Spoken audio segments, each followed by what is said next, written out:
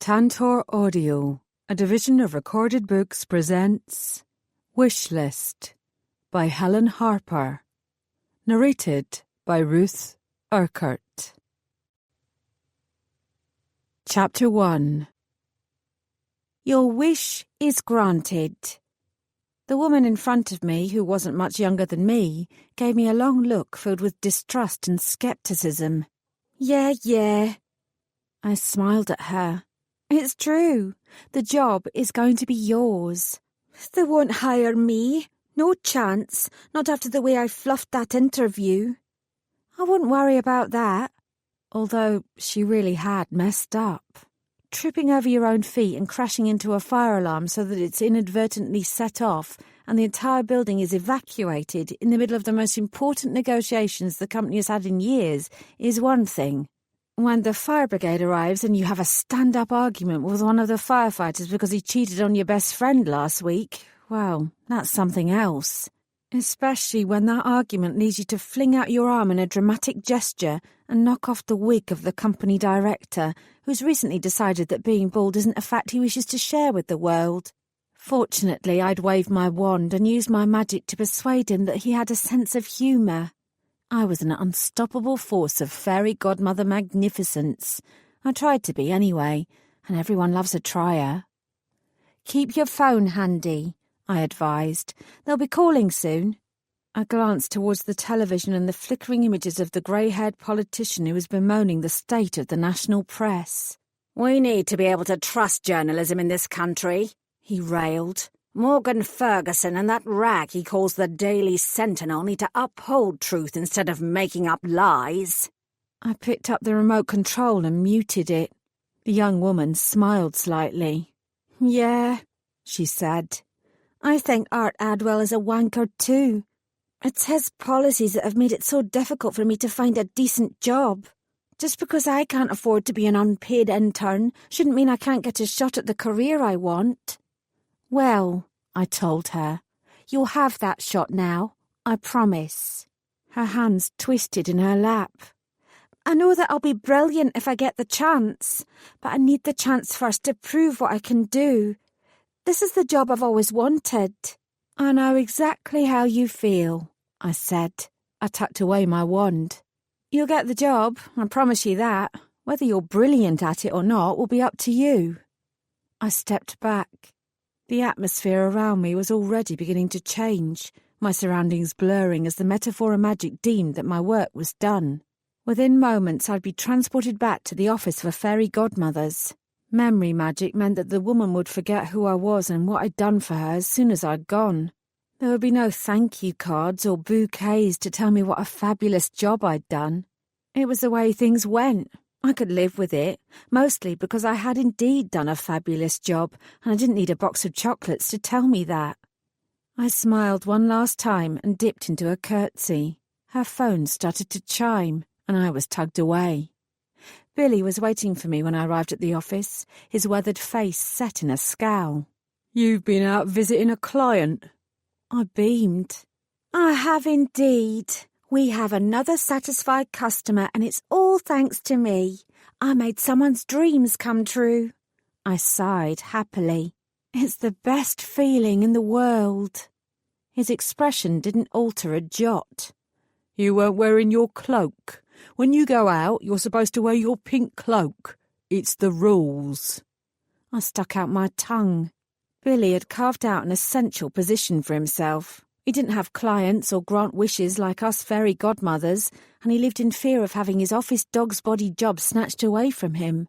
To avoid that happening, he'd made a point of memorising every archaic rule and regulation in the place and noting down when anyone made so much as the slightest infraction. As a result, not only did he know all the ins and outs of the fairy godmother office, but everyone treated him with absolute deference to avoid being called out for breaking petty rules. I'd worked out his game on my very first day. You don't have to keep doing that, I told him. Things are much more relaxed around here now. They weren't, but we all pretended they were to make ourselves feel better. He folded his arms. The audit is starting tomorrow, Saffron. The devil's advocate is a teddy bear. Jasper's dark chiselled face flashed into my mind. I certainly wouldn't say no to a cuddle from him. The audit will be fine. Billy snorted. Tell that to everyone else around here. Do you know how many times I've been told to check the building's systems? I spent all of last week making sure everything was fine, and the director still wants me to stay late tonight and recheck everything. This whole place is going mad. I glanced round the open-plan office. Adeline was stalking between the cubicles, barking at anyone who had so much as a speck of dust visible on their desk. There were at least twice as many cheesy motivational posters adorning the walls as there had been last week, and my nostrils were tickling from the pervading scent of honeysuckle. Usually it was a pleasant smell, but right now it was so overpowering that it was making me feel vaguely nauseous. It was so strong that it would probably drown out the reek of Rupert's expensive aftershave. I frowned. I thought we were supposed to be working on ways to keep stress to a minimum. Billy gave me a long look. We are. That's why you all have mandatory meditation in half an hour. I've got to write up my report.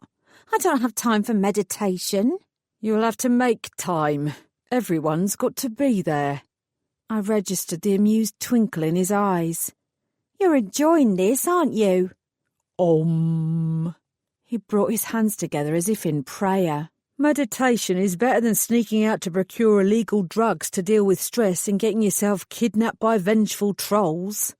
I had my doubts about that. I tutted loudly to emphasise my feelings on the matter and stomped off to my desk. Delilah, who used the cubicle next to me, was at her desk. When I plopped myself down, she leaned back in her chair. You won't believe what I've heard, she breathed. The fastest way to extricate myself from this sort of conversation was to humour her. Go on, I sighed, turning on my computer in an ill-fated bid to multitask. Lydia's not returning to work, she said. She's decided that being earless and pinkyless is enough reason to request a disability payout and leave the fairy godmothers for good. She's still got one ear, I pointed out. Bernard, the troll who had kidnapped her in a bid to sow terror and destroy the future for fairy godmothers, had sliced off her left ear and chopped off both her little fingers before sending the gruesome appendages to us in neat boxes wrapped up with little bows. I didn't blame Lydia for not returning. I gazed down on my own full array of fingers and felt a twinge of empathetic pain. I shook it off and typed in my password before bringing up a blank wish report onto my screen. The matter of her resignation is not the interesting part, she said. She lowered her voice. She's been seen having dinner with the devil's advocate. Twice. I froze. What? Philippa saw them having a cosy little tete-a-tete on Saturday night at Patrek's, and Matt in accounting saw them last night walking down the street together. I swallowed. It was just gossip. It didn't mean anything. He's probably debriefing her on everything she learned about the trolls while she was their kidnap victim. Delilah laughed. Oh, I'm sure he was debriefing her. Just maybe not in the way that you think. I started to type furiously. I'm very busy. I've got to get this report finished before the meditation starts. I kept my eyes fixed firmly on the screen, but I felt Delilah's disappointed gaze on me for a few moments longer. Then she huffed and turned away to her own work, while I stared at the misspelled gobbledygook I'd typed. Close your eyes. Why should I care about what the devil's advocate was doing with someone else? Relax your toes and your ankles. Release the tension from your calves and then your knees. It wasn't as if Jasper had made me any promises. Feel the warmth spread upwards. It wasn't as if anything had really happened between us. Block out everything and focus on your heartbeat. Apart from one steamy, albeit sort of faked kiss, listen to the sound it makes. Da-dum. Apart from the flowers he'd sent me. Da-dum. Apart from the way we'd bonded together as the perfect team. Da-dum. Apart from the way I'd saved his ungrateful ass from becoming troll food. Breathe in and feel the air fill your lungs. That was it. He was the high and mighty devil's advocate, and he'd needed me to rescue him. Now he felt pathetic. Breathe out. Either that or he decided I wasn't good enough for him. I wasn't from the right sort of fairy family. Breathe in once more. Anyway, I was too good to waste my time pining after a man. Such shenanigans would only interfere with my bid to become the best fairy godmother the world had ever seen. Picture yourself in your happy place. His green eyes, darker than dark hair, and fanny fluttering good looks flashed irritatingly into my head. You've never felt more relaxed than this. Oh, fuck off, I said aloud. There was a sudden intake of breath from around the room. Uh-oh. I peeked open one eye and slowly sat up. Sorry, I muttered. I was thinking of something else. The look the instructor gave me was one of mild reproach. The look the director gave me from where she was viewing proceedings but not participating was considerably stronger. Saffron, she snapped. My office now. I grimaced, then got to my feet and stepped over the supine bodies. All the other fairy godmothers kept their eyes firmly shut, but I saw more than one mouth twitch in amusement. At least I was providing the office with some entertainment, I thought sourly. What exactly is your problem, Saffron? The director inquired. Need I remind you that you are still on probation? We are taking considerable steps to improve the well-being of every fairy in this office. You seem determined to thwart those steps at every opportunity. That was a bit unfair. As far as I was concerned, my thwarting was at an absolute minimum. If I truly wanted to thwart things, I would have thwarted them, but that was the exact opposite of what I wanted to do. I was still on shaky ground with the director, however. I might no longer admire her in the way that I had when I'd first started this job, but I still wanted to impress her. I still wanted to be the best. I had to choose my words carefully. I didn't mean for it to happen. I was just... Fuck a puck. I couldn't tell her what I'd been thinking about. I was just worrying about the trolls. They won't stay hidden for long. They'll be planning something else. We know that their goal is to see this office in ruins and have the very idea of fairy godmothers consigned to the history books. We need to do something to preempt the next strike before disaster ensues. So when you told the yoga fairy, who we brought in at great expense, to fuck off, it was because you could not find it in yourself to relax. Damn it. I didn't tell the yoga fairy to fuck off. Her eyebrows rose upwards. I was there. That's certainly what it sounded like to me. This wasn't going well. I said fuck off, but I wasn't saying it to the yoga fairy. I wasn't saying it to anyone.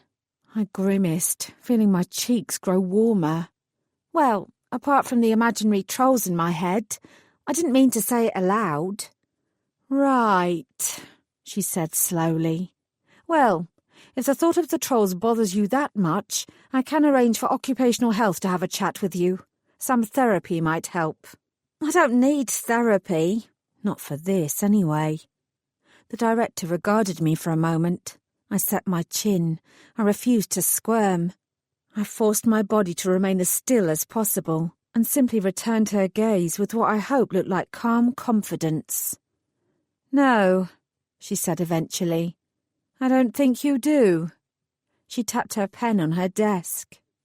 You've done well recently with your clients. I've been reading your reports, and while some of your methods are unorthodox, you do have a knack for getting to the heart of what they really want and granting the wishes that they truly desire. It takes some fairy godmothers years to learn that. Her mouth tightened. Some never learn it. I sat up a little straighter. Go me. Thank you. I'm trying to be the best fairy godmother that I can be.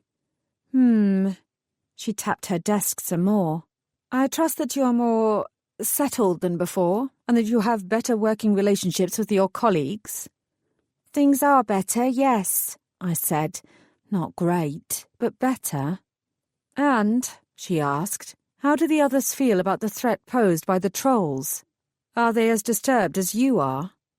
Actually, I was of the opinion that most other fairy godmothers were pretending the remaining trolls still didn't exist.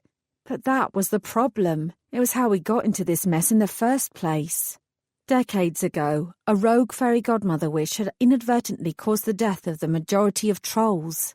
The godmothers had covered it up and tried to forget about it.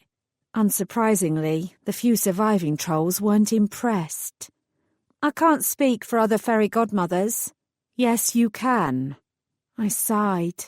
All right then. I don't think they're as concerned as they should be. Bernard died. Most fairies I've spoken to seem to think that'll be the end of the matter. You disagree? It wasn't a question. I do, I said quietly. I meant it, though. This wasn't the last we'd hear from the trolls. Bernard had martyred himself, but he wasn't the trolls' leader. Plus the other trolls would blame us for messing with their kind. No doubt they were plotting another bloody revenge at this very moment, and because of Bernard's very explosive death, they had even more reason to hate us. The director finally stopped tapping her pen and laid it down. Unfortunately, she said, I agree. I might not have spent much time as their captive, and I was unconscious for a great deal of it, but it is clear that their fervour is extreme. We must be on the offensive, not the defensive. Thank goodness she understood. She wasn't so distracted by the audit that was starting the next day that she couldn't see where the real problems for this office lay. Maybe now she'd do something about the trolls. For all that I'd used them as an excuse for my outburst, they did worry me. A lot. This is why, the director continued, I'm going to create a special task force to locate the trolls and find out what they're planning next. I nodded vigorously. That's an excellent idea. Your proactive approach is genuinely admirable. She gave me a long look. It's not your first week anymore, she said. Stop brown-nosing. I think we have the measure of each other. We don't need that kind of game playing. I blinked. Okay, I hedged. For what it's worth, I do think a task force is a good idea. That's just as well. She paused. Because you will be the one to head it. I stared at her. Pardon? She didn't miss a beat. You can choose who you want to help you, but no more than 10 hours a week is to be spent on this matter. Numerous fairy factions are already out looking for the trolls, and, quite frankly, they are far more likely to succeed than you. However, I have no desire for others to think we are sitting on our hands. She raised her shoulders in a shrug. And you did manage to find the trolls last time, so it's possible you might be equally successful on a second occasion. I was being damned with faint praise. It didn't sound like the director had much faith in my abilities. The trolls sent us this last week, she told me, passing over a piece of paper. I suppose you should be aware of it. Wish list, I read aloud. I guessed at least one of the trolls had a sense of humour. The Office of Fairy Godmothers is to cease all operations immediately. It wasn't much of a list. Of course, the director said, that will never happen. There will be a war before this office ever closes down. She smiled grimly. I'll see to that. She wagged her finger at me. Thanks to the trolls' efforts, we are still behind with our targets for this month. Your human clients are not to be ignored because of this task force, Saffron. And I should add that you are only fact-finding. In the unlikely event that you find the trolls and uncover their plans, you are not to engage with them. There are plenty of other fairies who are better equipped for that. All you have to do is to try and find the bastards. She spat out the last word. It wasn't hard to guess how the director felt about the trolls. I squared my shoulders. As we have the measure of each other, as you put it, are you doing this because you still want to get rid of me? I surprised myself by how relaxed I sounded. There was a faint flicker of approval in the director's steely gaze that emboldened me to carry on. You clearly don't think I'll succeed. If I don't find them, are you going to use my failure as a reason to sack me? Her response was calm. No, I meant what I said before. You do have some skills that are proving valuable. She tilted her head. And although I honestly don't expect results, I'm not setting you up to fail. I want the matter of these trolls resolved as much as you do. Without your efforts to bring Bernard to justice, things could have been far, far worse for us. You have a unique way of looking at matters which could be helpful." I wasn't sure whether to be grateful for this opportunity or to run screaming from the office while I still had the chance. "You can decline," the director said. "It will not reflect badly on you if you do." Except it would. And if I were the fairy who stopped the trolls in their tracks, it would do wonders for my burgeoning career. I had more faith in my abilities than the director did. It didn't appear there was any choice for me to make. "I will do this," I said, "and I will try my best. Although perhaps it would be better to wait until the audit is over." "You will start tomorrow." She picked up her pen again, her signal that the meeting was over. "Fine." I inclined my head. "As you wish." Then I crossed my fingers. I hoped I wasn't making a massive mistake. Mistake. Mistake. Mistake. Mistake. Chapter 2. "She's fucking with you," Harry told me later that night over a pint. "And she's definitely setting you up to fail." I took a long swig of the amber goodness and sighed. "She might be, though I believed her when she said otherwise." "That's because you want to believe her." He shot me a snarky grin. "Wishing doesn't make it true." Yeah. The trouble is that I have my own wish list, just like the trolls do, and there's only one item on my list too. Harry grinned. I didn't need to tell him what my wish was. He already knew. And if taking the lead on the task force would help me become the best fairy godmother in the world, I would throw myself into it with as much gusto as I could. At that moment, music from the ancient jukebox in the corner filtered through the pub. Go West's King of Wishful Thinking. My head snapped around. The barman was strolling behind the bar with his hands in his pockets and his lips pursed in an amused whistle. Everyone was a comedian. "So," I said in an undertone to Harry, "word's gotten around the fairy world that I'm a godmother." "Word's gotten around that you might have saved all the godmothers. Keep this up, Saffron, and soon you'll be fated as a hero up and down the land. They'll be raising glasses to you in every corner of the country. Your picture will be displayed in every—" "Enough already!" He raised an eyebrow. "Fame doesn't grab you?" "You know it doesn't. I want to be the best in the world at my job. I don't care who else knows about it." And then, because I couldn't help myself, I added, "I'm not the devil's advocate. I don't need everyone to know who I am or to cower in deference when I sweep past." "Uh-oh." Harry leaned in. "What's happened?" I looked down. "Nothing." "Saffron?" "I don't want to talk about it." Harry knew me better than that. "If you didn't want to talk about it, you wouldn't have brought it up in the first place. And why have you gone back to using his full title instead of his name? You're one of the few fairies allowed to call him Jasper instead of the devil's advocate." "I don't even know why that's his title," I said. "He's not a lawyer, and I haven't ever met anyone who calls themselves a devil, not literally anyway. And before you say anything, it's not a pejorative title because he likes arguing against what the rest of us fairies are doing. He doesn't merely argue. He investigates and he advises. He stalks around with those long legs and broad shoulders, tossing his shiny hair like he's in some sort of shampoo advert. Then he flicks you one look with his emerald eyes and you—" I glanced up and registered the expression on Harry's face, something between stark terror, ground-swallowing embarrassment, and unabashed amusement. "He's behind me, isn't he?" Harry grinned. "Hello, Saffron." I turned slowly. Jasper looked neither entertained nor upset that I'd been talking about him.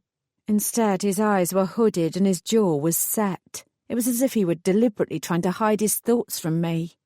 He did manage to loom over me most successfully, though. If there was one thing he was good at, it was looming. Harry coughed.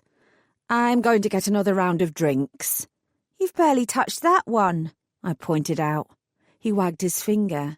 "I'm obviously making an excuse to get away so that you two can have a snuggly little chat. Don't ruin the moment." And with that, he got to his feet and walked to the bar. Jasper remained where he was. Eventually, growing tired of feeling like a bug under a microscope, I snapped at him, Are you planning to sit down, or is this merely an attempt to intimidate me? A ghost of a smile crossed his lips. I'm not sure it will be possible for me to intimidate you, Saffron. He sat on the stool that Harry had vacated and leaned back. He still looked guarded, and I felt the awkward silence starting up again. I began to babble to fill the air. How are you feeling? I asked. You've been let out of hospital then? You were in quite a bad way after what happened with Bernard. I'm sure there must have been ill effects from that poison they attacked you with. Are there ill effects? I can't believe that a troll was secretly running that cafe all along. I might have suspected if I'd known that trolls still existed, but I didn't know what they looked like. I certainly didn't know that they could use magic so easily without having to hold a wand at the same time. I know you can do that. I saw you do it. Is that because it comes in handy with audits? Is it a trick that comes with your job, or could you always cast spells while wandless?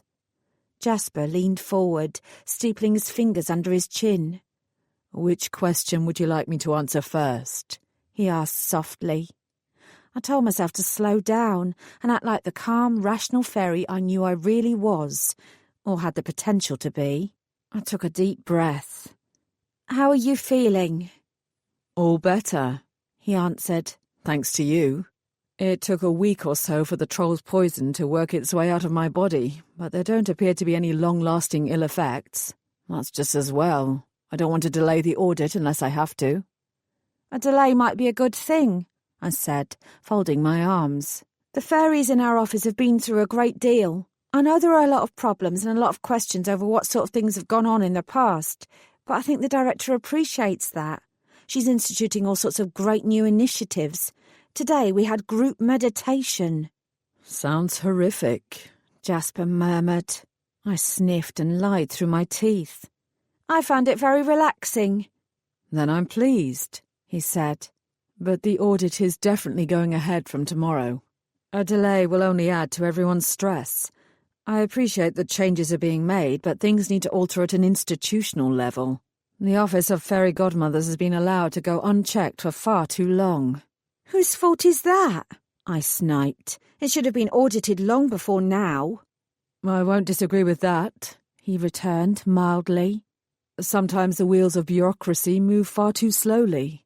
He leaned forward, and I caught a sudden whiff of deep cinnamon. We suddenly seem to be at odds with each other, Saffron. Has something happened? If I told him that I was acting like a sullen teenager because I was jealous that he might now be stepping out with another fairy, I'd sound like an idiot. Hell, I was an idiot. I told myself to get a grip. The director has asked me to head up a task force to investigate the trolls, I muttered, as well as keeping up with my regular fairy godmother duties. I'm not quite sure where to start, or even why she's asked me. Jasper didn't so much as blink. She asked you because I recommended that she did. I drew back, surprised. Why? Because the only person I've seen with a drive and will to succeed that surpasses my own is you, he said simply. What you lack in experience, you gain in determination. I sternly berated myself for blushing. I'm not sure I should be thanking you for that recommendation. He nodded. I understand that, and it's quite possible that you won't manage to uncover any new information. My eyes narrowed. Apparently the director wasn't the only person who didn't think I'd find anything. No one is setting you up to fail, Saffron, he added. If you don't get anywhere, you won't be blamed, I promise. Well, there was no choice now, was there? I had to locate the trolls, put a stop to any further nefarious plans, and be the hero the fairy godmothers needed me to be. I bobbed my head resolutely. I will find them, I said. Just watch this space. Jasper smiled, and for the briefest of moments he looked like a different person. Softer, somehow. If anyone is going to find out where the trolls are and what they're up to, it's you. We have to try. I'll be on hand to help out as much as I can. Audit or no audit, I'll be there as much as I can be. He licked his lips. After all, I'm the devil's advocate. A title which was originally given not because it entails the rather pointless task of arguing. Instead, it involves seeking out devilish trouble before it begins, considering whether such trouble is justified, and smoothing over the waters before any blood is shed as a result. Ah, he'd overheard more of my whiny complaints than I'd realised. Is that why you're here? I said, to give me a stirring pep talk. Jasper pulled back. Actually, no. He looked oddly uncomfortable. I'm here to talk to you. I want to talk to you. All of a sudden, my mouth felt dry. Any number of blithe quips ran through my head, but in the end, all I did was blink. It might surprise you, he continued, but this kind of conversation isn't easy for me. My job often precludes a social life. Other fairies are intimidated by my position. I don't spend much time outside work with fairies such as yourself. You've been spending time with Lydia Deschamps, I blurted out before I could help myself. She's like me. Or she used to be, anyway. He shifted in his chair and avoided looking at me directly in the eye. She's nothing like you. My eyes narrowed slightly. What was that supposed to mean? I wasn't from a rich, reputable fairy family like Lydia, but despite my earlier suspicions, I hadn't really expected that my lower status would bother Jasper. Maybe I'd been wrong. Lydia has been through a tough time, Jasper said. I'm supporting her. She had a traumatic ordeal with the trolls and she's finding it hard to move on. I had no doubt that she was, and I had no doubt that Jasper was indeed supporting her. Despite his steely exterior, he was that kind of guy. But there was more to this than he was telling me. I wasn't completely stupid. Unfortunately, I was beginning to get a very good idea why he'd really sought me out. I'm sure, I said carefully, that you're helping her a great deal. He shifted in his chair. I would like to think so. He clasped his hands together in his lap and sighed heavily. Saffron, I don't have many friends.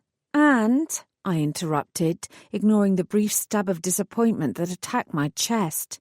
Despite the sexual tension between us as a result of our teaming up to beat Bernard, that's what you think we should be. I nodded vigorously. I totally agree. It wouldn't be appropriate for things to go further when you're about to conduct an audit of my office. We should both move past whatever we might have felt before. In fact, I added brightly, I've already moved past it. It'll be fun to count the Devil's Advocate as one of my friends. Jasper folded his arms. His expression was inscrutable. Fun isn't a word that's normally associated with me. Well, I said, that's because most people don't get to know you very well. They think that you're the big, bad, scary wolf, when really you're just the sweet guy next door. He raised his eyebrows. The guy next door? That's how you see me? Hell no. Jasper was the mysterious man in the castle on the other side of the forest, who invaded your dreams and your thoughts, and whose taut body you imagined sweaty and naked at the most inappropriate of times. I swallowed. Whoa, I really shouldn't go there. He'd all but told me we should just be friends. I could do that. Of course I could. I wasn't some nutty stalker.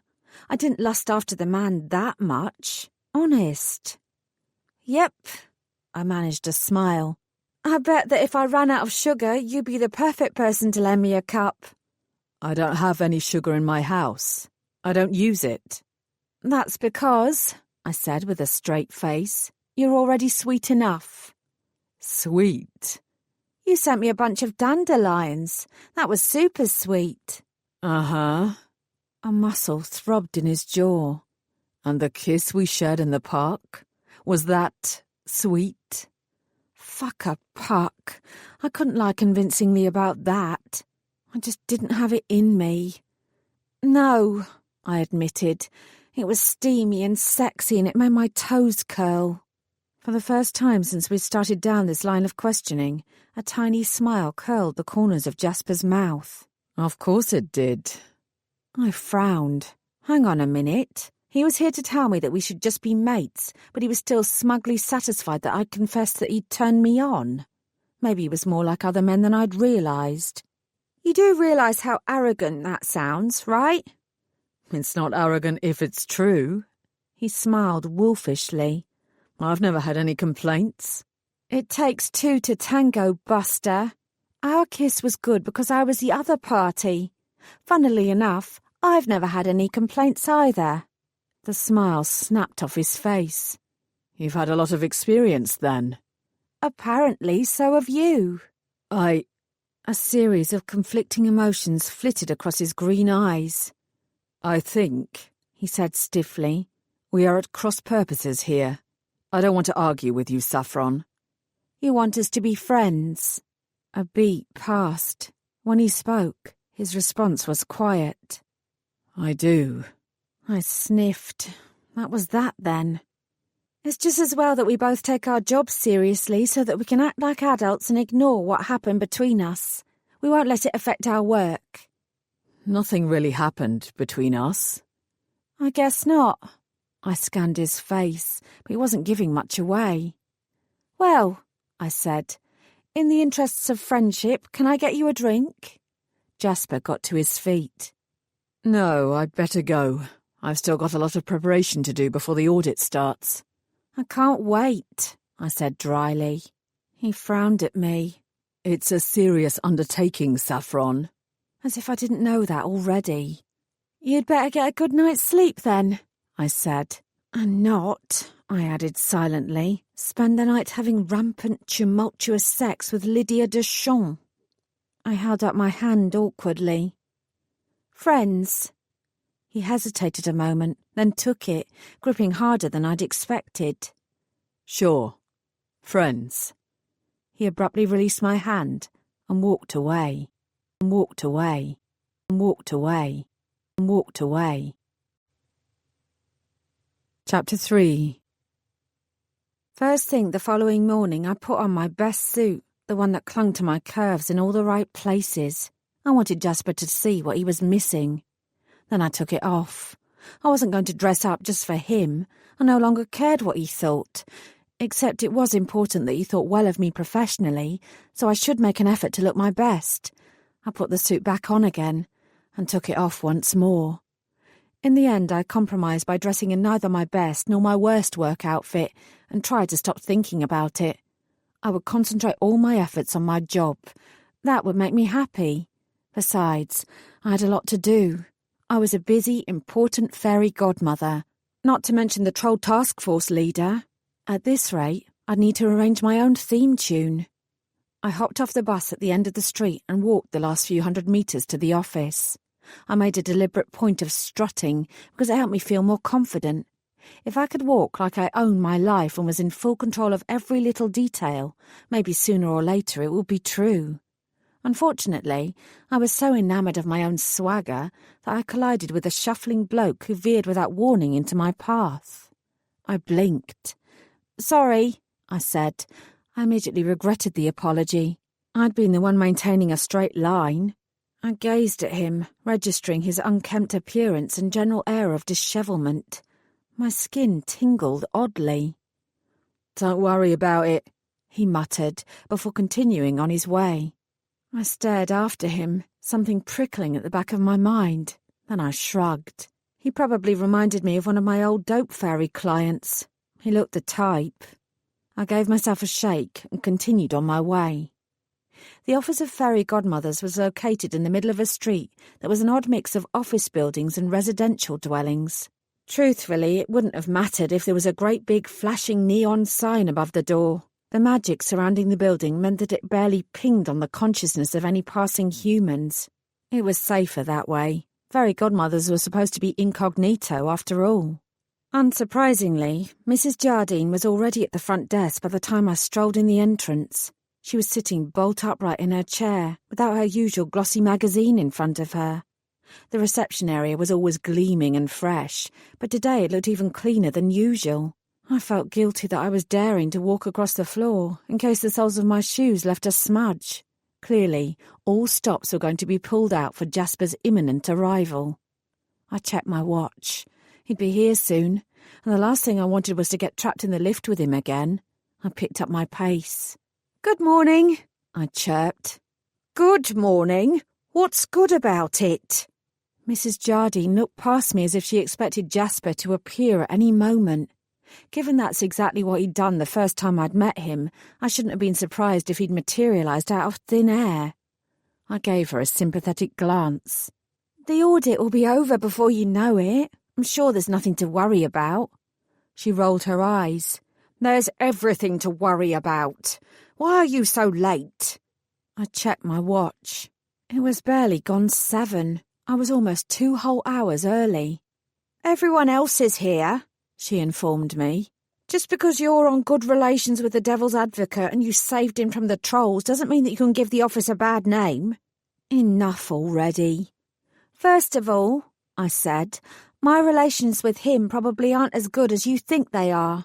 Second of all, I'm early. If everyone else wants to get here at the crack of dawn, that's fine. But the audit is going to continue for 4 weeks. What we do now has to be sustainable for the whole of that period. I understand that we should all be on our best behaviour, but if we want this office to truly be the best, then we have to give him a true picture, not what we think it should be like for the short time that he's here. Unless we present him with the truth, we'll fail, spectacularly. Mrs. Jardine looked at me like I was crazy. The truth is a malleable thing. We have to show him our best truth. This office has been thought of as the best for generations. I will not be part of changing anyone's mind on that matter. Neither should you be. Even if it's not the best and should never have been thought of in that way, I inquired. Our reputation might be snow white, but my recent experiences proved that reputations could be very deceptive. Mrs. Jardine's face was turning a fascinating shade of red. No matter what has happened in the past, fairy godmothers are still the creme de la creme of all fairies. It was pointless arguing with her. I gave a half shrug of vague compliance, pressed my thumbprint onto the sign-in sheet, added my name, and headed to the lift. It was going to be a long month. When I reached my floor, it was apparent that I really was the last person to arrive. Every other fairy godmother was already at their desk, with their heads down. An air of busy self-importance clung to each cubicle. Maybe I should have tried to get here even earlier. After all, I was still trying to make a good impression. Then I reminded myself that I didn't need to arrive in the middle of the night in order to do all my work and do it well. In fact, a proper sleep would stand me in far better stead. I wanted to be the best, but I wasn't going to kill myself in the process. I dropped my bag beside my desk and said a quick hello to Delilah, who was dressed uncharacteristically in a black suit. She looked more like she was here for a funeral than for a job. Then I wandered towards the kitchenette to make myself a coffee. When I opened the cupboard to grab my mug, however, I realised that it was bare. What the— Adeline has removed all the cups, Rupert drawled from the doorway. She thinks that the odd cup of tea or coffee will make us all appear slackers. That's ridiculous. I needed caffeine to function, and so did everyone else. I predicted there would be several blow-ups before lunch.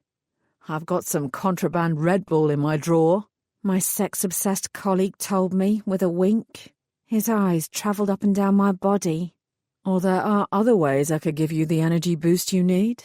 I dreaded to think what they were.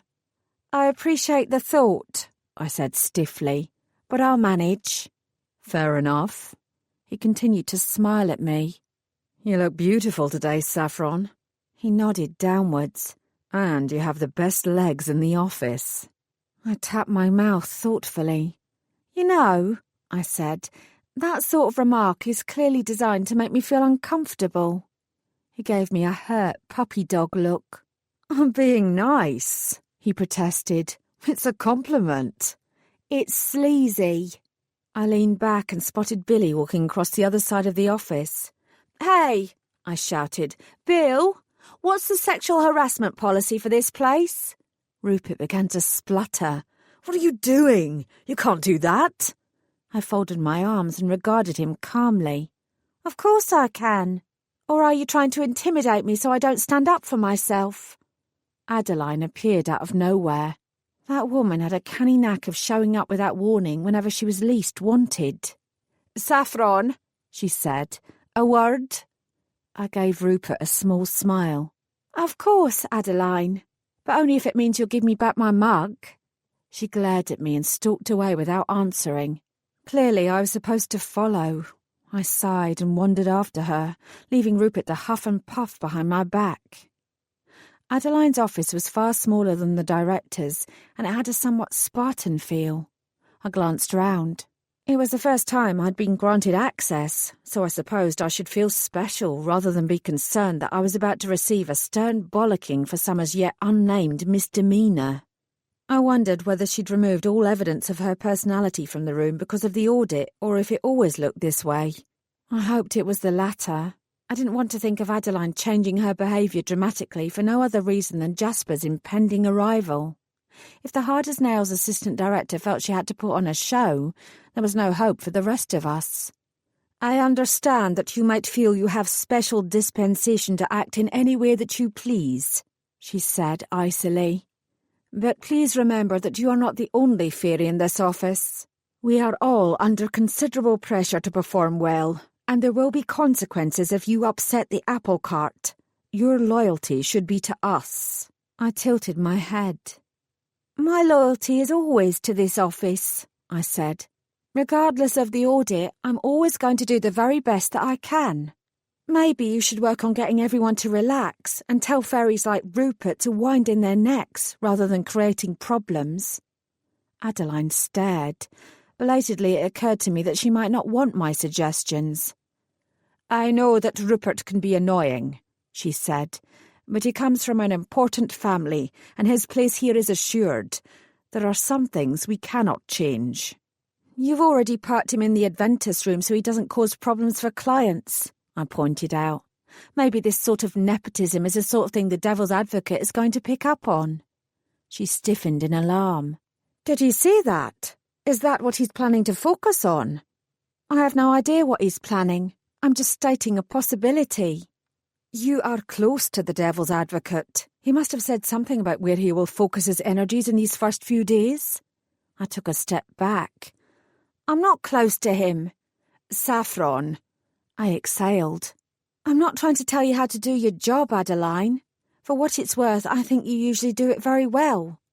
Right now, however, you've got everyone in here before the sun has risen.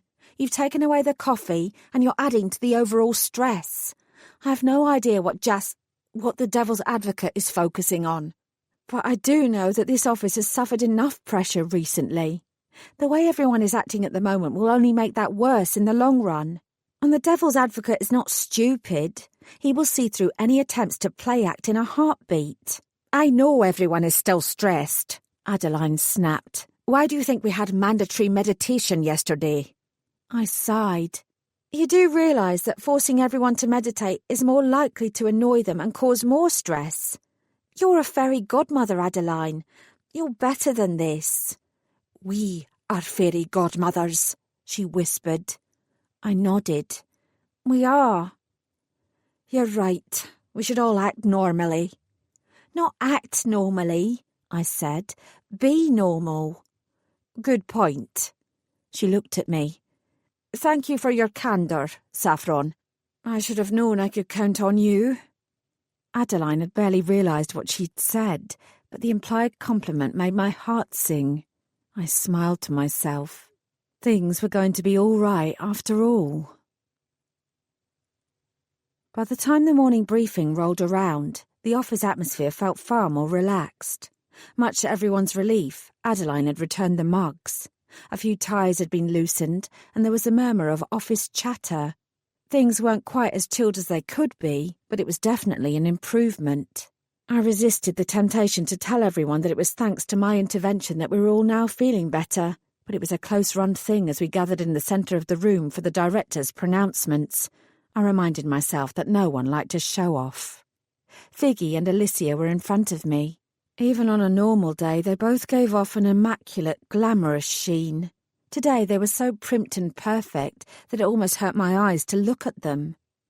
I heard, Figgy said in an overly loud whisper, that if we fail the audit, we'll all lose our jobs.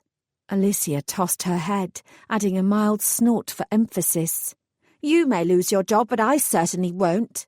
No one would dare sack me. I'm a beau champ. A few feet away, Angela from HR turned towards them. The last time a department failed an audit, it was the Tooth Fairies, back in 1999. See, Alicia said, the Tooth Fairies are still around. Their department is still going strong. Every single Tooth Fairy was transferred within weeks of the audit results. Angela returned flatly. Everything was overhauled. Maybe that was because it needed to be overhauled, I said, ignoring the derisive looks from all three fairies at my audacity in joining in their conversation. I've never heard any complaints about the tooth fairies. Perhaps that's because they learned from their mistakes and are now better for it. Angela's lip curled. Despite everything I'd achieved in my short time here, she despised me. I'm sure you've heard of the Salmores. 3 members of their family were tooth fairies. Good ones, too. She glared at me. We all know what happened to them. I don't, I said in a raised voice, but then I don't listen to malicious gossip. Angela shot me a nasty look and turned away. I nudged Delilah. What happened to the Salmores? I asked in an undertone. Sewage fairies, she whispered. It's their job to keep the waterways underneath our feet clear from obstruction. Any time you hear about one of those vile fatberg things, it's because the Salmores have messed up. I made a face. Yuck. Still, it seemed like it was an important job. Sometimes the messiest jobs are the most vital for society. It's busy work, Delilah added. The humans are perfectly capable of seeing to the sewers themselves. The Salmores spend their days up to their elbows in shit, and they don't even have to be there. They keep doing it because they think they'll be allowed back in as tooth fairies. That's never going to happen, I guarantee it. The director cleared her throat, and we all fell silent. Good morning, everybody. I trust that you all slept well last night and that you're ready for whatever today might bring. I know that many of you are worried about the audit, but I must remind you that it is a marathon, not a sprint. From behind my back, Billy leaned in towards my ear. She's going to go for gold, he whispered, and pack in as many idiotic management phrases as possible. It will be all hands on deck, but I know that I can count on you. At the end of the day, this audit is going to be win-win. We will pull together as the team I know we are, and the world will be reminded why we are the best the fairies have to offer. All we have to do is to continue to keep our eye on the ball. I only just managed to stifle a giggle and jabbed Billy with my elbow. He jabbed me in return. The director swept her gaze across us all. The Devil's Advocate will be here for 4 weeks, mostly observing but occasionally participating as well. The best thing to do is simply act normally and be the wonderful fairy godmothers that I know you are. It's been a trying time for all of us recently. The heinous kidnappings and the evil trolls have put us under a great deal of strain. No one should be afraid, though. I have created a special task force which will track down the remaining trolls and bring them to justice. Our newest recruit, Saffron Sawyer, she nodded at me, will lead the task force as she has already successfully encountered various trolls. She will be looking for some help over the next few weeks. I know that if she asks for your participation, you will rise to the challenge. Every single head turned in my direction. I smiled and tried to appear both modest about my promotion and confident that I would succeed. Judging by the sneers on some faces and the genuine surprise on others, I wasn't convinced that I managed it. Finally, the director said, I want you to remember that I have an open-door policy. If anything is worrying you, if you're feeling stressed or you need help, you can come to me at any time. The Devil's Advocate will soon see that we are truly one big happy family. Adeline waved frantically from the doorway of her office. The director nodded and drew in a deep breath. He's here, she said. For the briefest moment, her eyes hardened as she looked at us for one last time. Do not let me or the name of this good office down. Like a choreographed dance group, we swiveled towards the lift at exactly the same time, our heads lifting as we watched the LED numbers ascend. I folded my arms, goosebumps rising across my bare arms. I was only nervous because I wanted us to do well, that was all. Then the lift reached our floor, and the doors slid open. Jasper stepped out, his expression dark and serious. If he was surprised that every single fairy godmother was standing in front of him, he didn't show it. He glanced at us, his eyes passing over me. He neither fidgeted nor smiled. Honestly, if his Devil's Advocate gig ever went belly up, he should seriously consider becoming a living statue. He'd make a damn fortune. "Good morning," he said. "Although I appreciate that the sentiment may not be returned, I am looking forward to spending time with you all. I understand that you may be nervous, but please realize that this is not a witch hunt. This is an opportunity for each of you to showcase what you are doing. My role is simply to look for ways to improve what is already happening and to help you implement new techniques and ideas that will make things better for both you and your clients." Billy leaned in towards my ear once again. "And," he whispered, "to shaft you all if you don't do exactly as I tell you." I grimaced. Jasper turned his head, his green-eyed gaze fixing on Billy. I might not have been able to see my rule-loving friend's face, but I felt him flinch. "The best thing you can all do," Jasper said, "is to go about your jobs as normal. Return to your desks and get on with your work.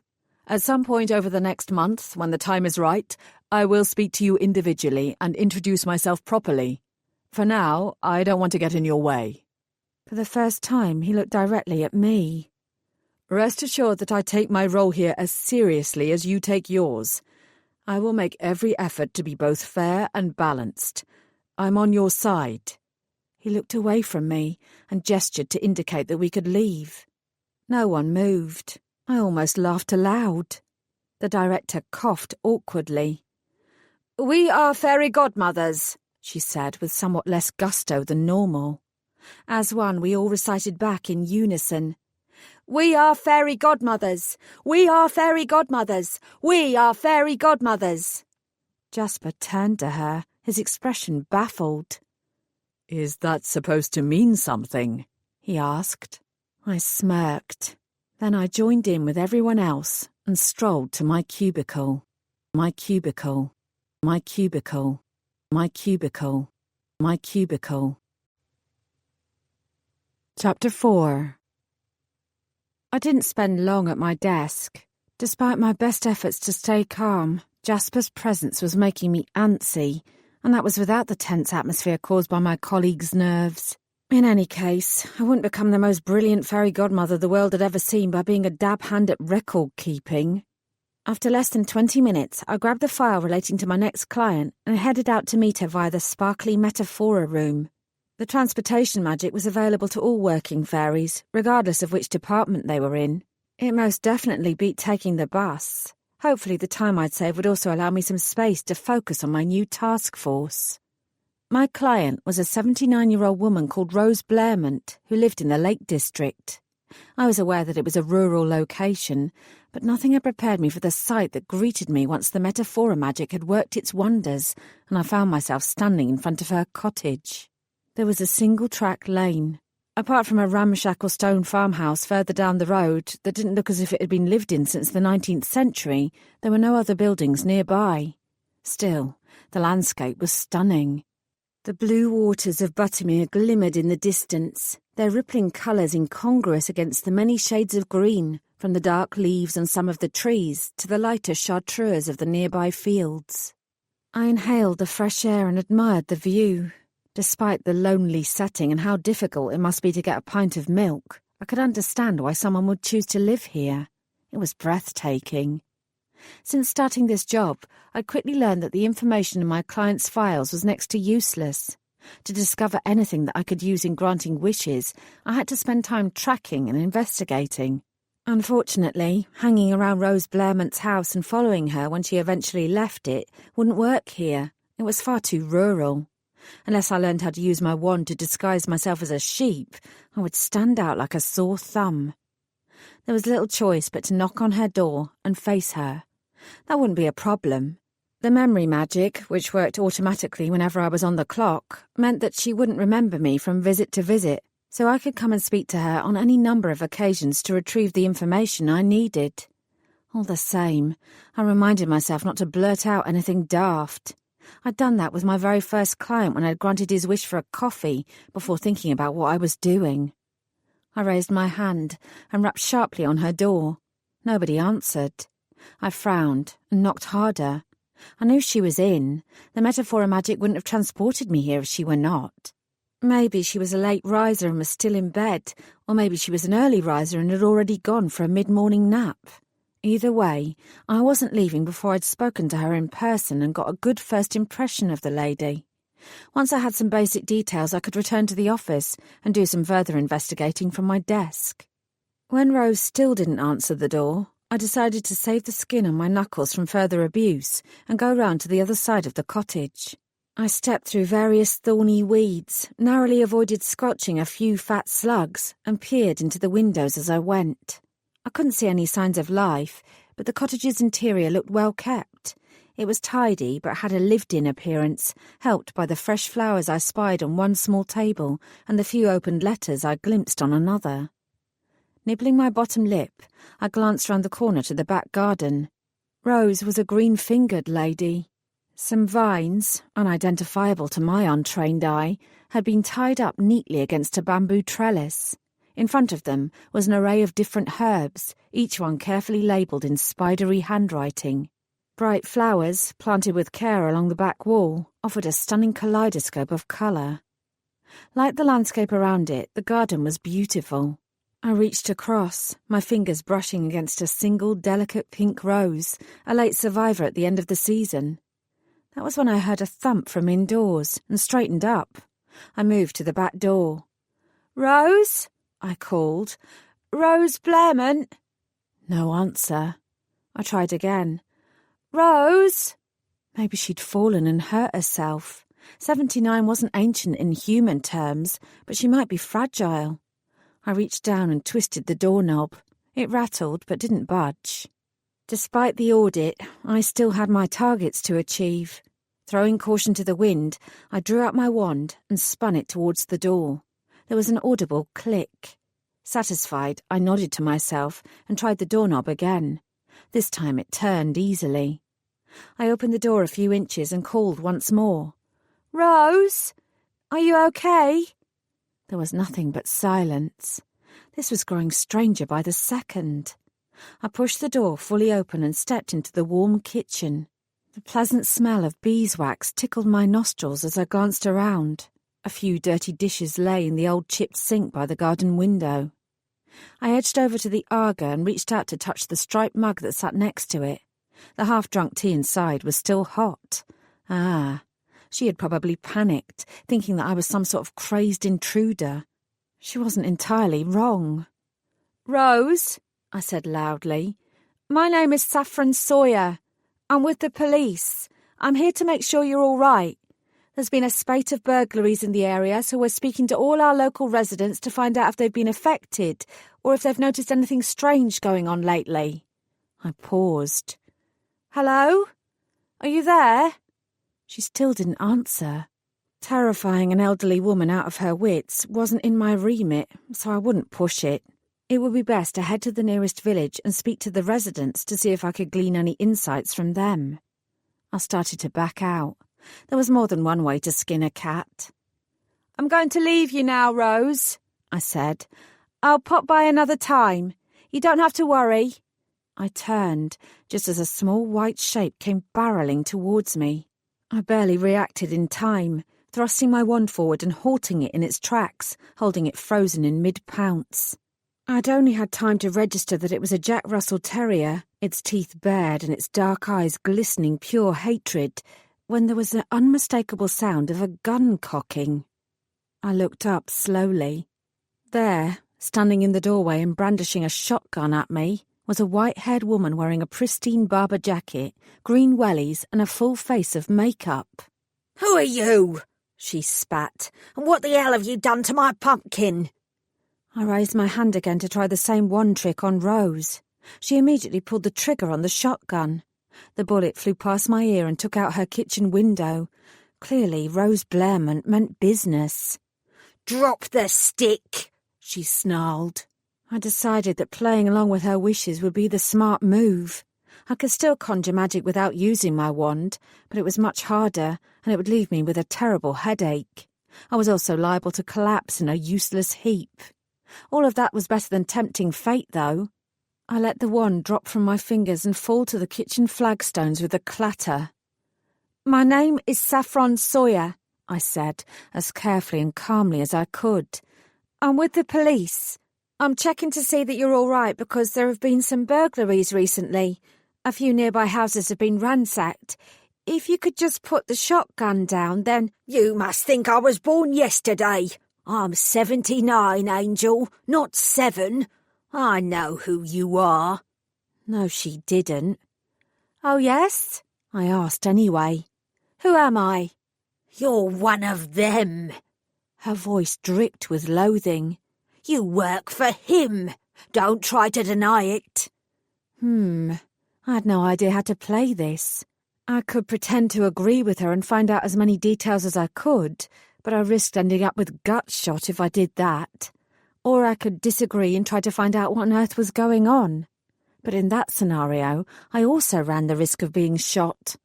I didn't recall anything from the fairy godmother's manual about how to deal with this sort of situation. I'd simply have to wing it. Rose, I said quietly, look at me. I splayed out my arms. I'm not a threat to you. I promise you that. She didn't take her eyes off me. What have you done to my dog? That ain't natural. What did you do? Nothing. I gritted my teeth and waved off the magic. My head exploded with sudden pain as Pumpkin sprang towards my leg and sank his teeth in. I screeched. Pumpkin!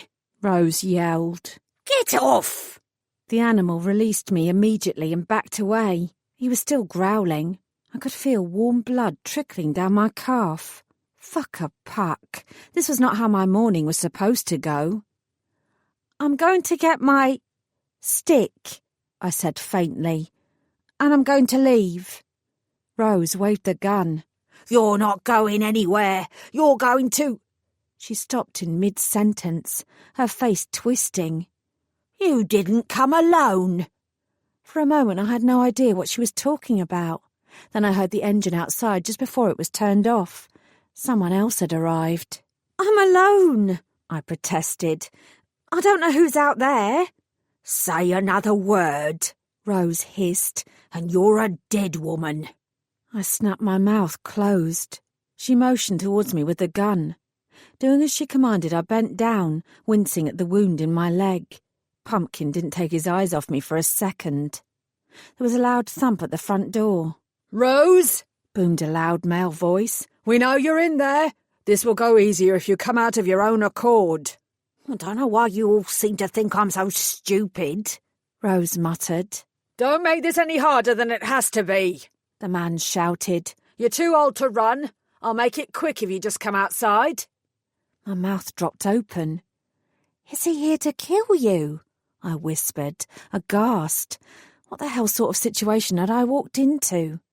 Rose rolled her eyes. Well, he ain't the feckin' Avon lady, is he? She gestured at her dog. Pumpkin, come here. The Jack Russell growled at me one last time for effect, then turned to his mistress and leapt into her arms. She held him with one hand and the shotgun with the other. Somehow I didn't think this was her first time with the weapon. Into the corner, she ordered. Now. I did as she said. Rose, if you could wait... Shut up. Fair enough. I swallowed and nodded. Before I could work out what on earth I could do to prevent this bizarre situation from getting any worse, there was a loud crack and the sound of splintering wood. Rose let out a cackle. Steel reinforced door, she said. He ain't getting in that way. She strode towards the back door and reached for the handle. Out of the corner of my eye, I spotted a moving shape. I hissed as a gloved hand holding another damned gun appeared. I noted a balaclava-covered face and a pair of cold dark eyes before I flung out my hands, using a burst of my own natural magic to send the intruder flying backwards. A moment later I was on my hands and knees and retching hard. Half blind, my fingers fumbling for my wand, I'd only just managed to grab it when something grabbed me by the scruff of my neck and hauled me upwards. Rose's bright blue eyes stared into mine. Pull yourself together. More of them will be on their way. We have to go now. I was in no fit state to argue. I nodded weakly, flicking the wand towards myself for a magical boost to keep me upright. There was nothing safe about Rose, but in a choice between her and the man who'd attacked her cottage, I knew which one I felt better about. Less than 5 seconds later, all three of us, woman, fairy and dog, burst out of the back door and ran, and ran, and ran, and ran. Chapter 5. Rose seemed to know where she was going. I had little choice but to try and keep up, although it was genuinely galling that I had to struggle to maintain pace with a 79-year-old woman. Yes, the magic I'd been forced to conjure up without my wand had cost me, and Rose was breathing surprisingly hard even for her age, but I also sensed that she was holding back for my sake. I felt incredibly queasy, and I couldn't shake off the fog of confusion. What on earth had happened in that cute little pensioner's cottage? I'd spent years as a dope fairy. I'd hung out with some dangerous characters and witnessed any number of dodgy drug deals, but I'd never experienced anything close to this. The fact that I was now running through a field to get away from a masked gunman didn't bear thinking about. After a mile or two, I began to feel my equilibrium returning. "Where are we going?" I gasped. "Do you have a destination in mind?" Rose didn't deign to answer. Instead, she picked up speed, veering off towards a small copse of trees. I gave up on the questions for now and followed. When I spotted the old jeep sitting underneath a sprawling oak tree, relief overtook me, at least until coherent thought returned to the fore and I was struck by fearful clarity. "You knew this was going to happen," I said. "You planned for this. That's why this jeep is here. That's why your door is steel reinforced." At first I thought Rose wasn't going to answer me. She appeared preoccupied with sweeping off the debris from the jeep, occasionally pausing to gasp in a few breaths before continuing her work. Her cheeks were flushed, and there was a sheen of sweat across her brow. The dash here had taxed her more than I'd realised. Before I could express concern, she muttered without glancing up, "Do you know the worst thing about getting old?" She didn't wait for an answer. "Because it ain't the fecking arthritis, well, that's bad enough. It ain't that I can no longer wear a pair of stilettos, or that I'm consigned to badly knitted fecking cardigans. It ain't even that each morning I'm that little bit closer to the grave. No." She shook her head. "The worst thing is that people constantly seem to think I'm stupid, that I'm doddery and hard of hearing and somehow mentally deficient." "I wasn't suggesting—" She sighed in exasperation. "Who are you, really? You definitely ain't with the local coppers, that's for fecking sure." I didn't quite know how to answer. I'm not with that bloke who was trying to kill you." She sighed again, more loudly. "See? You're treating me like I have less than 2 brain cells to rub together. I know you're not fecking with him. Do you think I'd have brought you out here with me if you were? One look at the expression on your face when he rocked up was enough to tell me you don't know him. I can read people, darling. Ain't no one in this world good enough at lying to fool me." She reached under the jeep's wheel arch and pulled out a set of keys before unlocking the door with a sharp click. Pumpkin immediately hopped onto the front seat, freeing up both of Rose's hands so she could point the shotgun in my direction again. I licked my lips. "You know I'm not with that man. You must also know I'm not a threat to you."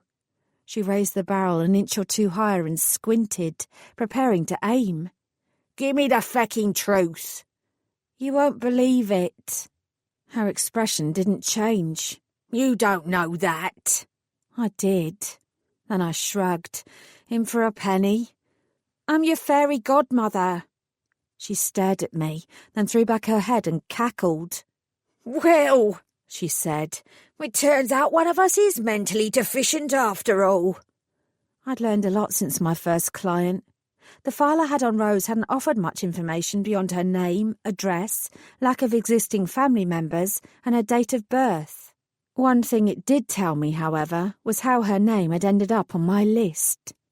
I tilted up my chin and met her gaze head-on. "It's true. About 6 weeks ago, on August the 21st, you happened to pass a small cafe in Kendal. You went inside, bought yourself a cupcake and a candle, and wished yourself happy birthday. You must have made a wish at the same time. I'm here to grant that wish." I pursed my lips. "Or an approximation thereof." I waved my wand in her direction. "This isn't a stick. It's a wand. A magical wand, to be precise." I expected more maniacal laughter. Instead, Rose gave me a thoughtful look. You did something with your hands, not just to my pumpkin. You also did something that knocked the wanker at my house backwards. You're a witch." This was easier than I'd thought it would be. "I'm a fairy," I corrected. "But yes, what I did back there was magic. It's difficult for me to do much without my wand, but if I concentrate, I can usually conjure up something. The reason I started throwing up is because I used magic without my wand." I sniffed pointedly. "If you hadn't made me drop it before that man appeared, things would have been far easier for both of us." "That's a bit shit, ain't it? Having to rely on a fecking stick? Is that why you didn't kill him?" I regarded her calmly. "I didn't kill him because I'm not a murderer." Rose looked nonplussed. "But you'll grant me a wish?" "Yep." "Ben," she said, "I'll wish for everyone who is trying to kill me to die horribly within the next minute." I frowned in irritation. "I can't do that," I said. "I can't grant those sorts of wishes. And that's certainly not what you originally wished for. If it had been, her name would have been flagged up as someone wanting a blood wish. As a newbie, that sort of thing was far outside my current remit." "So," Rose said, amused, "what did I wish for then?" "I don't know. I have to find out what will make you happy and then I'll grant that wish. Most of my clients aren't sure what their deepest wish is. It's my job to find that out before I wave my wand." Rose gazed at me with implacable calm. "I'm 79 years old and I'm perfectly capable of knowing my own mind. My deepest wish is for you to kill my fecking enemies." I'd already told her that wasn't possible, so there was no point in continuing to argue with her about it. Anyway, something about the look in her eye told me that she didn't really want me to kill her enemies. "You're taking this incredibly well," I said instead. "What?" Her lip curled. "The fact that you're my fairy godmother, or the fact that someone tried to slit my throat?" "Both, I guess." She smiled faintly. "I've seen enough crap in my time to believe just about anything." She jerked the shotgun. "Not that I'm saying I believe you," she added, "just that I'm reserving judgment." Her head lifted for a second, and her brow furrowed. "We have to go. Even if that first one ain't back on his feet yet, the others will be here soon. You can come with me." She jerked the gun again to remind me that she still had it. "For now, anyway." To be honest, I'd have preferred to return to my office, strip naked, paint my skin with Sharpies, and do the hula in front of my colleagues, the director and Jasper. "Great," I said brightly. "Let's do it." I walked round to the passenger door and opened it. Pumpkin raised his head and growled at me. "Shoo," I told him. "Into the back." "No," Rose commanded. "That's his seat. You're the one who'll have to sit in the back." I stared at her. "It's covered in mud." At least I hoped it was mud. From where I was standing, the cracked leather seats appeared to have a covering of something that was both brown and crusty. "Get in the back," she said, "or stay here. It's up to you." Unbelievable. I shook my head. Then I clambered onto the back seat. An hour or so later, after refusing point-blank to answer any more questions or tell me anything else about what was going on, Rose's jeep trundled into Carlisle. Rather than head towards the city centre, she veered into a tidy-looking housing estate on the outskirts. "Keep your eyes peeled," she instructed. "We need an older model that won't be missed for a few days." Thoroughly confused, I squinted at her. "Pardon?" "Things used to be so much easier," she said. "You could tell who was away on holiday by the newspapers on the front porch or the milk bottles piling up. These days it's much more complicated." She turned right into a cul-de-sac while I continued to stare. "Aha," she said with a satisfied smile. "It's bin day. That's what we need." I shook my head. "I still don't get it." "You ain't the fecking brightest fairy, are you?" "Just my luck. I get a fairy godmother only to find out that she's less use than a chocolate teapot." She began to enunciate her words. "It is bin day. All these houses have got their wheelie bins parked out on the street ready for collection. We need the house that hasn't got a bin outside. They are the ones who will be away on holiday. That means that when we steal their car, they won't miss it until they get back. It buys us more time." I blinked. Steal a car? Rose tutted. "This Jeep ain't registered. We run the risk of getting pulled over by the coppers and entered into a database that will pinpoint our location to the bad guys, assuming they didn't see us driving away and aren't hacking into ANPR as we speak." ANPR? I asked, feeling very stupid. "Automatic number plate recognition," she snapped. Oh, unsurprisingly, that wasn't something I'd ever had to worry about before. "We don't have to steal a car," I pointed out. "We could hire one."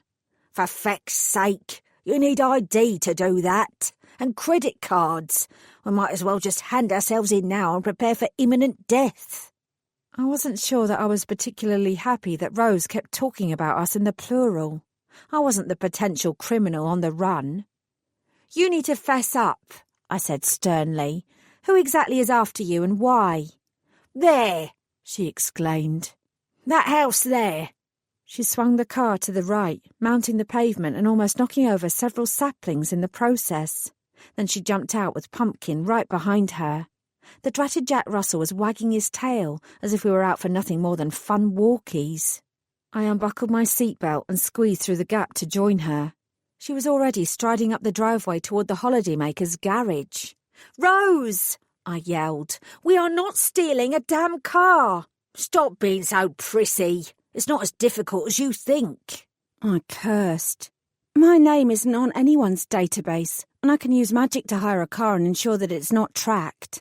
Honestly, it's not that hard for someone with my skills." She began tugging at the garage door in a bid to open it. "First of all, I'd have to believe that you can do magic, not just party tricks. Secondly, and more importantly, I'd have to believe that you're good at it. I have seen no evidence of that as yet." I spluttered. "I stopped that assassin guy from shooting you in the head. You saw me." "For all I know, you got fecking lucky, and I'd have got myself out of there perfectly fine on my own." "I froze your dog in midair to stop him from attacking me."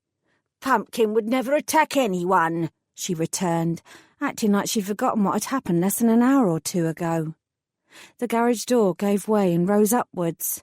"Fuck a puck. Someone's watching us from the house opposite," I said. "They're probably already picking up the phone to call the police." Rose whipped her head surprisingly fast. "What? Are you sure?" "I saw the curtains twitch," I told her. Her eyes narrowed. "Are you saying that because you're trying to stop me taking this car?" "No." She glared. "You are." I threw up my hands. "I'm not." Pumpkin let out a sudden high-pitched bark, jumping round and then dashing across the street. A man in a dressing gown was standing in his doorway watching us. He ignored Pumpkin and called over, "Can I help you folks?" "Told you," I muttered. "He can help us by putting on some fecking clothes," Rose said. "Who is still in a dressing gown at this time of day?" I sighed. "Maybe he works nights." Pumpkin had reached the man's slippered feet and was dancing around in front of them, loosing off a bark every few seconds. The man raised a foot, holding it in midair. "Call him off or I'll kick him," he shouted. "You kick my dog," Rose screamed furiously, "and I'll yank your guts out through your belly button." She abandoned the garage and stormed across the street. I passed a hand across my forehead. Nothing about this was going to end well. I rolled my eyes and jogged over to join her, drawing out my wand at the same time and giving it a quick flick. "I will rip your hair out and—" "Good day, sir," I said, interrupting Rose and reaching down to grab Pumpkin. I thrust the dog into her arms and pasted on a smile. "My name is Saffron and this is Rose. Let me take up a moment of your time to tell you about the good work that the Jehovah's Witnesses do in this area." The man took a step back. "I'm not interested, thank you." He started to close the door. "Would you like a copy of Watchtower to read at your pleasure?" I called. The door slammed shut. Rose stared at me. Even Pumpkin appeared confused. "What exactly just happened?" she asked. I rubbed the back of my neck. "I used the magic you still don't believe I have and still don't think I have skill enough to wield appropriately. All I did was make him forget he'd seen us at his neighbour's garage. You can do that. I just did. Rose pursed her thin lips. She glanced round. Impressive. All right, Miss Fairy Godmother. We'll do things your way. You can hire a car in your name and do your thing to keep it quiet. If this is some kind of weird con, though, I'll set Pumpkin on you. The dog gazed at me with an evil glint in his eye. He was desperate to chomp some more on my tasty flesh.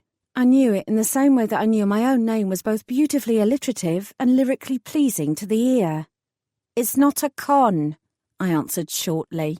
Start trusting me, Rose, and I will find you a proper way out of this.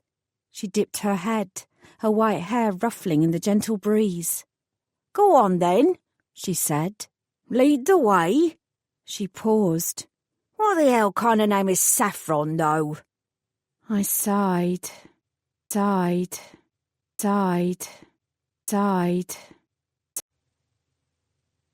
Chapter 6. It took far longer than I'd anticipated. It was almost 4 o'clock by the time we'd located a suitable car hire place, hidden the Jeep on a quiet side street, and found a quiet hotel that met Rose's demands. I need a room on the ground floor, she'd told me, with a good view of the street outside and several potential escape routes. The man who is after you can't possibly know that you're in Carlisle. He's in a position to know more than you think. And Carlisle is the nearest city to my house. It's the logical destination, and he'll know that. Rose, I sighed, you're going to have to tell me what's going on here.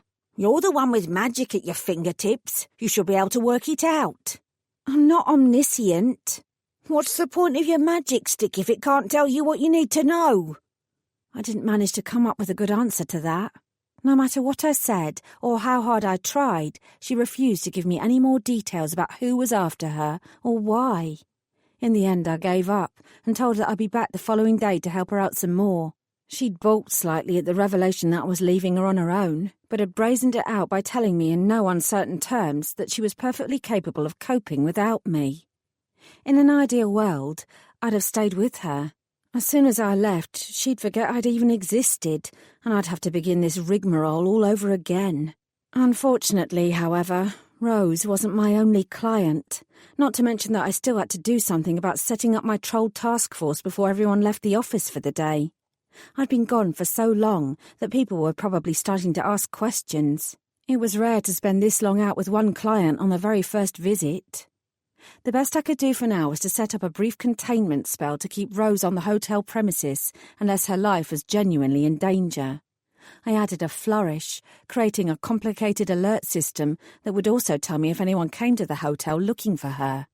Both were temporary measures, but they were good enough for the time being.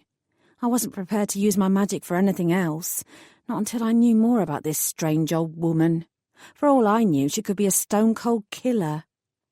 With a few wand twirls, I managed to stir the metaphor magic into action. I hadn't had anything to eat since I'd left for work just after dawn, and I was bloody starving. The staff canteen was already closed, but I was hoping that Delilah might have a few tasty snacks lurking in her desk. Failing that, I reckoned I could always count on Billy to help me out. Audit or no audit, I couldn't operate at full capacity on an empty stomach for much longer. Even the best fairy godmothers needed refuelling. The office was surprisingly quiet. Most of the others seemed to be out on client visits. That was unusual for this time of day, but not unexpected given what else was going on. I ambled over to my desk, pausing at Delilah's cubicle in search of food. Unfortunately, all I could find was a single boiled sweet.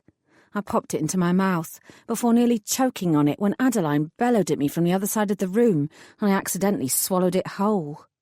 "Saffron! Where have you been?" I coughed and turned in her direction.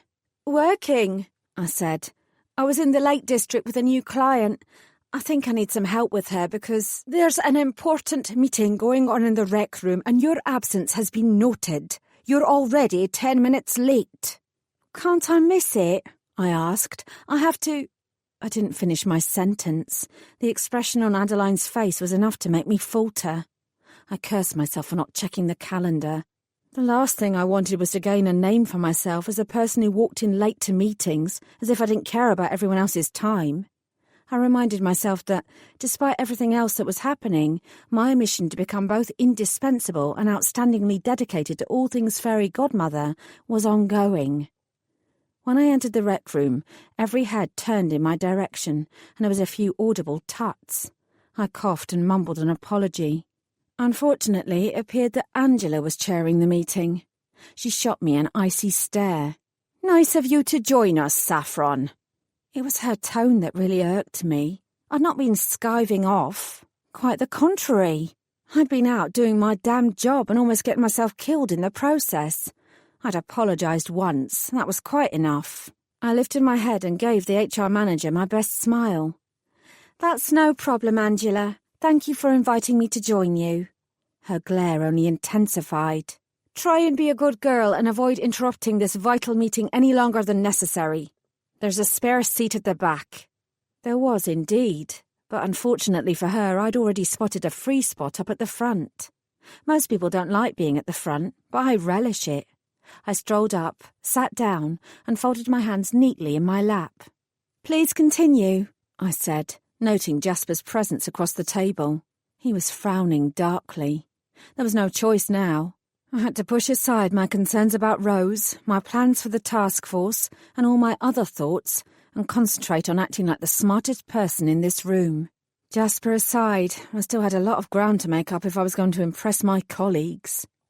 "As I was saying," Angela said, resolutely turning her gaze away from me, "human resources in this office has long been a great tool designed to support you all in your careers and ensure that we all achieve the best results possible. After discussing the matter with the Devil's Advocate and looking at how other HR teams run, we are now moving from a process-driven model to an insights-driven model. This will enhance the work that we do and remind you all that we are on your side." Clearly, Angela could give the director a run for her money in the gobbledygook stakes. I wanted to respond appropriately and show that I was taking her seriously, so I leaned back in my chair and gazed up at the ceiling to suggest that I was pondering her words deeply. I nodded a few times for extra effect. It would have worked better if my stomach hadn't taken that moment to gurgle very loudly. Angela glared at me again, as if I deliberately told my tummy to rumble. I was quite sure that if Jasper hadn't been present, she'd have reprimanded my bodily functions. "Goodness me!" I patted my belly and grimaced. "I do apologise. I've not had any lunch yet." "This is exactly what I'm talking about," Angela said, folding her arms. "Recent events have proved that taking the time for self-care is vitally important. The revelation that Saffron has not given herself opportunity to eat lunch is an important insight that we can act upon." Her mouth curved up into a smile. "Fortunately, Saffron, I have the perfect solution. We are initiating a time management course. You can be the very first name on the list." Touché. If only I had the time to attend a time management course. "So what you're saying, Angela," I said, "is that not only have you gained a new insight, but you're also acting on that insight within mere moments of learning it. That sort of spur-of-the-moment knee-jerk reaction is something I can learn from. Thank you so much. That's real vision you're displaying." I pulled over a sheet of paper and a pen and wrote the word vision, then circled it several times. I nudged Figgy, who was next to me. "Revolving vision," I told her. "Impressive, right?" Figgy nodded vigorously. "Wow, yes." She gazed wide-eyed at Angela. "Great work." Jasper shifted in his chair.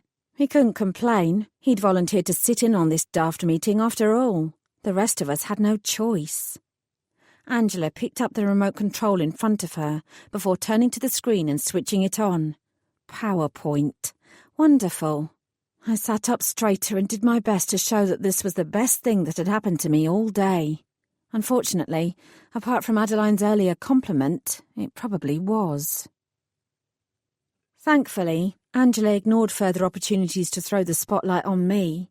All the same, I didn't think I was the only one who was delighted when she finally rounded things up and brought the pointless meeting to a close. As she turned to Jasper and immediately began discussing her other insight-driven ideas, I breathed out and made for the exit while I still had the chance. I might have made it if Alicia hadn't stepped into my path. "Saffron," she said, "how are you?" I blinked, casting a wary glance at her, I'm wondering if she was about to pull out a knife and stab me in the chest if I told her that I was well. "I'm fine," I said cautiously. "How are you?" She waved a dismissive hand. "Fine. I don't like you very much." She scarcely paused for breath between sentences. "I'm aware of that," I said. It was hardly the epiphany of the century. "But I think that's a good thing." Uh-huh. I had no idea where she was going with this. "I don't think you like me either," she continued. Truthfully, I didn't know her well enough to say either way. For all I knew, she rescued kittens on her days off and was a paragon of kindness.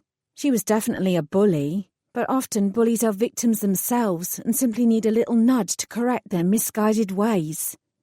"Well," I began. "And yet," she interrupted, "we still worked well together when we stormed Bridge to Nowhere to rescue the kidnapped fairies and bring down Bernard." "We didn't kill each other," I said, "and the mission was a success. So yeah, sure, we worked well together." I watched her carefully. It was obvious she was leading up to something. Alicia smiled, a perfect dimple forming in her perfect skin on her perfect face. "Brilliant. I'm sure you'll appreciate that it will be difficult for me to take orders from you, but it's a measure of how much I respect you that I'm willing to let my instinctive dislike of you pass." Enough was enough. "Alicia, why don't you spit out what you really want?" She acted as if she hadn't heard me. "And I do respect you, Saffron. You work hard. You are dedicated to this office. That's the sort of attitude I can get behind." I wetted my lips. "Alicia, you're going to have to help me out here. What do you want?" "The task force, of course." She smiled once more. "We all know that war with the trolls is on the horizon. I don't want to miss out. Put me on the task force." Of all the things I'd been expecting her to say, this wasn't one of them. "Why?" I asked stupidly. Alicia reached into her pocket and drew out a lollipop. Bizarrely, I thought she was about to offer it to me. Instead, she unwrapped it and popped it deliberately into her mouth. Perhaps this was some sort of strange seduction. It made a sort of sense. Alicia had finally realised that I was on my way to the top, and she was prepared to do anything to hitch herself to my rising star. "Yeah, right." "I want to work with you, Saffron. We can bring down the trolls together. There's a lot I can learn from you and your winning ways." Her tone was sweet and lilting, which, coupled with the manner in which she continued to smile at me, her head tilted to the side and her eyes wide, was incredibly off-putting. I lowered my voice and took a leaf out of the director's playbook. "I don't need my arse kissed, Alicia. Tell me the real reason you want onto the task force." She took the lollipop out of her mouth, her eyes flickering. Then she shrugged. "The last thing this office needs," she told me, "is for the likes of you to be the hero yet again. I got very little credit for the Bridge to Nowhere business. You made sure that all the accolades went to you. You're not the only talent around here, you know. If there's going to be action, I want in on it." "You want the glory, you mean?" She leaned forward. "In that regard, I'm not so very different from you. And you know I'm more than capable." Unfortunately, she was right. Despite her often unpleasant attitude, Alicia knew how to wield a wand with both style and substance. Keep your enemies close. "There's no guarantee that the task force will get anywhere either with locating the trolls or stopping them from further terrorist activity," I pointed out. "If they act again before we manage to stop them, there won't even be a smidgen of glory. We'll be far more likely to find ourselves censured instead." Her expression didn't alter. "I'm not worried about that. You'll get the blame if the task force fails." I raised my eyebrows. "I imagine you'll make sure of that." She let out a small giggle. "You asked for the truth." I watched her for another moment. "Thank you," I said eventually. "I did indeed ask for the truth. You provided it." Alicia tossed her hair and started sucking on her lollipop again. "It's better to be stabbed in the front than the back." I wasn't so sure about that. Frankly, I'd rather not be stabbed at all. The way things were going at the moment, though, that was looking unlikely. "So," she asked, tapping her foot, "when do we start?" I stood my ground. "I haven't said that you're in yet. If I decide that you are, you'll be the first to know." She dropped the sickly sweet smile. "I'm the best choice." "So you say? I'll tell you if you're in or not by the end of play tomorrow." "See that you do." She whirled past me and marched off. She really was determined to get in the last word. "I will," I called after her. "Good." She shot over her shoulder, picking up speed. "I'm glad you—" I faltered. Fuck a puck. She'd already gone. Score 1 to Alicia. I had to admire her self-belief. Perhaps she would be a good pick for the task force. I pursed my lips and started to move again. Alas, I didn't get very far. "Saffron," Angela said coolly, and with the same distinctly sarcastic flavour she'd employed earlier. "Thank you so much for taking the time to attend the meeting." I could only imagine that she thought I'd missed her displeasure the first time round, so she felt the need to express it again. I bobbed a curtsy. "You're very welcome." My pleasant tone only served to annoy her further. "I think you should know that your failure in attitude and your unwillingness to be a team player have been noted. Maintaining office morale is part of my remit. I won't have you bringing down everyone's mood with your silly doodles and ridiculous comments. We should all be working together to keep spirits up. There is no I in team." "There's no you either," I said without thinking. The temperature cooled even further. "No," she said. She folded her arms. "As you're so quick to comment on other matters, perhaps you have some ideas about how we lowly human resources workers can improve the office for everyone." She raised her eyebrows, indicating that I had no business commenting on her ideas if I didn't have some of my own.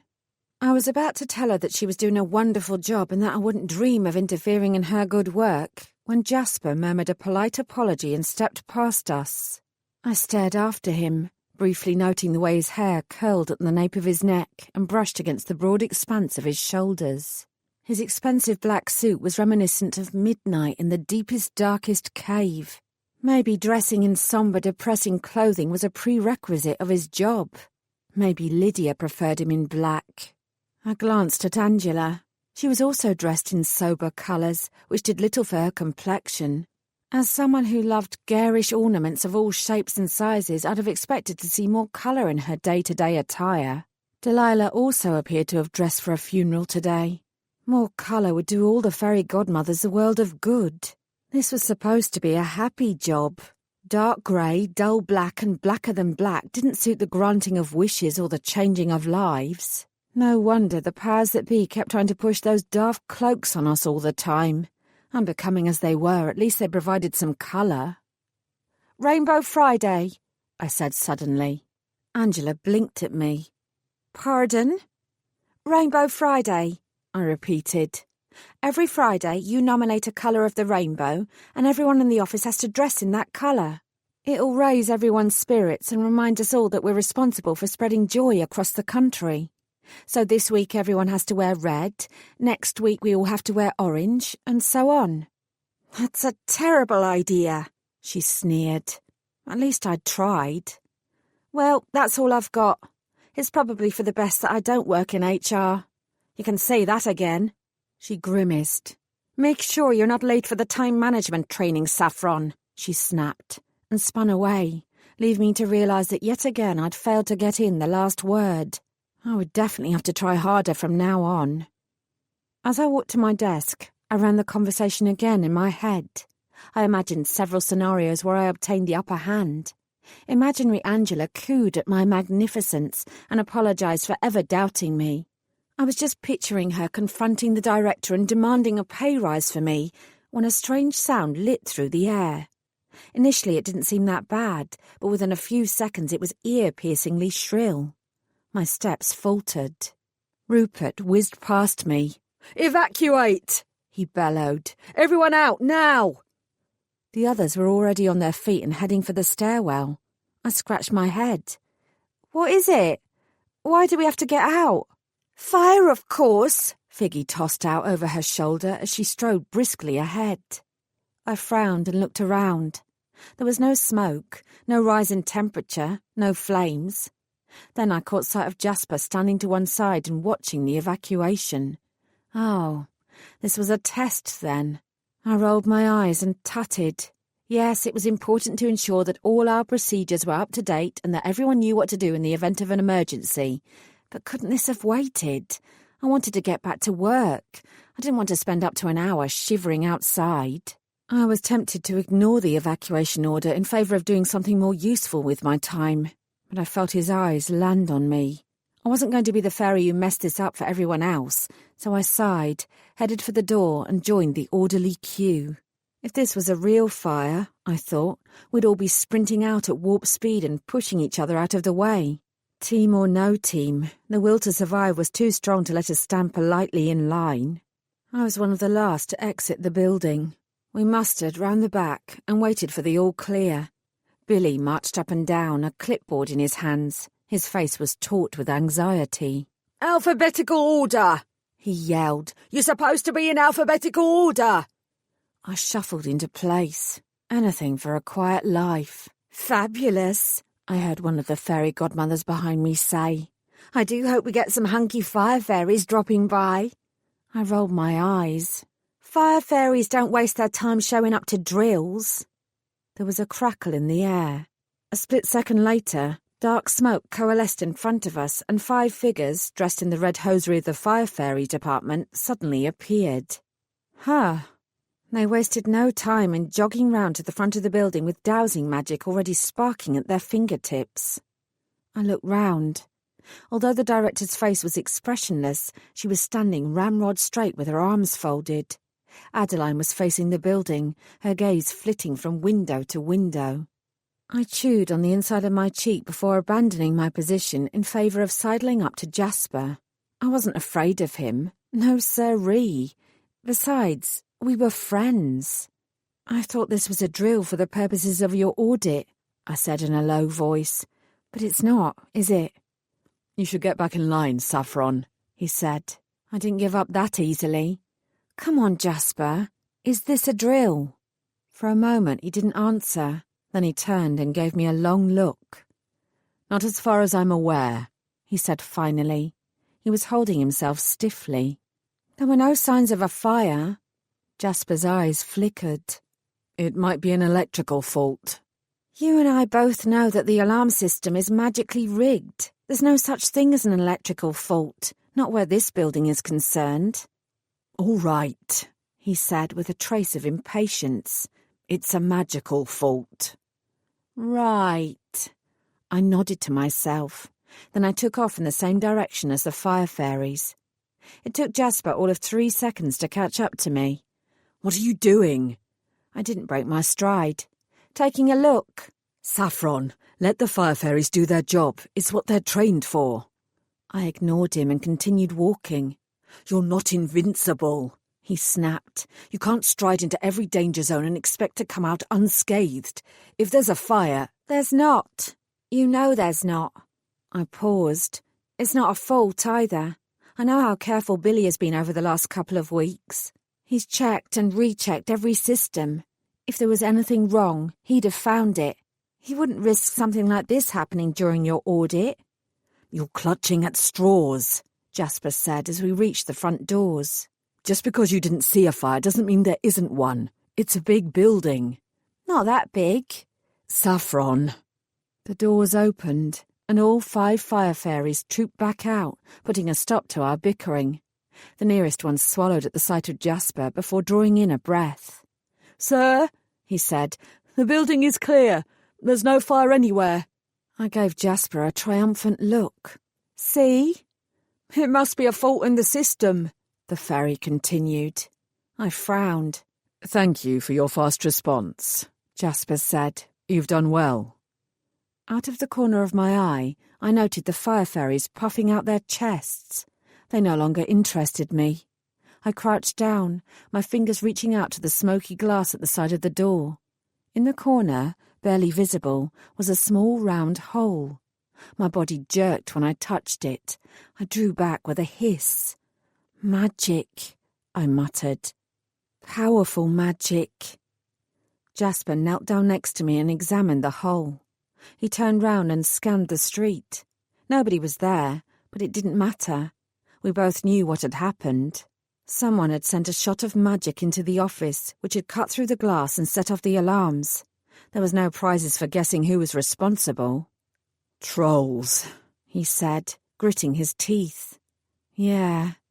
A strange, brittle fear descended across my shoulder blades. It was clear that the elusive trolls hadn't gone completely to ground and they were already putting their updated plans into action. The question was, what plans? And why? And why? And why? And why? And why? And why? Chapter 7. Wary of any booby traps, we moved slowly through the office. The director, Adeline and Jasper scanned every nook and cranny for signs of troll intrusion, but there was nothing. In my opinion, that was more worrying. The trolls were testing us and our systems for weaknesses, and that didn't bode well. My task force hadn't been formed yet, and we were already on a losing streak. Delilah scooted her chair back a few inches and held a bag of crisps in my direction. "Want them?" she asked. "They're from my emergency supplies. Judging by the way your stomach was grumbling in that meeting, you need them more than I do." Gratefully, I reached for the crisps. "Thank you," I said. "I appreciate it." Delilah didn't let go of the bag. "I think you should invite me onto the task force," she said. "After all, I'm your office buddy. It'll be easy for us to confer because we sit next to each other." I pulled my hand away. "Are you trying to bribe me? Because I have to tell you, I prefer salt and vinegar to cheese and onion." Delilah looked hurt. "I wouldn't try and bribe you. If you don't want the crisps, all you have to do is say. I just thought I'd be a good addition to your team." "It might be dangerous." Her mouth turned down. "I know. We might not succeed. I know that too." She sniffed. "But if it does, our names will go down in history. You know what happened to Marcia Coleman after she negotiated with the marsh fairies and got them to help stop the Thames from flooding all the time?" I stared blankly. "Who's Marcia Coleman?" "Never mind." She waved an airy hand. "What's important is that you can count on me, Saffron. I'm a great team member, and I have some good ideas about how to find the rest of the trolls." "That's good to know. I haven't decided who I'm going to invite onto the task force yet. I'll let you know by tomorrow." I didn't want to succumb to pressure from the trolls' actions today and rush into something we might all regret. I had to have the right people by my side. This task force would succeed. We couldn't afford failure. Delilah visibly deflated. "Oh, okay." She hesitated. Then she reached for her bag and delved into it. "Here," she said. "Salt and vinegar." I gave her a droll look, but I still took the crisps. 5 minutes later, I'd managed to focus on my work and was scrolling through various internet databases looking for details of mysterious organisations that might be connected to Rose Blairmont when Rupert appeared beside me. "Sexy Saffron," he purred, putting his hand on my shoulder and squeezing it. "You look tense. Would you like a massage?" I jumped. "Take your hands off me." He did as I asked. "As my lady desires." He crouched down beside me. "No hard feelings about earlier. I know you're under a lot of stress." I swiveled to face him. "I've not made any decisions about who I'm going to invite onto the task force. I'll let everyone know tomorrow." He pouted. "Equality in the workplace is important, Saffron," he said. "You can't have all women on the team. It wouldn't be fair." I growled at him. "Piss off. I'm busy." He stood up and backed away. "Whatever you wish. But keep an open mind when you decide. You don't want to be accused of favouritism." I rolled my eyes. "Heavens forbid." As Rupert walked away to his desk, I caught sight of 2 more fairy godmothers edging towards me. Good grief. Muttering to myself, I quickly stood up and stalked off in the opposite direction. There had to be a quieter place somewhere. It was well after 5 o'clock now. Surely everyone would go home soon so I could finish my work in peace. "Having fun?" Billy inquired. Now that his work was no longer in question and the trolls were being blamed for the alarm going off, he was far more jolly and relaxed. I wished I was. I tutted. I suddenly seemed to be the most popular person in the office. Every single fairy wants to be on the damn troll task force. He smirked. You have the devil's advocate to thank for that. I stiffened. Jasper was meddling.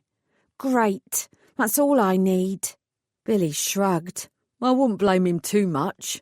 Viggy asked him over lunch if we were all going to lose our jobs if we failed the audit. He said that anyone seemed to be pulling their weight and going the extra mile didn't need to worry. I think everyone's taken that to mean that if they join your search for the trolls, they'll be seen to be doing enough.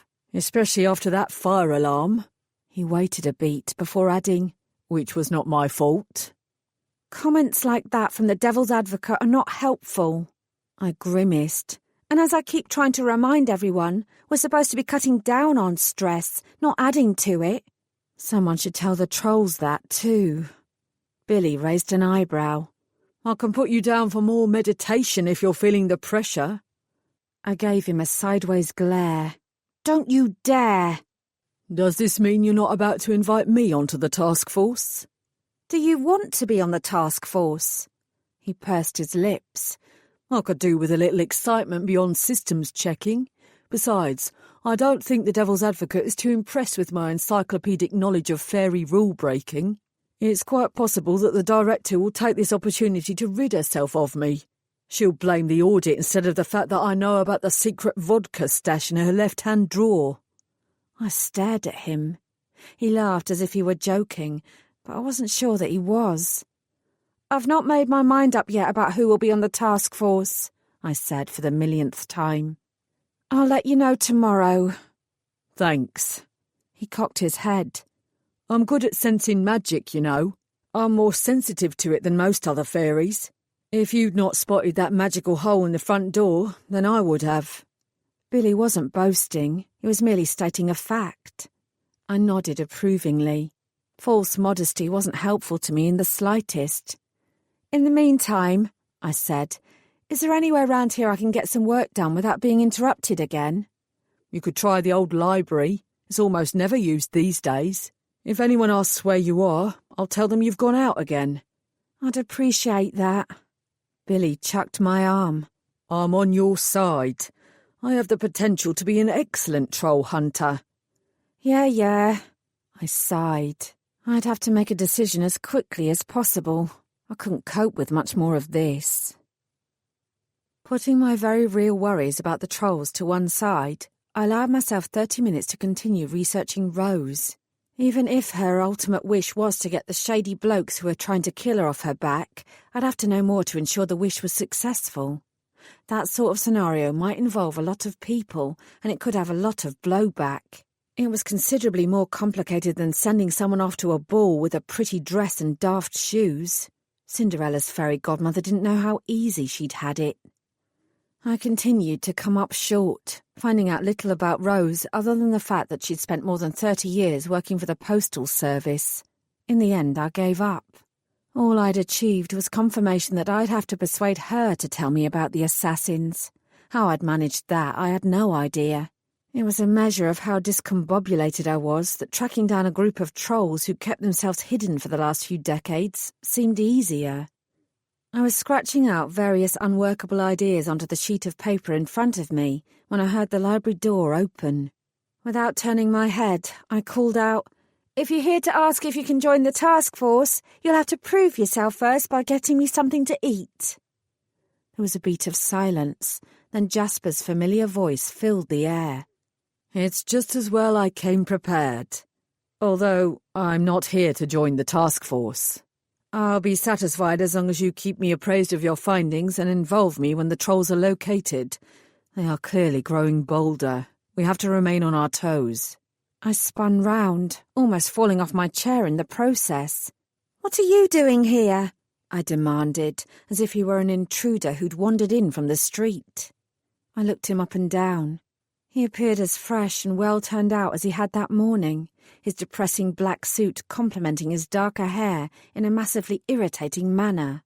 And that was nothing compared to the way his tie remained in a perfect Windsor knot. Then I realised he was holding a carrier bag from which emanated the most delicious smells of cardamom, cumin and curry. He really had come prepared. Noting my hungry gaze, a faint smile crossed his face. I thought you might need some sustenance, and it's felt like things have been strained between us today. I bit my lip. That was my fault. He'd done nothing wrong. I was the one who wanted more than his friendship, and I couldn't hold it against him if he didn't feel the same way. The audit is proving more stressful than I'd expected. He kept his eyes on mine. You seem to be having some trouble with the HR department as well. I shrugged awkwardly. Angela and I got off on the wrong foot from the beginning. We'll work things out. I'm sure you will. He cast a glance up and down my body. You look nice today. I laughed slightly. If that's intended to be a compliment, you're going to have to try quite a bit harder. He eyed me. I don't want to overstep the boundaries of our friendship. In that case, I told him, you look nice too. He seemed to relax. I like your hair that way. Wild and untamed. It suits you. I'm not convinced that is a compliment, but thank you. Your hair is... I searched for the right word that wouldn't give away how desperately I'd like to run my hands through his dark mane. Neat. Jasper raised an eyebrow. Neat. Tidy. Fuck a puck, but this was awkward. And your suit is very... black. He took a step towards me. Your compliments could also do with some work. All right, then. If this was the way we were going to play things, challenge accepted. It moulds to your body very well. The colour matches your hair and makes your eyes pop. Right now, they're so green that they remind me of weeds. His mouth twitched. Strong weeds? The strongest. He allowed himself a real smile and bowed. Thank you. I smiled back. You're welcome. We both remained where we were, gazing at each other. The air in the library hadn't seemed hot and stifling when I'd come in, but now it felt like I should open all the windows to try and get a cool breeze to soothe my clammy skin. Jasper coughed, and for one odd moment I was convinced that this is where we would both throw caution to the wind and shag on top of the nearest desk. Unconsciously, I crossed my fingers before realising what I was doing.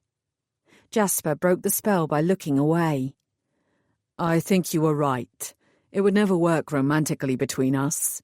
We're both too focused on our careers. I doubt we would actually be compatible, beyond the obvious. Ripping off each other's clothes, exploring each other's bodies, feeling your soft skin and the thrum of your heartbeat as I... He shook his head while my mouth dropped open and goosebumps rose up across my skin. We'd get the initial lust out of our systems, and then we'd be left with nothing but awkwardness and confusion. Ignoring the sexual tension between us is a far better idea. After all, he said, without a trace of antagonism, you've already suggested that you find me high-handed and arrogant. We should work instead on maintaining a professional yet cordial relationship in this office and being friends outside of it. There's no point in overcomplicating matters. He raised an eyebrow. Unless you wish to discuss the matter further, I would like to give you that opportunity. Fuck a puck. I squirmed. There was nothing I could say. There was no longer any discussion to be had. In little more than a few sentences, Jasper had made my heart race and taken the high ground all at the same time. I reminded myself that my teenage years were far behind me, and I had no excuse for acting like I was still in high school. Focus, Saffron. I tugged at my hair and looked away. No discussion is necessary. You're right, I told him. Any lust I felt for you has already died a quick death.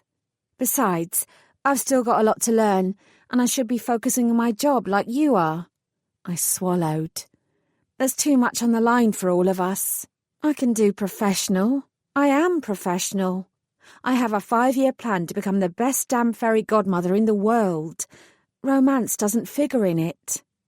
Jasper's response was brisk. Good. I'm glad we can agree on something. He held up the bag. Now, you have to eat. Skipping lunch is a terrible idea. When I'm hungry, I get grouchy, and I suspect you're the same. I don't know everything, but I do know the best fairy godmother in the world should never be grouchy. I grimaced. I had overplayed myself in the meeting and I had indeed been grouchy. Despite Angela's antagonism towards me, I had to do more to move her to my side. I'd do better, I vowed. Bringing me food is thoughtful, I mumbled. I might be the devil's advocate, Saffron, Jasper said, but I'm also a nice guy. I glanced up, catching an odd glitter to his green-eyed gaze. He masked it quickly. On occasion. I fidgeted. In that case, I said, can I make a gentle suggestion? He stilled. Go on. I spoke cautiously. Part of the reason that Bernard and the other trolls were so successful with their kidnapping plot was because some fairy godmothers were stressed enough to be lured out on the promise of drugs that would make them feel better. I know that the audit will add to everyone's stress, regardless of how you conduct it, but I think there are ways you can mitigate the pressure. Telling everyone that they won't lose their jobs if they work super hard isn't one of those ways. They already work hard. Jasper's brow creased into a frown. I said that to put their minds at ease. Well, I demurred, it had the opposite effect. It's only been one day and already we're running ourselves into the ground. Check the timesheets if you don't believe me. I tried to soften my voice. I know the audit is important, and I know the results may well be devastating. But if you could lay off the pressure slightly, I think it will help everyone. A happy workforce is a productive workforce. He glanced at me. I'm sure I read that very same phrase on a motivational poster in the men's bathroom. I winced. I'm not trying to be cheesy or to spout meaningless jargon. Jasper nodded. I get it. I'll take your constructive criticism on board. Thank you for your honesty. He closed the distance between us before passing me the bag of food. Our fingers briefly connected, and I felt a shock of electricity. I stared at him, but his expression was shuttered. There, he said. I'll leave you to eat in peace and continue your work. You're not going to eat with me? I have my own work to be getting on with. He paused. Unless you need some help. I shook my head. No, I'm okay. I licked my lips. I might need to run a few ideas by you later, though. His mouth curved. Adeline has set me up in one of the spare offices downstairs. Drop by whenever you need to. Thank you. Then, because I didn't know what else to do, I dropped my nose into the bag and inhaled the heady scent of Madras. When I looked up again, Jasper had gone. Somewhat belatedly, it occurred to me that the only person around here who allowed me to get in the last word was Jasper, and he was the person with the least to prove. But, curry or no curry, I'd well and truly blown my chances with him. I just wished that I could believe it was for the best. The best. The best. The best. The best. Chapter 8. It turned out that I wasn't the only person who could learn from their mistakes. When I shook off my umbrella and walked into the lobby the next morning, Mrs. Jardine flashed me a genuine, wide-mouthed smile. "Good morning, Saffron. How are you today?" Taken aback, I gave her a suspicious look. "Who are you?" I asked. "And what have you done with Mrs. Jardine?" She continued to smile. "You always maintain an excellent sense of humour. Isn't it a wonderful day today?" I frowned. I hadn't been imagining the driving rain, had I? I glanced back, registering the streaks against the window. To be absolutely sure, I patted myself down, and the palms of my hands became moist from the wet splatters the umbrella hadn't protected me from. Maybe this Mrs. Jardine was a troll. Maybe they could perform glamour magic with the same dexterity as Jasper, and one of them was now posing as the Office for Fairy Godmother's receptionist. I decided to test my theory. "It's great, Miranda," I said, daring to use her first name. "Simply gorgeous." Her smile didn't falter. I started to back up. This definitely wasn't the irascible Mrs. Jardine. She must be a troll in a receptionist's clothing. This was what the magical attack yesterday had been about, replacing our Mrs. Jardine with an imposter. A bit of rain is fabulous for the plants, she burbled. The farmers and the ducks will be incredibly happy, not to mention the marsh fairies. I reached into my pocket and drew out my wand, thrusting it towards her with the pointy end. Who are you really? The front door opened behind me, and I heard the clickety-clack of heels. Is something wrong? Alicia asked. Figgy, who was right beside her, giggled nervously. Judge for yourself, I muttered. Mrs. Jardine continued to smile happily. Alicia's forehead creased into a tiny frown. What have you done? She asked me in an undertone. Why does Miranda look so strange? Figgy retreated a few steps and wrapped her arms around herself. I don't like it, she whispered. Mrs. Jardine tutted. Surely you can't think that something is wrong just because I'm in a good mood. We exchanged glances. When was the last time you were in this good a mood? I asked. I'm always in a good mood, she protested. Although I have to admit that the latest message from HR has helped. What message is that? I asked, still distracted by her bright smile. Rainbow Friday, she beamed. Every Friday we're going to dress in a different colour. This week is red. It will be amazing. Angela came up with it. I think it's a fabulous way to bring us all together. That woman is a genius. Suddenly, Alicia looked interested. I do have a wonderful new dress that's desperate for an outing. Well done, Angela, she murmured. Figgy dropped her arms.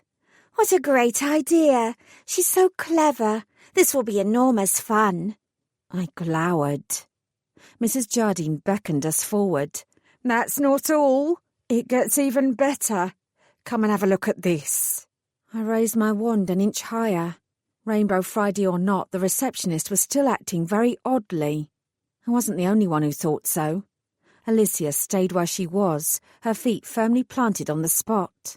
Figgy did as she was told, however, taking reluctant steps up to Mrs. Jardine's desk. She peered down, letting out an audible gasp when she saw what Mrs. Jardine was pointing at. Is that? The receptionist nodded brightly. It's a scrap of indigo. The devil's advocate told me it was from Hawaii. There was pride in her gaze. That's the Rainbow State, you know. Alicia and I looked at each other. Then we edged up to the desk. There, encapsulated in a small glass globe, was a swirl of deepest indigo. It takes great skill to capture even the tiniest fragment of a rainbow, Mrs. Jardine informed us. This is very rare. I stared at it before glancing at her shining face. What else did the devil's advocate say? That I do a fantastic job as gatekeeper for the godmothers. She sighed and cupped her face in her hands. When you get past his intimidating nature, he's really quite good-looking, isn't he? I coughed. If you like that sort of thing. Alicia shrugged. I wouldn't say no. All that throbbing power. We should get upstairs, I broke in hastily. We can't stand around here chewing the fat all morning. My occasional nemesis nudged me. You should probably put your wand down first. I realised I was still brandishing it in front of me and quickly dropped my hand before returning the wand to my pocket. I still felt suspicious. Hopefully normal service would return shortly. Cheery smiles were one thing, but there was a lot to be said for the comfort of predictability. When we finally made it to the office floor, it was clear that Mrs. Jardine's mood wasn't the only anomaly. Adeline tripped by, humming to herself. She paused to inform us chirpily that the morning briefing was starting early, and she made no mention of anything involving timekeeping. I swivelled round slowly, sweeping my gaze across my co-workers. There was the buzz of pleasant chatter from every corner. In fact, the atmosphere across the vast room was considerably lighter than it had been the day before. I barely had time to drop my bag at my desk. Delilah, who was already getting to her feet, raised a hand in greeting. "The devil's advocate got some last night," she informed me. Pardon? "It's the only explanation," she said, without offering any sort of explanation herself. We gathered in the centre of the room. The director strode up to the front, a clipboard in hand. "Good morning, all. I have been in a meeting this morning with the devil's advocate, and he has raised some concerns regarding the audit and our attitude towards it. As of tomorrow, no one will be allowed to enter this office before 8 o'clock. There is no need for anyone to arrive before that. While overtime might sometimes be necessary, it will be the exception rather than the norm. We do our clients a massive disservice if we are too exhausted to do our jobs properly. Part of the inspection will assess morale and team spirit. We should act appropriately and be happy." "Whether we are or not," I heard Billy whisper next to my ear. "Angela in HR is already 3 steps ahead of the rest of us. She has come up with the wonderful idea of Rainbow Fridays, about which you all will have received an email. We can all learn from her sort of clever initiative." I sneaked a look over at Angela. She looked as pleased as Punch at the vociferous praise. Of course she did. The director continued. "I understand that there are concerns about the trolls after yesterday's events, but I have complete faith in Saffron Sawyer. We will locate these slimy bastards before too long and put a stop to their nefarious activities. They will not bother us for much longer." I forced a smile. I wished I could be sure of that. "Work smarter, people," the director declared, "not harder. And remember, we are fairy godmothers." We all dutifully chorused back the words. Despite my concerns, I couldn't help noticing that many of the godmothers around me did look more relaxed. I wondered how many of them had been the recipients of Jasper's gifts and charming chats. Then I wondered if I could take some of the credit for the improved atmosphere. After all, I'd been the one who told Jasper to lighten up. I'd been the one to come up with the daft Rainbow Friday idea. Perhaps I'd find a way to work both points into casual conversation with the director so she could admire my brilliance. It seemed unlikely. I turned my head and spotted the man himself, leaning against a wall and watching the proceedings. Unlike yesterday, he wasn't wearing a tie or a suit jacket. His white shirt was open at the neck, revealing a tiny expanse of smooth, tanned skin. When he caught me staring, he raised a hand in a mock salute. I gave him a cheesy thumbs up in return.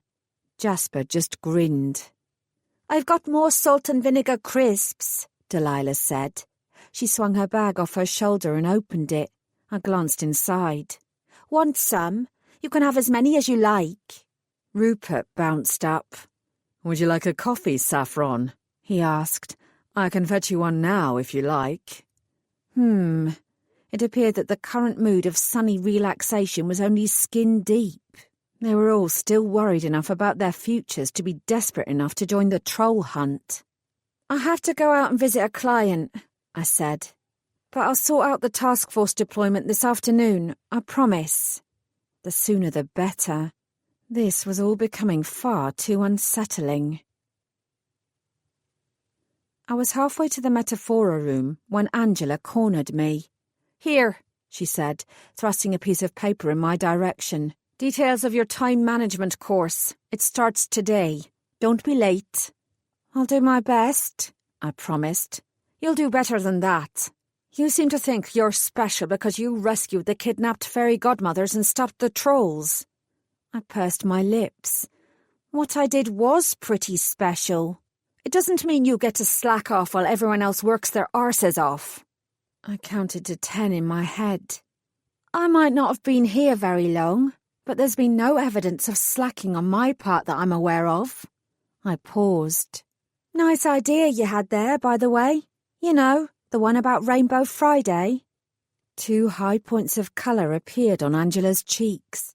"You shouldn't have tried to make a fool out of me in yesterday's meeting," she hissed. "You're not as clever as you think." I sighed. Maybe I had pushed things too far yesterday. But I was actually quite clever. That's what my mother kept telling me. "I think we got off on the wrong foot." Can we start over? Human resources is a vital part of this organisation. We're not here for your entertainment. I met her eyes and decided to try and lighten the mood. Did you ever wonder why it's called human resources? What? We're not human. Why isn't it called fairy resources? Angela put her hands on her hips. Now you're being facetious. It's a genuine question. She glared at me. You're wasting my time and yours. This is why you need the time management course. Stop bothering me with ridiculous nonsense. She stalked off with a defiant toss of her head. I gazed after her. I ought to tell Jasper to drop in on HR before too long. They could definitely do with some of his devilish fairy dust to improve their moods, even with Rainbow Friday on the horizon.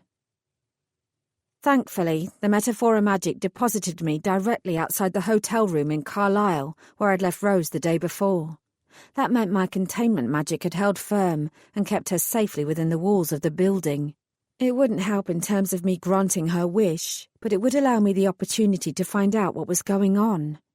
I raised my fist to knock on the door, but before I could, there was the sound of skittering paws, followed by several vicious barks on the other side. As if to remind me, the shallow wound in my leg began to throb again. Ah, Pumpkin. I'd forgotten about him. The chain rattled, and a moment later the door opened a fraction. Rose's face peered out. Who are you? She demanded. What do you want? I pasted on my best, most professional smile. Good morning. My name is Saffron, and I'm here to see if everything in your room meets your requirements. It ain't the Ritz, is it? Perhaps, I said pleasantly. I can come in and see what else you need. Rose's glare intensified. Towels. I need more towels. I could only just hear her over Pumpkin's protests. I'll rustle some up. Why don't I come in and take away the dirty ones? You're not coming in. You could be anyone. I sighed to myself. This would be a lot easier if the memory magic could be switched off and Rose remembered that I'd been with her yesterday. I thought quickly. I needed some way to ingratiate myself with her again so that she opened up to me. Unfortunately, the only things I knew she liked were shotguns and angry dogs. I can change your bed, I suggested. My bed is fine, she snapped. And I'm busy. Just get me the fecking towels I asked for. Our hotel offers many services, I said hastily, before she shut the door in my face. There must be something I can do to make your stay more comfortable. From the look in her eyes, she was about to refuse, then a crafty expression crossed her face. Many services? Oh, yes. I paused. Are you here for business or for pleasure? Perhaps we can sit down together and I can tell you about the best places to visit in Carlisle, or I can arrange a personalised tour. I was grasping at straws. I knew it, Rose knew it, and even bloody Pumpkin knew it. You can take the dog out for a piss. He's been bursting for hours. I didn't want to talk to the damn dog. I wanted to talk to Rose. Before I could say or do anything, however, she was opening the door wider and thrusting him into my arms. His little body quivered. Any second now he was going to give my arm a bite to match my leg. Have fun, Rose said, her tone indicating that she knew this would be anything but. Then she shut the door, leaving Pumpkin and me in the corridor. I supposed it was better than nothing. If I could get her dog to like me, maybe Rose would relax and give me something I could use. It was a long shot, but at the moment I was willing to try anything. What do you say, Pumpkin? I said. Fancy some walkies? He bared his teeth and growled in response.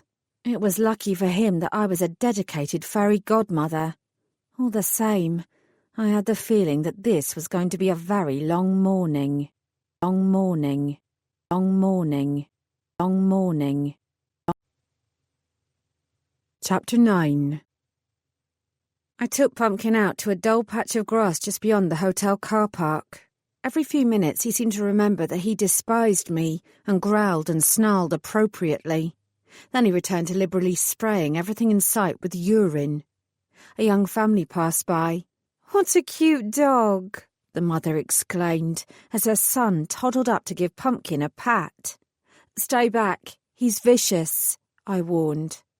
Her eyes widening in alarm, the woman reached for her son to pull him away, just as Pumpkin threw himself forward.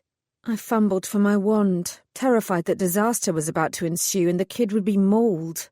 But before my fingertips found what I was looking for, Pumpkin was slobbering over the boy with a protracted series of enthusiastic licks, his tail wagging with such vigour that it was a wonder it stayed attached to his body. After the family had moved on, I crouched down. "If you can be nice to them," I asked plaintively, "why can't you be nice to me? I'm here to help." Pumpkin stared at me with his large chocolate-brown eyes. A tiny growl emitted from his throat, then he turned his back on me and started to squat. Fuck a puck. I didn't have any poo bags. Sighing, I cast around for something I could use as a substitute. Spotting a faded carrier bag caught round a lamppost, I bent down to pick it up. At that moment, a car pulled into the car park and 2 men got out. "Why would the old woman come to this dump?" one of them asked. "Who the hell knows why she does anything? Let's get in and get out before anyone raises the alarm." A cold shiver ran down my spine. I wasn't the only one. Out of the corner of my eye I spotted Pumpkin with his hackles raised. From the way he was standing, he was about to launch himself at them. I threw myself backwards and grabbed him. "Stop it!" I hissed with some vague hope that he might understand me. "We can't let them see us." Pumpkin writhed and wriggled. There was no way I could continue holding on to him. I extricated one hand and reached for my wand, waving it towards the dog just in time. As soon as he stopped moving, I breathed out and turned my attention back to the men. They were already entering the hotel. I had to get to Rose, and fast. Rather than follow the men through the main doors, I took a shortcut. I was holding the now silent Pumpkin under one arm and gripping my wand tightly with my other hand. It was just as well that Rose had requested a room on the ground floor. I'd have to cross my fingers and hope that it took her would-be assassins a little time to locate her room number. With luck, I'd get her out of there before they realised she'd gone. I ran round the edge of the car park, veering right at the corner and leaping onto a grassy verge. Within moments, I'd found a fire escape door that I knew would take me to within metres of her room. I jabbed my wand towards it, and a small spurt of magic flowed forth. Unfortunately, the adrenaline building up in my system was having more of an effect than I'd realised. The door burst open with such force that it slammed against the wall with a loud bang and cracked the plaster. I couldn't worry about the damage now. I had to get to Rose. I sprinted through the door and down the corridor, skidding to a halt when I reached her room. I thumped on the door and shouted, "Rose! They're here! We have to run!" There was no answer. I swallowed my rising fear and raised my wand again. Before I could use it to break open Rose's door, however, the handle turned and she was standing right in front of me. She was barefoot and wearing nothing but a hotel dressing gown. And yet only yesterday she'd been extraordinarily sniffy about the man we'd seen in similar attire. "Why the feck are you back here? My Pumpkin needs a proper walk." She waved her arm at me. "Go on, feck off." I put my foot in the door and grabbed her hand. "We have to go, Rose, now." She shook me off with surprising strength. "I'm not going anywhere." "There are men here," I said breathlessly. "I don't know who they are, but they're looking for you. I think they have guns. We've got to leave." Rose didn't look surprised. "They're here already?" she asked. "That was quick." I stared at her. "You knew they were coming." She flattened her mouth in a semblance of a smile. "I invited them." "What?" Rose wagged her finger. "Don't you go doing anything stupid like calling the coppers. Not yet. Just take my Pumpkin away from here. I'll come and find you later, if I can." Her brow creased and her eyes dropped to the stuffed toy under my arm. "Where is my dog?" We had only a few seconds at best. I turned Rose into a cuddly toy as well if it meant I could keep her away from the goons that were after her.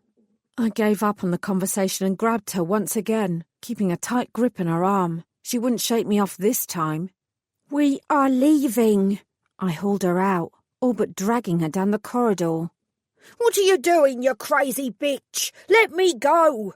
She raised her voice and began to scream. "Help! Fire! Help!" She was only going to draw the assassin's attention with her caterwauling. Stuck between one stuffed pumpkin and one shrieking pensioner, it wasn't easy to angle my wand, but I managed it. "Sorry," I muttered, "but needs must." Almost immediately, Rose fell silent. I sneaked a swift look at her face. Her blue eyes were wide with growing panic, but her mouth was firmly closed. Her magically enforced silence wouldn't last long, but it would serve for now. She started to struggle more violently against my grip. Fortunately for me, her dressing gown was about 3 sizes too large, and the loose material tangled against her bare legs and prevented her from getting very far. It was too difficult to continue dragging her, however. In the end, I gritted my teeth and shoved her over my shoulder in a fireman's lift as we burst into the open air. I jogged towards the car park, thanking my lucky stars that I'd had the foresight to keep the key to the rental car. I bundled Rose inside the vehicle, tossed Pumpkin into the back seat, and started the engine. It was time to vamoose. I'd barely put the car into gear when Rose decided that she hadn't finished fighting. She lunged for the steering wheel, doing everything she could to wrestle it from me. As I tried to shove her back again without injuring her in the process, the 2 men appeared round the corner. One of them shouted and pointed in our direction, and they both sprinted straight for us. My stomach lurched. "You fucking bitch!" Rose hissed at me as the temporary magic I'd placed on her mouth wore off. "My gun is in the hotel room. I was ready for them and you've messed it all up." Yeah. I elbowed her out of the way one last time. "Stay in your seat or you'll never see Pumpkin again." She gasped. "You wouldn't hurt my dog." No, I wouldn't, but she didn't need to know that. I reversed out, wheels skidding. In the rearview mirror, I saw the taller of the 2 men raise a gun and aim. I swerved left. The windscreen in one of the nearby cars shattered as a bullet exploded into it. I ignored it, changed gears and accelerated out of the car park, gripping both the steering wheel and my wand. "Where is my fecking dog, you Egypt?" Rose demanded, as I sped away and turned the pretty Carlisle streets into a blur. "Back seat." I gave a satisfied nod as I located the main road out of the city.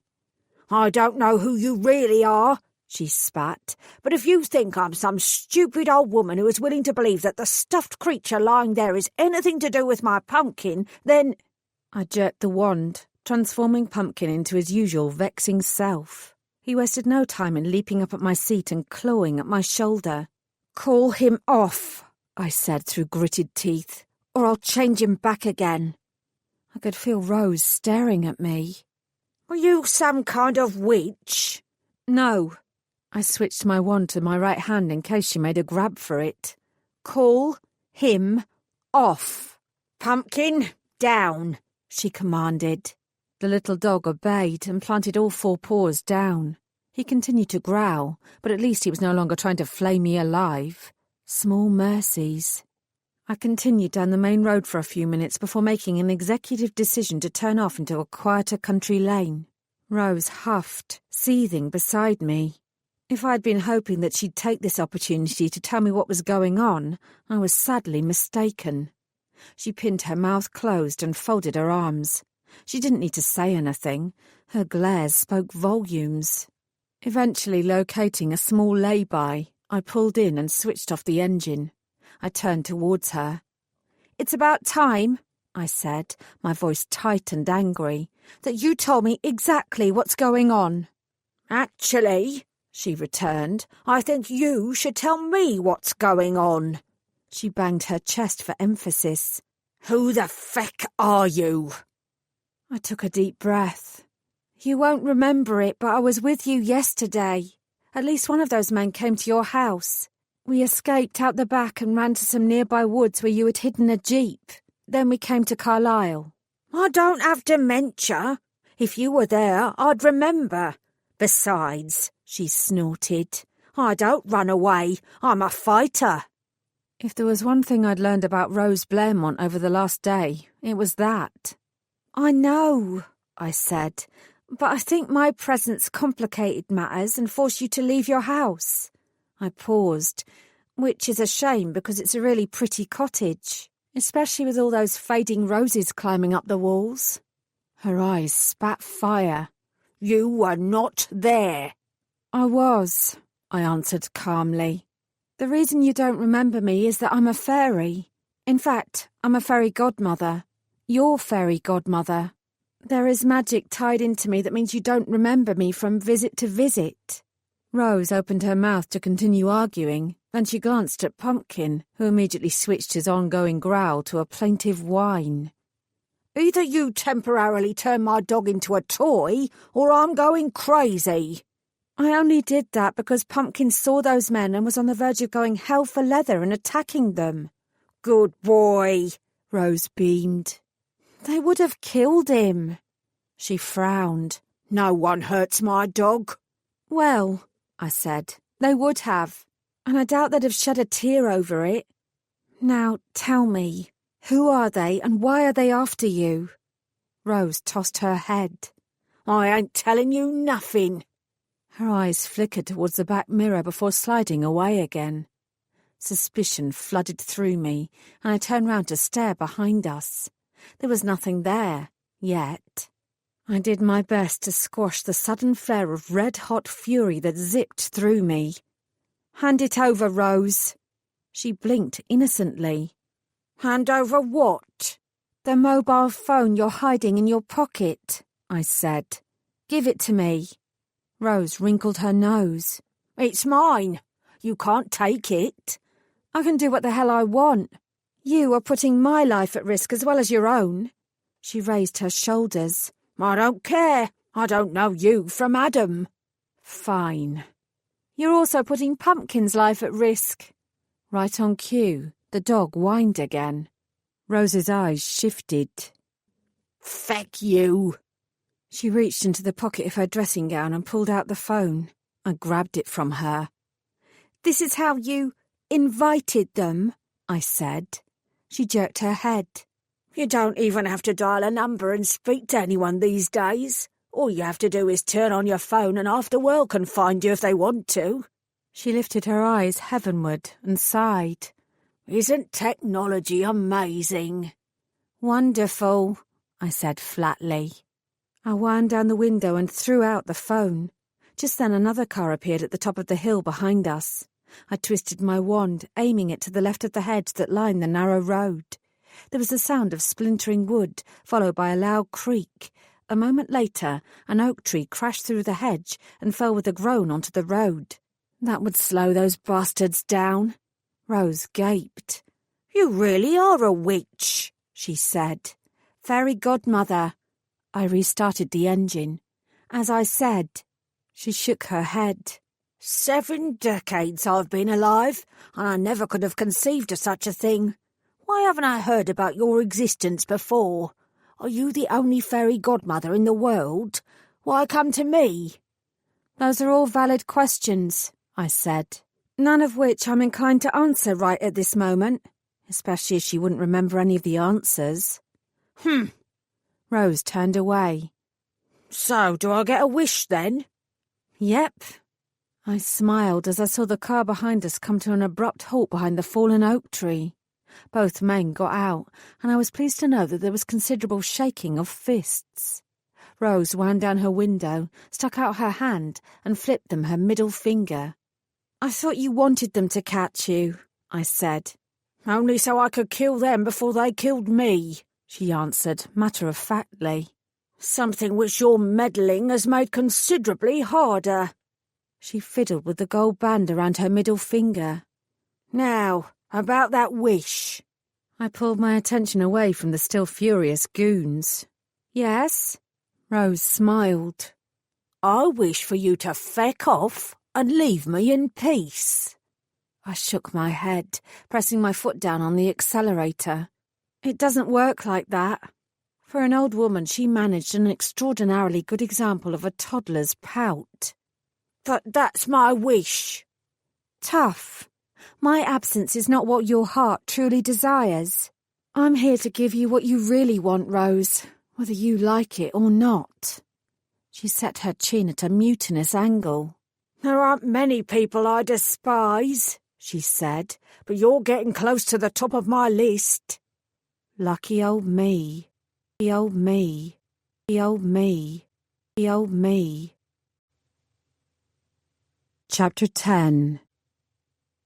I was pretty certain that most other fairy godmothers would have simply granted Rose her wish and promptly forgotten that she ever existed. It wouldn't look good on a report, but no one could argue that they hadn't done what their client wanted. The trouble was that I wasn't most fairy godmothers. I didn't merely want everyone to think that I was the best. I wanted to be the best. And that meant doing everything I could to help Rose out, even if she was a cantankerous old biddy with a snarling beast of a dog by her side. Where are we going? Rose asked me for the umpteenth time. She seemed to have perfected putting the exact amount of whine into her voice to create optimum annoyance levels. You might be a fairy godmother, but you should know that elder abuse is a serious fucking issue. You can't kidnap an old age pensioner like me. I'm vulnerable. She gestured at herself. I mean, look at me. I ain't dressed for this. I'm wearing nothing more than a bathrobe. I'm taking you somewhere I can keep an eye on you. I ain't gonna be your prisoner, Rose yelled. Her sudden change in volume stirred Pumpkin into another series of yips and barks. I rubbed my forehead. I definitely had a headache coming on. You're not my prisoner, I said. Then let me go. Not until we've sorted out this whole mess, together. So I am your fecking prisoner, then? I thought about that for a moment, then I shrugged. Yeah, I said. All right, you're my prisoner. Now do what I say and keep the noise down.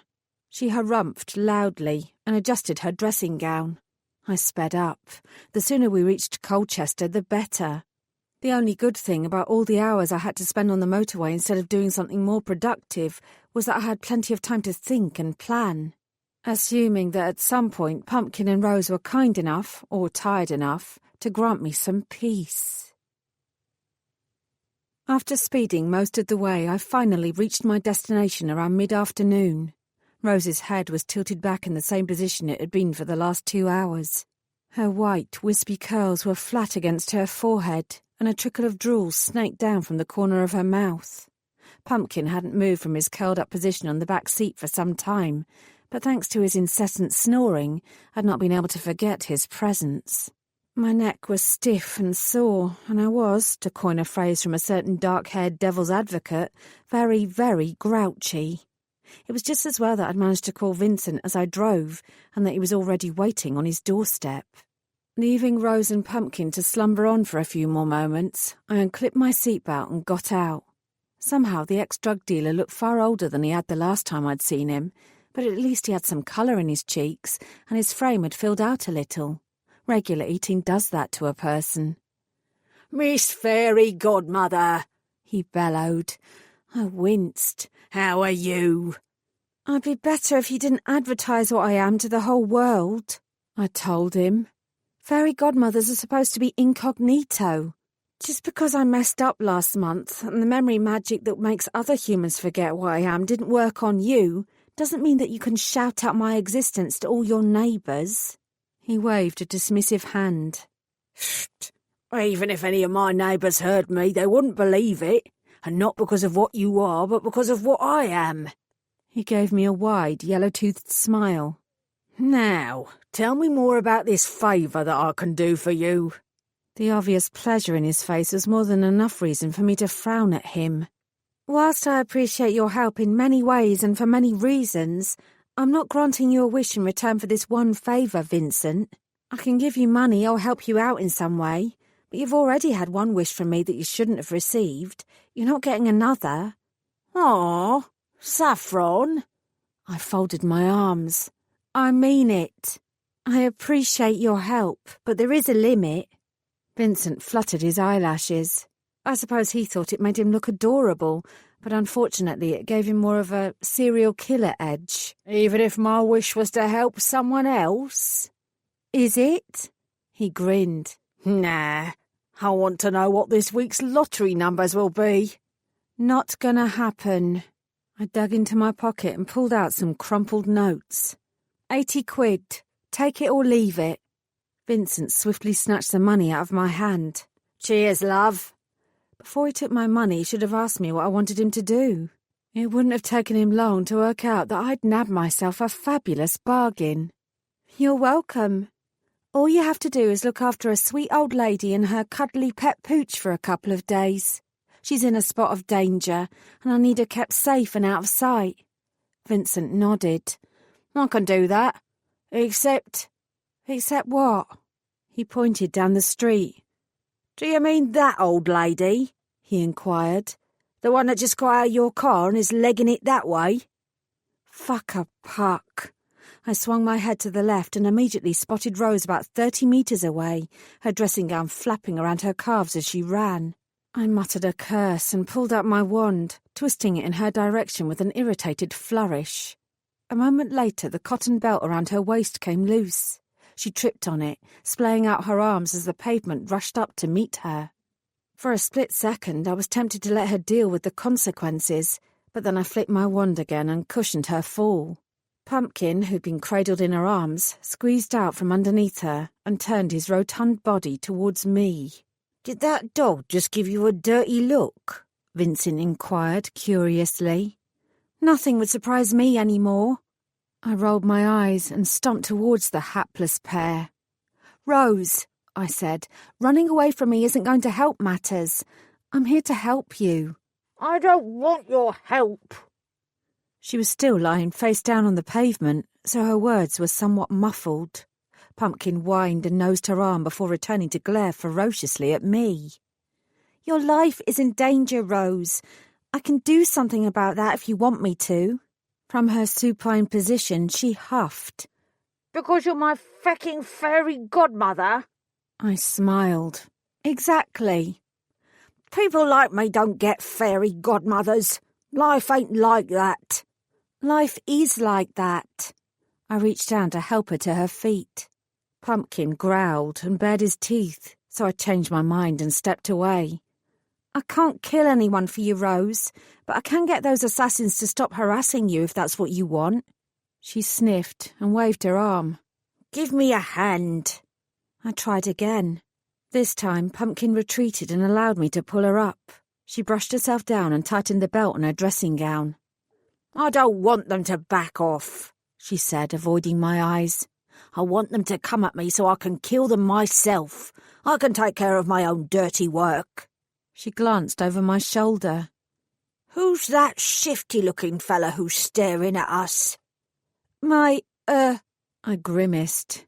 Vincent wasn't a friend or a colleague, and he was definitely shifty-looking.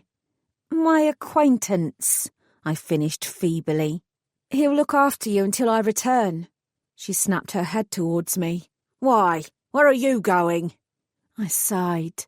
Much as my life would be easier if I could sort out Rose and her problems right now, I had other things I had to do. I've got to get back to my office. Once I've gone, you won't remember who I am, and we'll need to do this all over again next time I see you. I was hoping, however, that her subconscious would twinge just enough to tell her that she could start to trust me. I don't like the look of him. He's not as dodgy as he appears. I was lying, of course.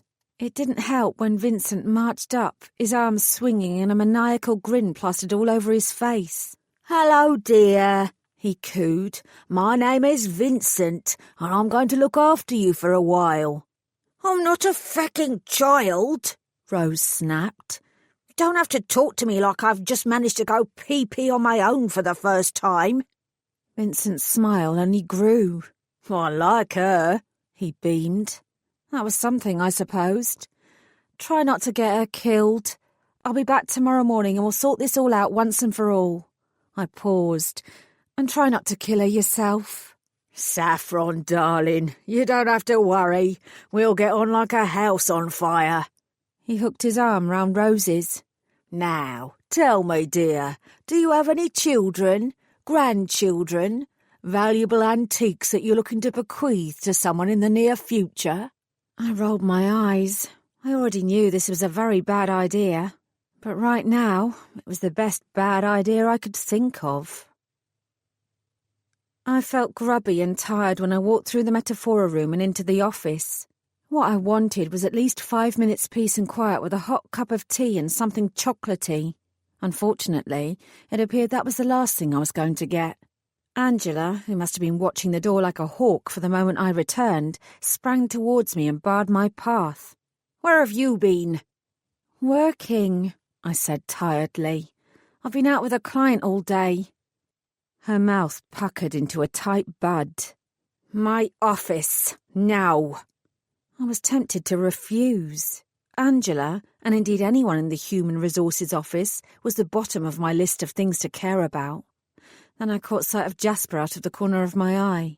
He was standing by my desk with his arms folded, and the sort of look on his face that suggested he wanted serious words with me. I didn't think I had the energy to play nice with him twice in one day, so I tilted up my chin and smiled at Angela instead. "Of course. Whatever you want." She clicked her tongue, suggesting that my acquiescence didn't please her in the slightest. She was probably hoping that I would refuse so she could mete out an appropriate punishment. But I was trying to get on with everyone in the office, and I wouldn't achieve the meteoric rise to the director's chair that I deserved unless I stayed on the good side of Human Resources, so I followed her in. Angela sat down and beckoned, and indicated that I should stand in front of her desk. I did as she bade, then clasped my hands and did my best to appear meek and willing to improve whichever personality deficiencies she was hell-bent on pointing out. "You were supposed to attend time management training today, Saffron."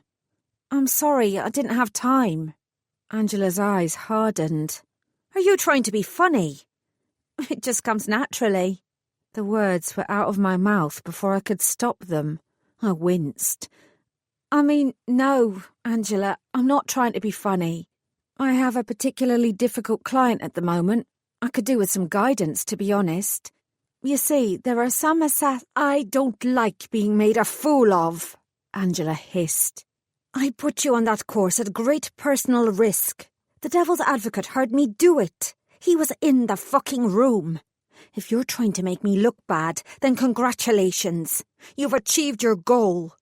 Her bottom lip quivered, and for one horrifying moment I thought she was going to cry. Somewhat belatedly, it occurred to me that my non-attendance at the training did indeed reflect badly on her. She was under as much pressure from Jasper's audit as everyone else, even more. "I'm sorry," I began. "Angela," one of her colleagues called. "can you take a look at this for me for a moment?" A tiny vein throbbed in her forehead. "Wait here," she spat, heaving herself out of her chair before stamping over to the hapless fairy who required her help. I sighed. A couple of days earlier, I'd felt as if everything in the world was under my control, but in the space of 48 hours it had all gone to pot. I was on a runaway horse, galloping wildly into chaos. I dropped my shoulders and breathed in. I had to handle Angela more effectively.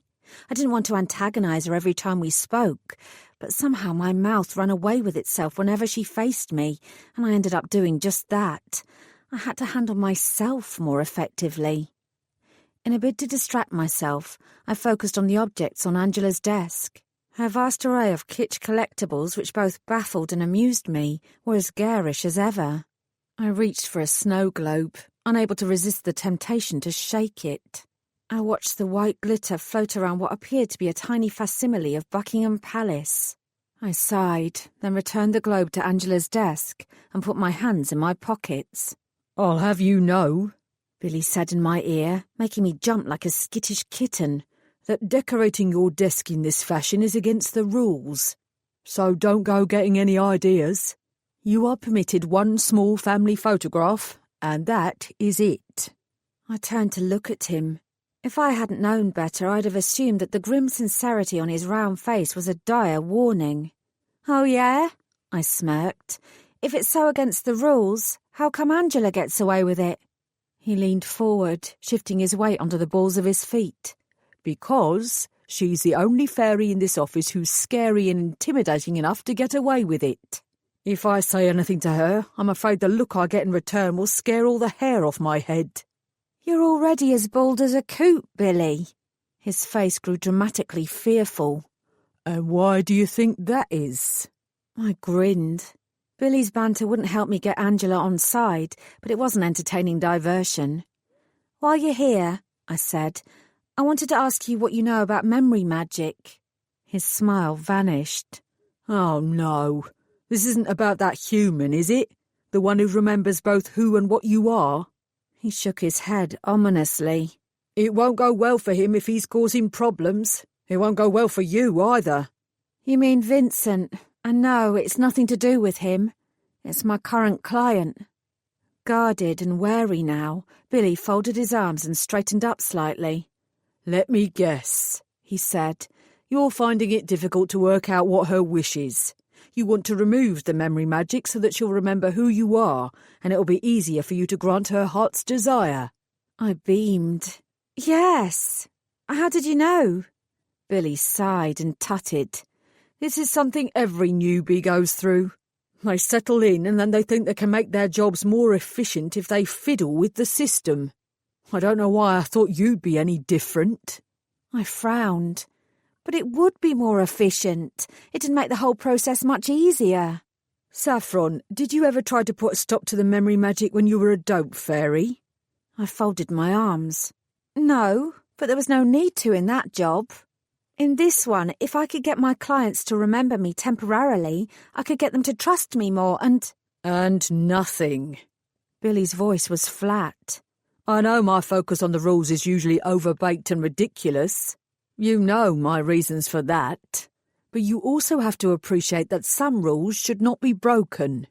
I'd found the opening I needed. Should not be broken, but could be broken, I pressed. Don't go there, Saffron, he warned. It's not worth it. Yes, but... Billy's head jerked up and he glanced over my shoulder. She's coming back. I'm out of here. He shuffled away quickly. I had the feeling that was less to do with his supposed fear of Angela and more to do with his desire to shut down our conversation. I stared after him. I'd leave it for now, but I wouldn't forget about it. My suggestion about messing with memory magic wasn't about being difficult or making trouble for anyone. It was about creating the optimal environment and situation for my clients. Just because fairy godmothers had always done things in a certain way didn't mean that was the right way. Change could be good, for all of us. My eyes lost focus as I imagined the director presenting me with an award for the most innovative and groundbreaking work. Until you came along, Saffron, she declared proudly in my head, we didn't realize there could be another way to do things. You have shown us the light. Without your efforts, we would still be stuck in the Dark Ages and following the old ways. You are magnificent in every way. Where was I? Angela asked, marching back to her chair and sitting down again. She looked up at me. I hastily wiped the dreamy smile from my face and sobered up. Oh yes, your attitude. Your willingness to make everyone else in this office appear in as negative a light as possible. That's not what I'm doing, I protested. She raised an eyebrow. Rupert was in here earlier. He was very upset at something you'd said to Billy about him. My heart sank into my boots. Okay, but he deserved that. You have no idea of the sort of flack I will get if he complains to his father, she snapped. The world does not revolve around you, Saffron. I bit my lip. I will try harder, Angela. You'd better. She opened a drawer and rummaged around, eventually taking out a small white paper bag and reaching inside it for a boiled sweet. I know that Rupert is an arse. Everyone knows that Rupert is an arse. She popped the sweet into her mouth. But we're stuck with him. You need to learn... Her eyes opened wide, and she began to choke. Angela? I asked, alarmed. Are you all right? She didn't answer, and she definitely wasn't all right. Her face was turning a worrying shade of puce, and her hands were fluttering in alarm. This I could deal with. Without hesitation, I leapt round to her side of the desk, hauled her flailing body up from her chair, and wrapped my arms around her, ready to perform the Heimlich manoeuvre. Angela elbowed me sharply in the ribs. What are you doing? She cried. I rubbed my forehead. I thought you were choking. She glared at me. I was joking, you idiot. I swallowed my sweet whole because of you. I couldn't quite see how that was my fault. All the same, I ventured a hesitant, "Are you okay?" Angela snatched up the snow globe and caressed it lightly before returning it to her desk. I am, now that my globe is back in its correct position. I stared. It couldn't have been more than a centimetre out of place. Don't touch my things. Sorry, she tutted. Just go, Saffron. Go back to whatever you were doing. I will rebook you on the training. Next time, make sure you're there. I stayed where I was. Angela glared at me. I thought I told you to go. I licked my lips. Angela, I said, have you heard about the task force I'm heading up? I'm heading up. I'm heading up. I'm heading up. I'm heading up. Chapter 11. Harry pushed another drink in my direction, his expression fascinated. But why her? Of all the fairy godmothers you could have chosen to work with, why choose the deranged HR woman? I grinned. There is method in my madness. I'll believe it when I see it. I wagged my finger at him. You're not seeing what I'm seeing. First of all, Angela is ruthless. She stole my idea for Rainbow Fridays and took all the credit for it. Harry slurped his beer. You know that is a really stupid idea, don't you? The stupid ideas are the best ones, I said airily. Dressing up is fun. Anyway, if we're to stop the trolls from any further acts of violence, we have to be prepared to be conniving. I took a sip before continuing. Secondly, Angela has an excellent eye for detail. That snow globe of hers was only a centimetre out of place and she still noticed that it had been moved. Finally, much as she despises me, she loves the office of fairy godmothers. She'll do anything to see it succeed. She genuinely cares. And she's not like most of the others. She sees the flaws and recognises them for what they are. Then she either uses them to her advantage or flat out ignores them because they don't fit her agenda. Frankly, I finished, that's why she doesn't like me. I mess up her plans and I don't let her use me. There's a lot to be admired in that. Some task force. You and one other person. You're not going to get very far. I didn't let Harry's pessimism affect me. Oh, ye of little faith. I've got lots of the others working for me too. Rupert is scouring the Adventus room, focusing on all the wishes from around the time that things went wrong for the trolls. He's looking for anything that mentioned them in any way. Harry snorted. Sounds like busy work to me. My smile broadened. Busy work at which Rupert is excellent. Is that it? Nope. I reached one hand round and patted myself ostentatiously on the back. I've got involved everyone I possibly could. Anyone who wants to be on the task force is on the task force. Delilah has the best ear for gossip of anyone I've ever met. She's hitting the streets and listening for anything that might hint at the trolls' whereabouts. If there are any whispers out there to be heard, she's the one who will hear them. Then there's Alicia. She's got to be one of the most potentially vicious fairies I've ever met. I shook my head. Honestly, she missed her calling. She should have been a ninja with the way she can sneak up on people and stab them in the back. Harry leaned forward. So what's she doing? Attack training. I nodded smugly. Looking for the best ways for us to attack trolls and defend ourselves against them. What about Billy? He asked. Didn't he want to be involved too? He did. I glanced round, taking care that we weren't overheard. You can't tell anyone else about this, I said. You can trust me. I mean it, Harry. No one can know. He clasped his hand to his heart in mock offence. Saffron, whatever you tell me I will take to the grave. Leprechaun's honour. You hate leprechauns. His eyes flashed. Thieving wee bastards, he grunted. They're supposed to guard the damn gold at the end of my rainbows, not help themselves to it whenever they feel like it. Harry, I reminded him, half your family are leprechauns. He nodded. That's why I can count myself among them and despise them at the same time. You've met my cousins. You know what I'm talking about. He smirked. In any case, I won't tell anyone. What have you got Billy doing? I leaned forward. He's searching through the archaic rule books, not just the ones for fairy godmothers, but for all fairies. He's looking for something that might help me get the trolls off the hook for what happened with the kidnappings. Harry's mouth dropped open. Off the hook? Shh, I hissed. Keep your damn voice down. Saffron, Harry said, his expression pained, though at least he spoke more quietly. The trolls abducted 5 fairies. 7 if you include the director and the devil's advocate. They maimed them for life, and they would have done far worse if you hadn't stopped them. They're plotting to bring all the fairy godmothers down for goodness sake. They're evil. Perhaps, I replied quietly. Evil depends which side of the fence you're sitting on. Saf, I held up my hands. I'm not condoning what happened last month.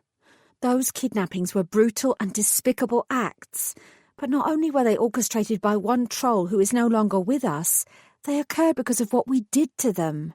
The trolls were decimated because of us, Harry. It's the fairy godmother's fault that their entire race is virtually extinct.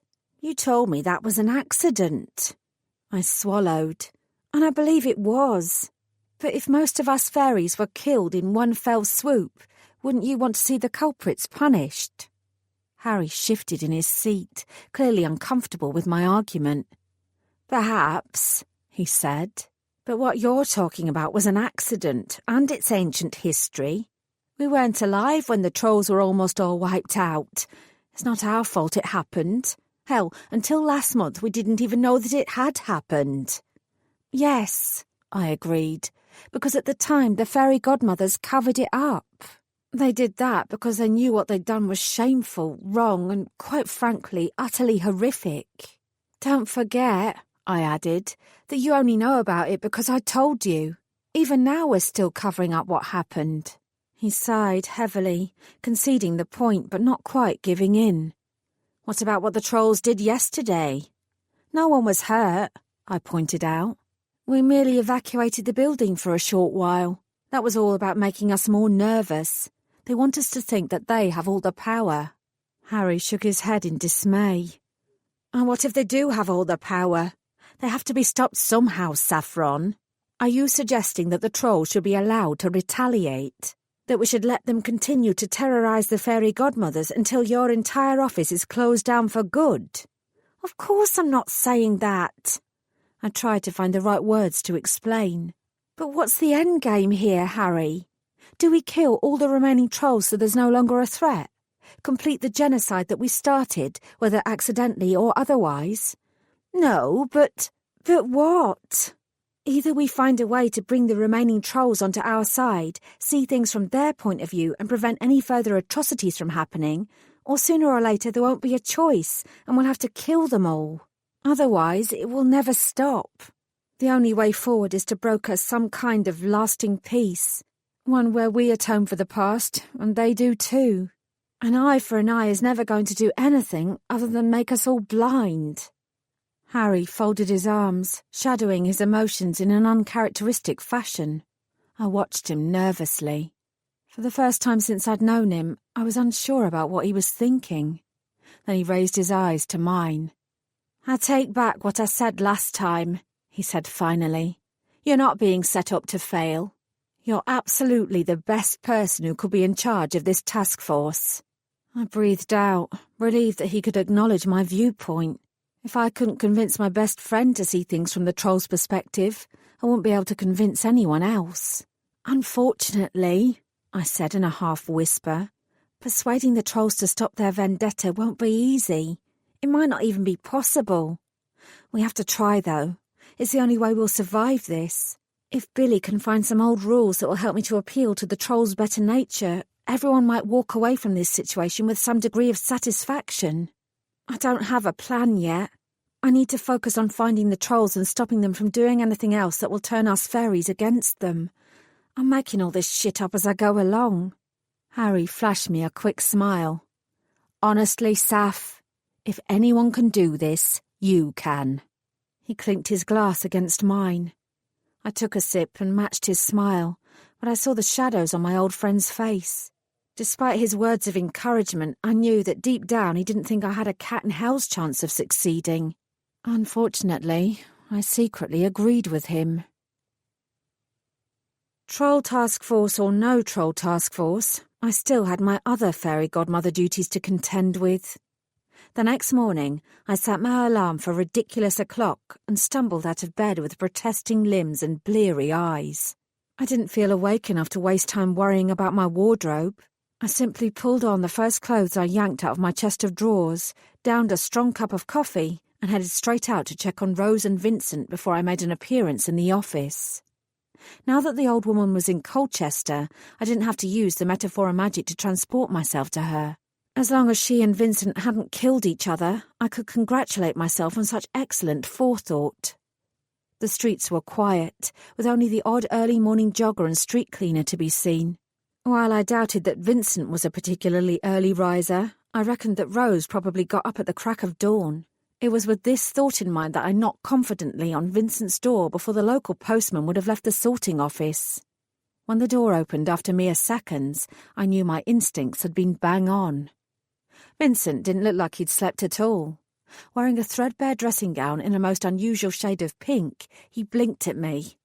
"Thank fuck you're here," he said, his face looking unusually fearful. "I can't do this. I can't take any more. That old woman is bloody nuts and I want her out of my house." "Vincent!" I heard Rose bark from further inside. "Who is that? What do they want?" He flinched. "Honestly," he muttered, "I thought my mother was a scary woman. She's got nothing on this old bird." There was a sound of another door opening. A moment later, Pumpkin's plump white body barreled towards us. I leapt back, unwilling to sacrifice more of my flesh to the dog's sharp teeth, but he came to a skidding halt by Vincent's feet. His little body quivered with unspent ferocity, but thankfully for now, he chose to stay back. Rose shuffled towards us. She'd clearly been helping herself to Vincent's wardrobe. Instead of the hotel bathrobe from yesterday, she was now dressed in a pair of overly large jeans and a T-shirt that advised me to keep calm and roll my own. "Vincent," she snapped, "this is not the time to be accepting lady callers. We haven't started cleaning the kitchen yet, and if you think I'm going to scour that disgusting floor of yours while you shag the brains out of this—" She looked me up and down with disdain. "Person, then you can think again." "Bloody hell," he groaned. "You told me there was nothing wrong with your memory. This is Saffron. She was here yesterday. She brought you here yesterday." "Don't be ridiculous. I've never seen her before in my life. I'm hardly like to forget someone with hair like that, am I? I thought things were bad enough in the 70s and 80s, but I've never seen a perm as bad as that one." I wrinkled my nose. Yes, my curls might be described as bushy and unkempt, but they were wholly natural. "Nice to see you again, Rose." "How the fuck do you know my name?" She swung towards Vincent. "Did you tell her about me?" She looked me up and down, and I knew instantly that she was checking me for the telltale bulge of a gun. Something had shifted imperceptibly in her body language. There was no doubt about it. Rose was still on full alert for her would-be assassins. Vincent ran a hand through his greasy hair. "I don't understand. She hasn't had any other memory problems." "It's not her fault," I explained. "There's magic surrounding me when I'm working. That means my clients forget me as soon as I've gone." He frowned. "I remembered you." "You were never officially a client." Explaining that it was my mistake in the first place that meant Vincent would always remember me was too complicated, so I gave him an explanation that would please him. Given Rose's current circumstances, I needed to keep on his good side. "You're special." Vincent's cheeks turned pink enough to match the colour of his robe. "Well," he coughed, "we know that already." "I don't fucking know it," Rose snapped. She continued to glare at me. "Who are you, really?" "I'm Saffron." I paused. "Your fairy godmother." "Fairy what?" Vincent looked at me. "Doesn't this get tiresome?" "And then some," I muttered. "Can we get in off the street and I'll explain everything to Rose again indoors?" He swept out a sloppy bow. After you. Pumpkin nipped at my ankles as I walked down the corridor. There was a strong smell of disinfectant, which I was certain was down to Rose's efforts rather than Vincent's. I veered left into a small living room. The wallpaper was old and faded, and some of the furniture had seen better days, but it was surprisingly comfy, with some interesting artwork on the walls. I admired a seascape and was raising an inquiring eyebrow at Vincent when I noted that the signature at the bottom was his. He shrugged awkwardly and mumbled something about tea before leaving me alone with Rose and Pumpkin. You're one of his customers, ain't you? Rose sneered. He told me he didn't deal drugs anymore, but once a fecker, always a fecker. No, Rose, I said. I really am your fairy godmother. You might not remember, but we've met twice already. I came to your cottage. So did some armed men who were looking to put a bullet through your brain. We travelled here together to avoid them. I continued in the same breath, hoping that a quiet bluff would help me find out what was going on. You've told me all about them and why they're after you. Oh, yeah? She smiled sardonically. The only reason you'd know about them is if you're one of them yourself. Without warning, she sprang towards me. For some reason, I thought she was going to attack my left-hand side. I spun right to avoid her and ended up with her at my back and her hands wrapped round my throat, squeezing tightly. It happened so quickly that I was left blinking in confusion, not to mention pain. Rose, I croaked, this isn't helpful. Hearing the scuffle, Vincent popped his head round the door, his eyes widening when he registered the situation. You sold me out, you wanker, Rose shrieked. That didn't take long, did it? I cleaned your bloody loo and then you sold me out. He scratched his head. You're the fairy, he said to me. You need to deal with this. He backed out, the prospect of a fight between two women apparently too much for him, even if one of those women was an old-age pensioner who was on the verge of throttling me. The human body is a complex thing, Rose snarled in my ear. But it has its weak points. If I squeeze right here, the flow of blood to your brain will cease and you'll fall unconscious. If I keep it up for more than a few minutes, you'll end up brain damaged. I wasn't human, but I still had the same physical frailties that Rose was talking about. What would render a human unconscious would do exactly the same to a fairy. A stray thought wandered into my mind. Had a client ever killed their own fairy godmother? Or would I be the unlucky first? Dropping my hands, I reached for my wand, which was currently nestled in one of my pockets. My fingers curled round its wooden tip, and I managed to jiggle it just as my vision started to blur. Rose let out a sharp cry and released me. I stumbled forward, narrowly avoiding Pumpkin, and turned round to face her. Rose, I gasped. I am not your enemy. I'm here to help you. She rubbed the side of her head, slightly stunned. What did you do to me? I grimaced. I might ask you the same question. I used the natural laws of biology. You did something completely fecking unnatural. She gazed at me with wary suspicion. You ain't right. She took a step forward, wavering on her feet. I reached for her, suddenly worried. The burst of magic I'd sent in her direction had been uncontrolled and born out of panic. I bit my lip. Now I was wondering whether any fairy godmothers had ever killed their clients. I helped her into the nearest chair. Pumpkin launched himself onto her lap and licked her with frantic desperation. Rose was looking paler by the second. The dog whined and licked her some more. I took a deep breath and reached for her hands as her eyes rolled back into her head and her body went limp. Fuck a puck. Fairy first aid was all well and good, but I couldn't simply wave my wand again and make Rose feel better. I had to know exactly what was wrong with her so that I sent my magic to the right place, and for the right reasons. Technically, I shouldn't have used my power to help her like that, but as I'd sent her into this state, I reckoned I could get away with it. Her breath was coming in short gasps, and I could see her pulse fluttering in her neck. I blotted out the sounds of Pumpkin and the clatter of dishes from Vincent's kitchen and twirled my wand anti-clockwise. Almost immediately, the magic did its job, and my ears were filled with the irregular sound of Rose's heartbeat. It was far too fast. Swallowing hard and aware that my palms were slick with sweat, making it hard to grip the wand so tightly, I told myself to calm down.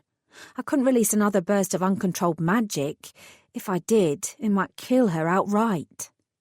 Apparently I wasn't the only one who sensed this. Pumpkin stopped licking and turned his head towards me, baring his teeth and growling. There was more menace reflected in his dark eyes than I'd seen before. He was blaming me for Rose's plight. Unfortunately, he might well be right. I had no more time to waste. Flicking the edge of my wand, I sent a mild jolt of magic toward Rose's chest. I closed my eyes and concentrated, listening hard. What I'd effectively done was use magic in the same way that a doctor might use beta blockers. My way was far faster, however, and Rose's heart began to slow, returning to a more regular and more normal rate. Pumpkin sensed the change straight away. He abandoned his attack stance and focused back on Rose, his body seeming to relax as she started to come round. Her eyelids fluttered, and she stirred. What happened? You blacked out, I said. Rose raised her hand to her heart. My pills, she whispered to herself. I stiffened. What pills? There was a beat of silence before she answered. She moved her hand up to her forehead. Paracetamol, she told me. I've got a headache. At that moment, Vincent bustled in holding 2 mugs. He glanced at us both, relaxing when he saw that we were no longer literally at each other's throats. Tea? He asked brightly.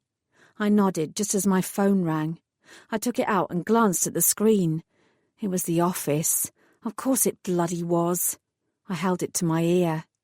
This isn't a good time. Saffron, you're late. You need to haul ass and get here. Adeline. I gritted my teeth. I'm with a client. I can't leave her. You need to be here for morning briefing. Whatever's going on with your client can wait. I didn't think a heart attack could wait. I looked at Rose. Colour was returning to her cheeks and her breathing had normalised.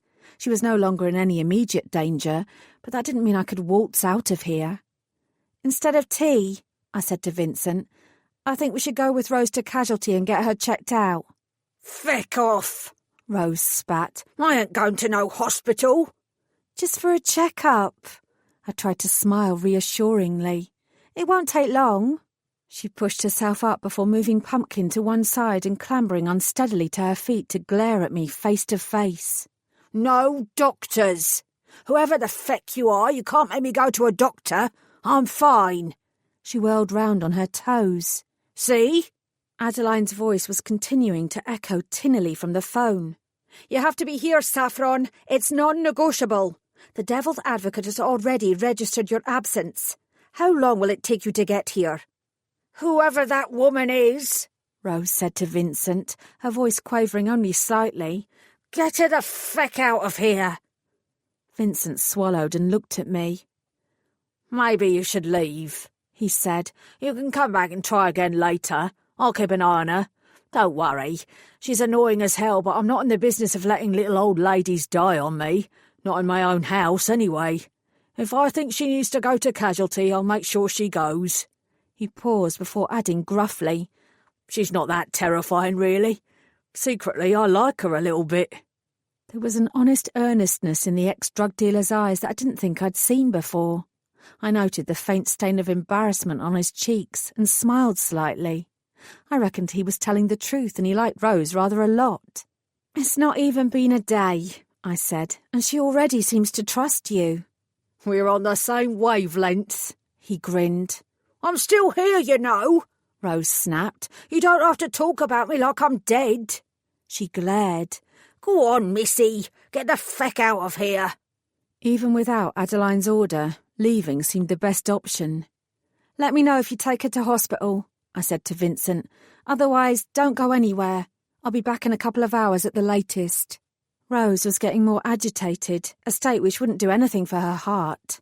Get the feck out! And don't you bloody dare come back! I turned towards the door. I knew when I was on a losing streak. I shot Vincent a meaningful look, and he nodded. Then I beat a hasty retreat. Retreat. Retreat. Retreat. Retreat.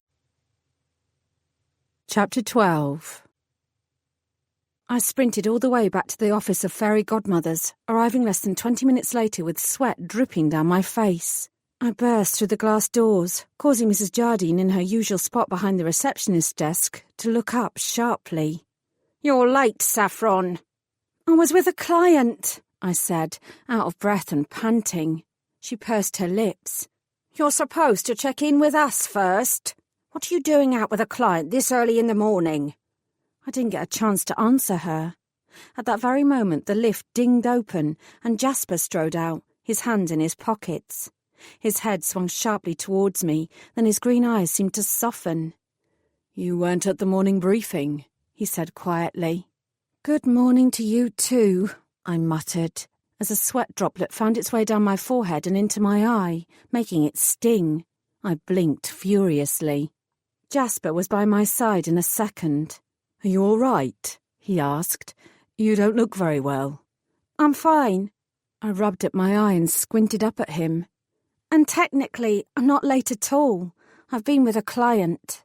His brow furrowed. "But you've not been in to use the Metaphora room today, and you don't currently have any clients who live nearby." For a moment I forgot that I was a hot, sweaty, gasping mess and stared at him in surprise. Did he know all that because he didn't trust me? Or because he'd been concerned about where I was? "You've been checking up on me." "I'm the devil's advocate," he said stiffly. "I'm conducting a vital audit into everything that happens in this office. Of course I've been checking up on you. It's my job." "I'm not the only fairy godmother who works here," I pointed out. "Have you memorised everyone's clients?" The tone of my voice was somewhat sharper than I'd intended. Instead of cheekily playful, I'd sounded irritable and snarky. My shoulders dropped. "Sorry," I muttered. "I didn't mean that to come across the way it did. I'm having a stressful morning." Jasper's expression didn't change. "I can see that." He reached into his pocket and drew out a pristine white handkerchief. "Here," he said. "You look like you could do with this." I took it from him, starting slightly at the faint pressure from his fingers as he passed it over, and wiped my brow. "Thanks." I offered it back to him, but he shook his head. "Keep it." We both stood for a moment, neither of us speaking. Eventually I bit my lip, briefly noting the way that Jasper's gaze dropped to my mouth. "I should go," I said. "Sure." He didn't move, still effectively barring my path. "You didn't drop by my office last night to talk through your ideas for the trolls. How is the task force setup going?" "Good," I nodded. "Good. Fabulous." Jasper raised an eyebrow.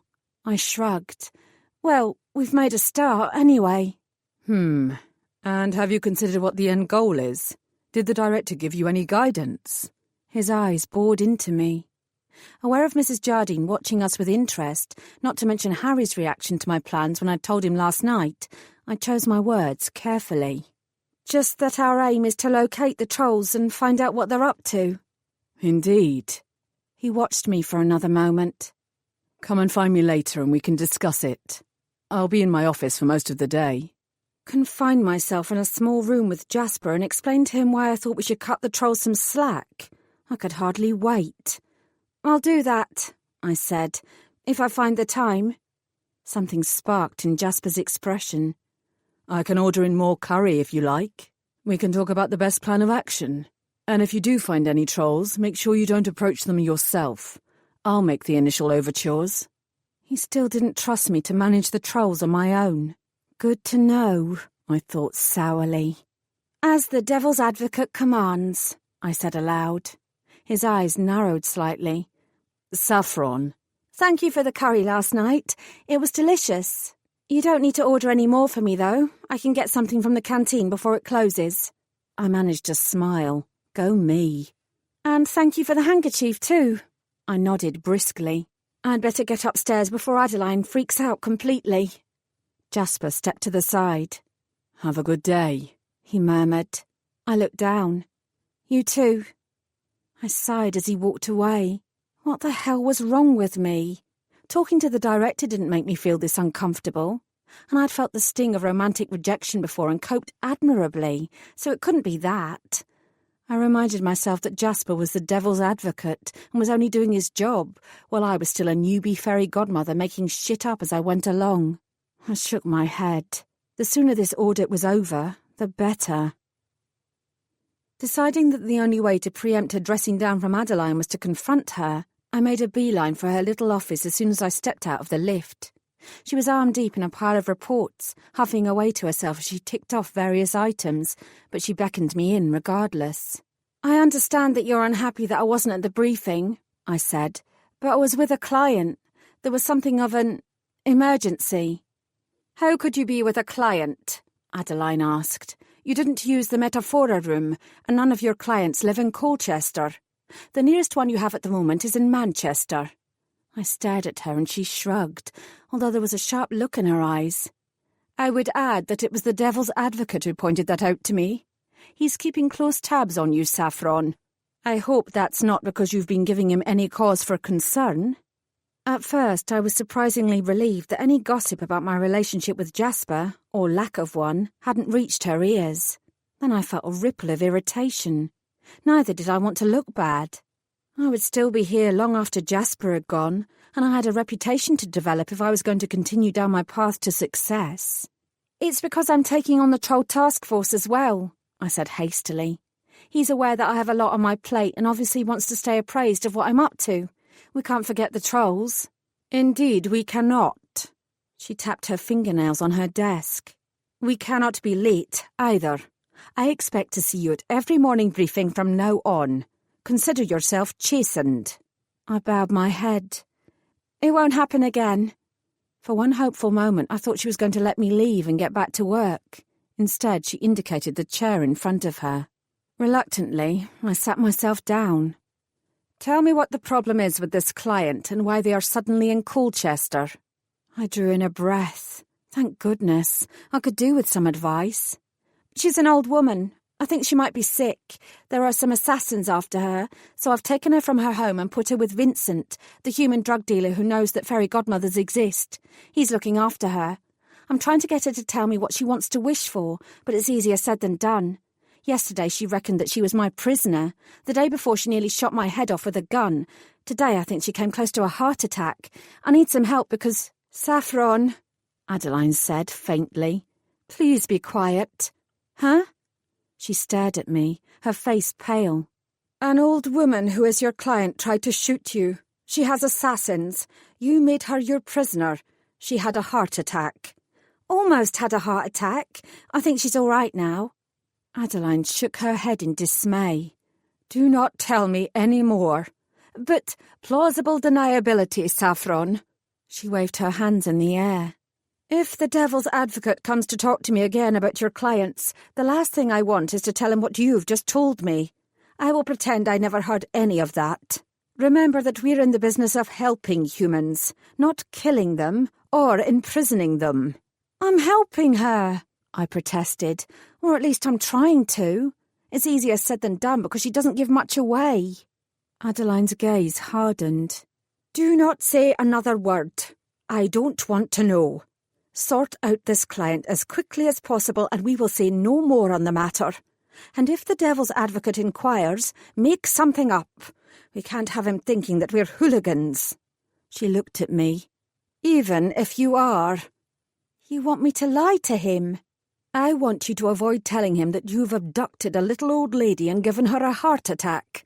And as for the fact that you've contacted that human drug dealer again, the one who knows that we exist because of your actions—" Her voice trailed off. "No, don't speak to me about this again. Don't speak to anyone about it again. And don't mention this client or anything about her to me again." She tutted. "No one else gets themselves into these sort of situations. Or," she added, "if they do, they're too sensible to tell me about it." She looked at me. "Go on, Saffron. Shoo!" Shoo!" I sighed and did as she ordered. It appeared that, at least as far as Rose was concerned, I was on my own. I walked slowly to my cubicle, my mind chewing over everything as I tried to think of the best way to proceed. Delilah was on the phone, but she gave me a wide-mouthed grin and a thumbs up before covering the mouthpiece. Who were you shagging last night? I blinked. Pardon? There has to be a good reason why you're late. Go on, tell me who it was. I pointed at her phone and mimed zipping up my mouth. Delilah pouted, but I pretended not to notice. I sat down and turned on my computer. 2 minutes later, using the fairy godmother's computer-based workaround, I'd accessed the main records for Cumberland Infirmary, the closest hospital to Rose's home. Delilah put her phone down and leaned across. You don't have to be tight-lipped with me, you know.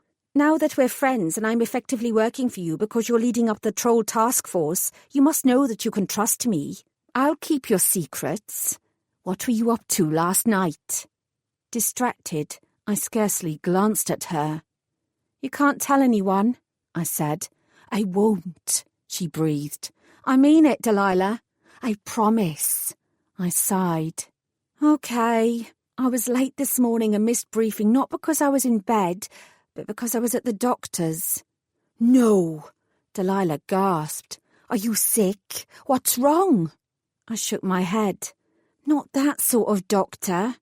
I motioned towards my nose, then my breasts. It was exactly the sort of lie that would happily preoccupy her for days. Her mouth dropped open.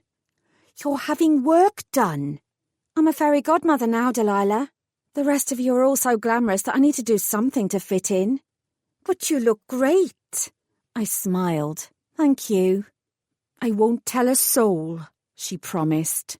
And you should know that the scruffy look is all the rage these days, Saffron.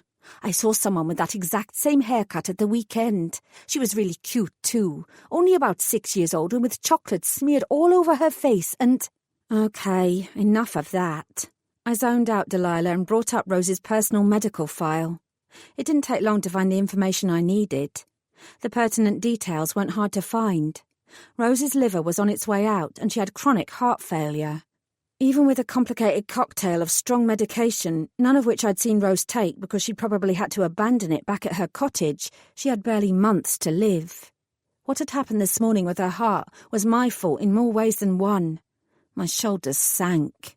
Fuck a puck. Wringing my hands in dismay would only get me so far. I allowed myself a moment of despair, then shook it off. Rose didn't wallow in misery, neither would I. I sucked on my bottom lip for a moment before pulling open my bottom drawer and heaving up the massive tome entitled Rules and Regulations for Fairy Godmothers and Fathers, edition 119. Yes, I'd read through it several times already, but the damned thing was 5 inches thick, and there was only so much information I could retain without going completely crazy. I flipped to the index, using my finger to scan down the list until I found the section I needed. I had to be sure about this before I made any sort of plan for how to proceed. I made a mental note of the page I required and then turned to the relevant section. The magic permitted to all fairy godmothers includes the ability to heal minor illnesses. However, it must be noted that no fairy godmother or godfather is allowed to wield the power of life and death over themselves, clients, or persons indicated by clients in the course of granting any wishes. In the event of a naturally occurring terminal illness, fairy godmothers are not permitted to act other than to ease pain and soften the passage. The natural order, and indeed Mother Nature herself, are most definitely not to be usurped. Any fairy godmother or godfather who grants such a wish to either prolong life or to halt it will be terminated for cause and brought before the court to answer for their actions. Well, that was unequivocally that then. Not that Rose had asked me to cure her, or that I disagreed with the rule. Even I could see that extending human life could lead to all sorts of unpleasant scenarios. I frowned.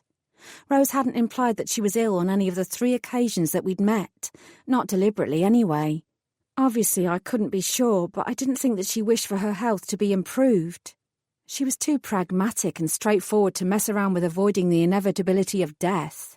She'd wished for something, however, and I suspected she still was wishing. I cracked my knuckles and got to my feet before striding over to Billy's desk. Unfortunately, his seat was empty. I swivelled round, wondering who else I could speak to. I needed someone who could give me the answer I required. I didn't want to make a big deal about it. Under other circumstances, I'd have gone to Adeline, but she'd made it clear that I wasn't to broach the subject of Rose with her again. She probably wouldn't take kindly to my suggestion that I experiment with breaking the rules, regardless of the extenuating circumstances. There was one other person here who might have the information I needed. I steeled myself. In the pursuit of creating wish fulfillment, nothing would stand in my way, not even my own bruised ego. Ego. Chapter 13. The door to Jasper's temporary office was ajar. I hesitated for a moment, rapped sharply on it, then entered without waiting any further. He leaned back in his chair as I walked in and raised a dark eyebrow. "Saffron," he said, "I wasn't expecting to see you again so soon. Have you already made progress in locating the trolls?" I kept my gaze steady and resisted the temptation to fiddle with my cuffs. "No," I answered. "I'm going to touch base with everyone in the task force in an hour or so. This is regarding a different matter." A gleam of light sparked in his green eyes. "Go on." "It's to do with one of my clients." His expression immediately shuttered, and I felt an odd twist inside me. What else did he think I might have approached him for? "I'm not sure I'm the best person to help. Perhaps you should try Adeline." She's busy." "Sort of." She'd made it clear that I wasn't to discuss Rose with Jasper. I wasn't discussing Rose, though. Not really. This was all about fairy modus operandi. It was Jasper's bread and butter. He watched me for a moment. "Would you like to take a seat?" "No," I said. I didn't want to make myself comfortable. Anyway, this wouldn't take long. I inhaled, absorbed a deep gulp of oxygen into my lungs, and got to the point. "You remember what happened with Vincent, the human who knows that I'm a fairy godmother?" Jasper steepled his fingers. "You're referring to the fact that you circumvented the memory magic by introducing yourself to him as a fairy when you weren't working, and were therefore unprotected?" "Yeah," I nodded. "I'm not likely to forget." Jasper paused. "Neither is he, more's the pity." "He's kept his mouth shut," I protested. "Sort of." "He's not a bad guy." "Aside from being a drug dealer, you mean?" I coughed. "Reformed drug dealer, thanks to me." I bit my lip. "I mean us." Jasper inclined his head, but I could tell that he was wary about where I was going with this.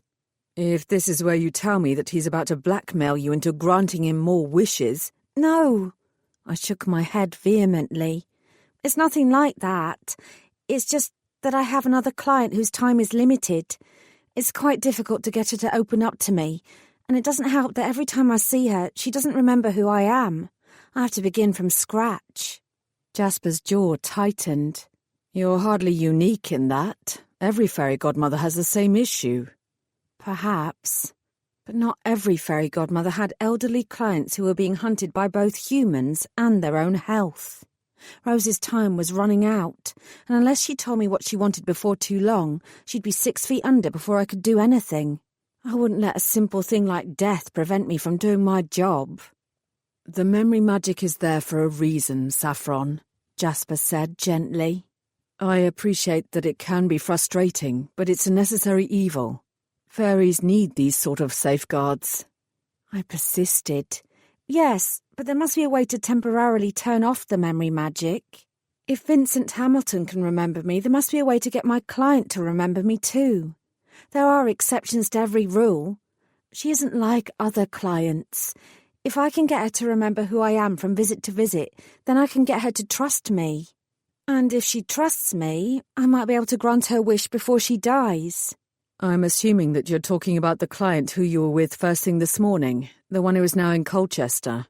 He stretched across his desk and picked up a manila folder. I spotted my name on the front of it and swallowed.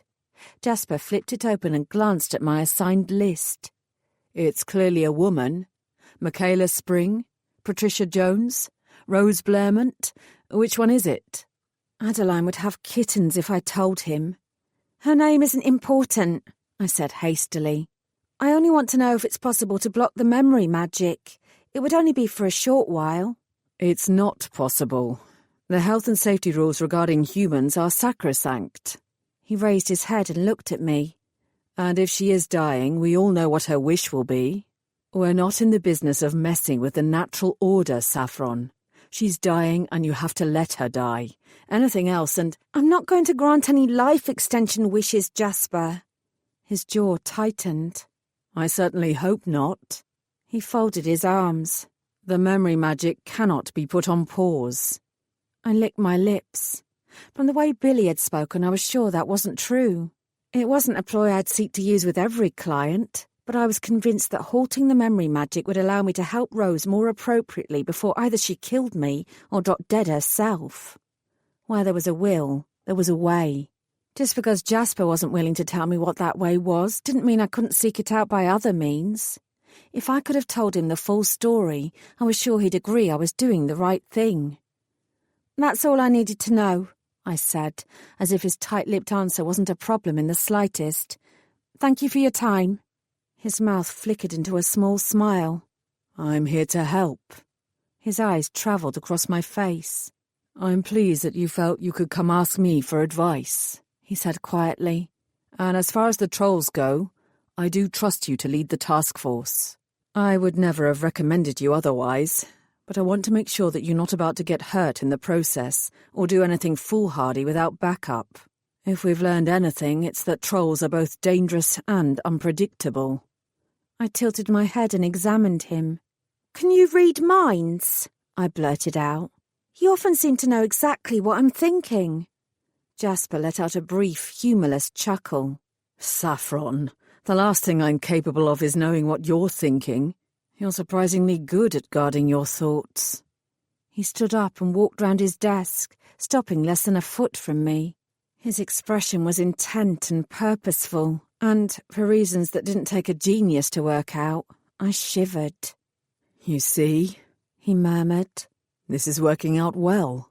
We're maintaining a cordial, friendly relationship. This is much better than the alternative where we let our mutual lust get the better of us. I'm sure there will still be some awkward moments between us, but we're both adults. We'll get past them. His eyes crinkled as he smiled.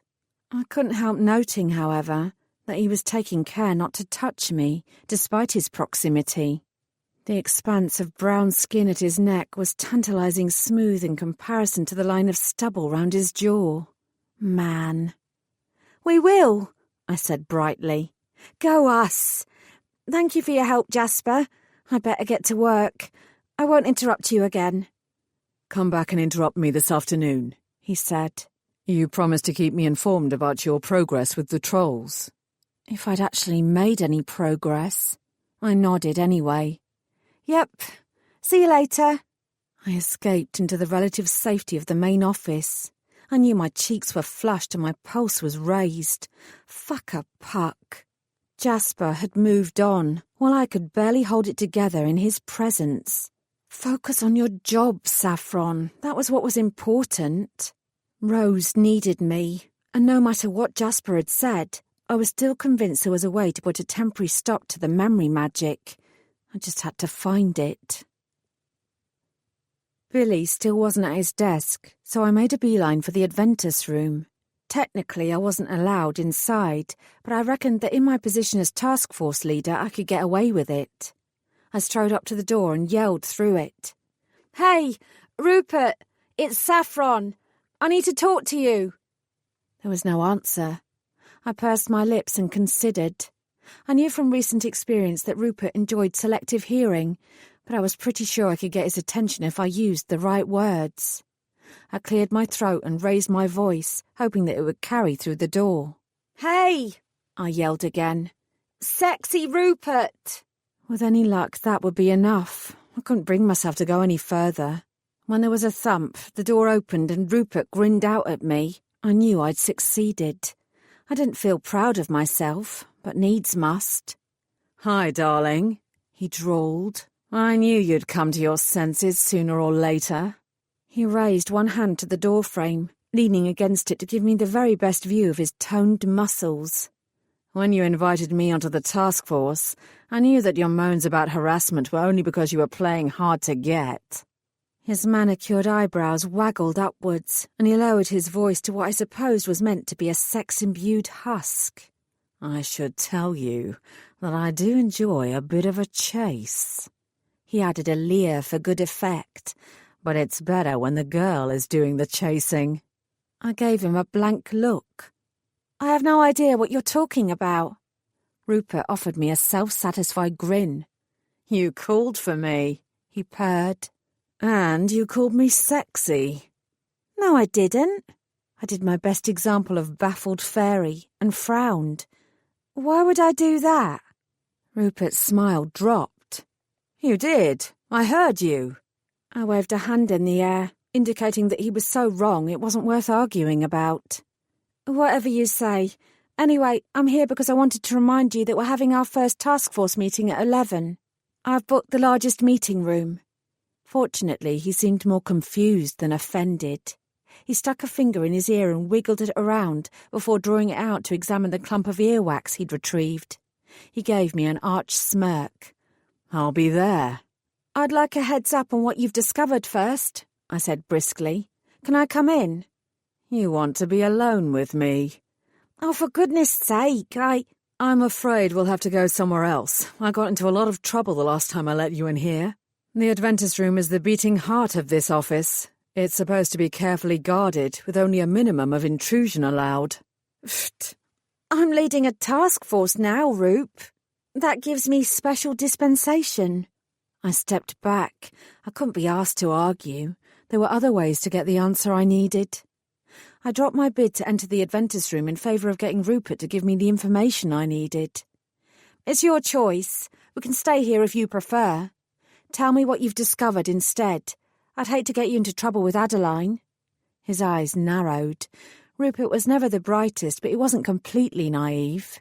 You tried to get me into trouble with her just yesterday. That's because you deserved it. I grimaced. I was allowing the conversation to run away with me. But you're on my task force now, so we can let bygones be bygones. What have you found? He dropped his posing and pouted. Not much, he said, his mouth turning down. And before you say anything, I've been searching all morning. The only reference to trolls I could find in the past wish reports was someone who wanted her husband transformed into one because he'd had an affair. From what I could see, the affair was her fault anyway. She was only giving him sex a few times a week, and a man has needs. He bared his teeth. You know? No, Rupert, I don't know. I wasn't in the least bit surprised that he'd not found anything. As Harry had surmised, what Rupert was doing was little more than busy work, but that didn't mean he couldn't be useful. The fact that he'd been trying to find out proved that he cared about this office and what the trolls were trying to achieve as much as the rest of us did. Do you think, I hedged, that the reason there's no information about the trolls in any of the Adventist reports is because memory magic prevents it? Rupert frowned. But memory magic has nothing to do with trolls. It doesn't affect them. It's only for humans. I pretended he hadn't spoken. If only there was a way to put some kind of temporary halt to the memory magic, I mused. Then we'd have a chance to quiz past clients and find out if they know anything about the little bastards. You mean like Ginkgo biloba? I cocked my head. Ha! I knew there was something. What's that? Rupert's expression was blank. Fact if I know, but I've seen it used in some of the older reports. Some fairy godmothers gave it to their more difficult clients when they needed them to remember certain things. It's not been used for decades. I think it was banned. He reached out and patted me on the head. It wouldn't do us any good, Saffron. We can't give it to every past client on the off chance they might have spoken to a troll. We don't have the time or the manpower. It would be like finding a haystack full of needles.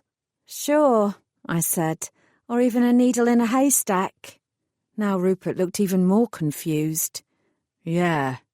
It was better to put an end to this chat while I still had the chance. Well, I said, thanks for trying, Rupert. I'll see you later at the meeting. He winked. Will do.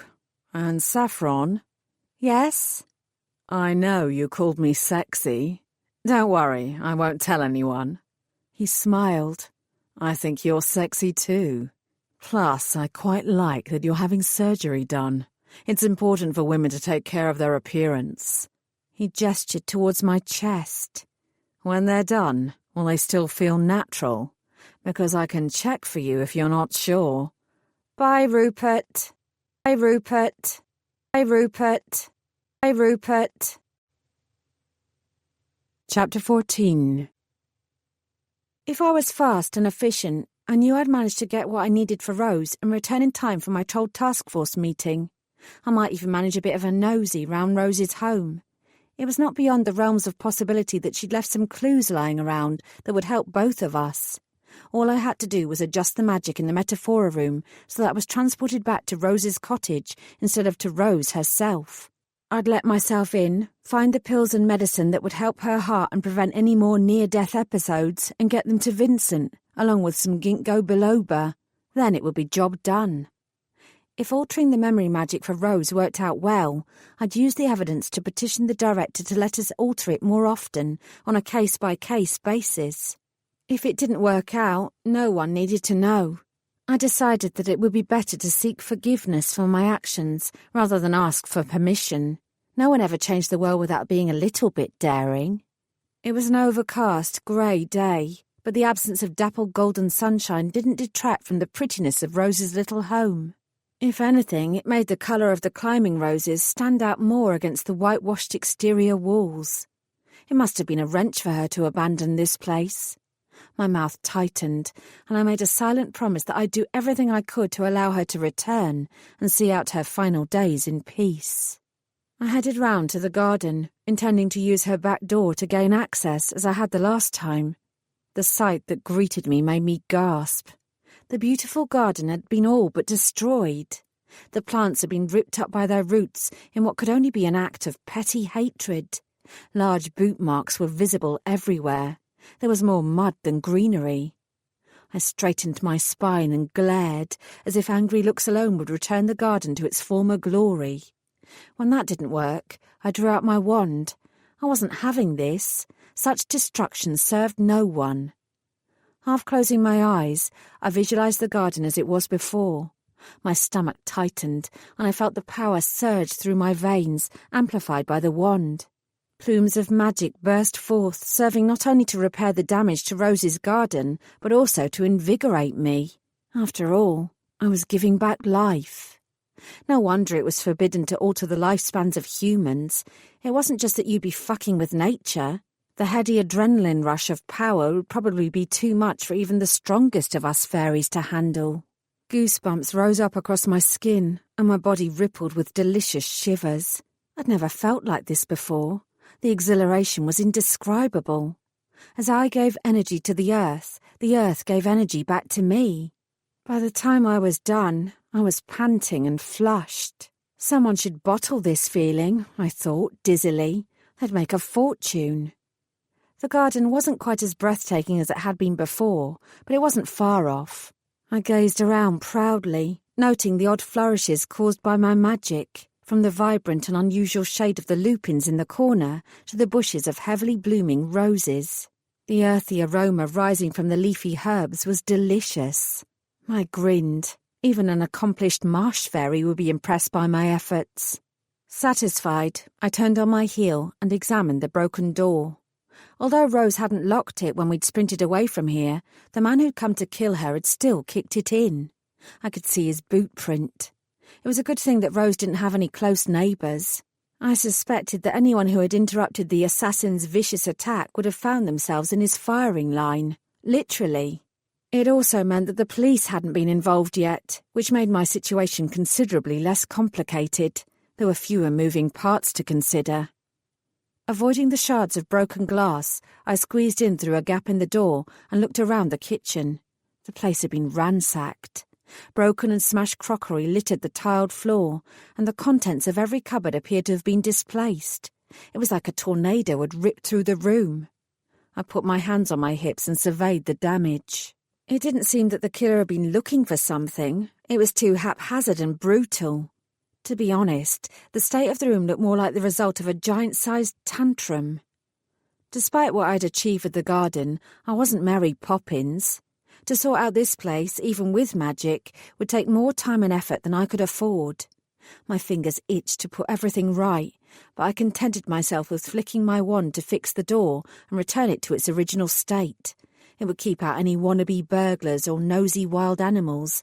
I could come back later and sort out the rest.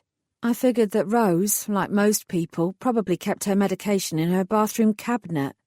I picked my way across the kitchen floor and through to the hallway, noting that the living room to the left appeared to be in the same state as the kitchen. There was a narrow set of stairs to the right.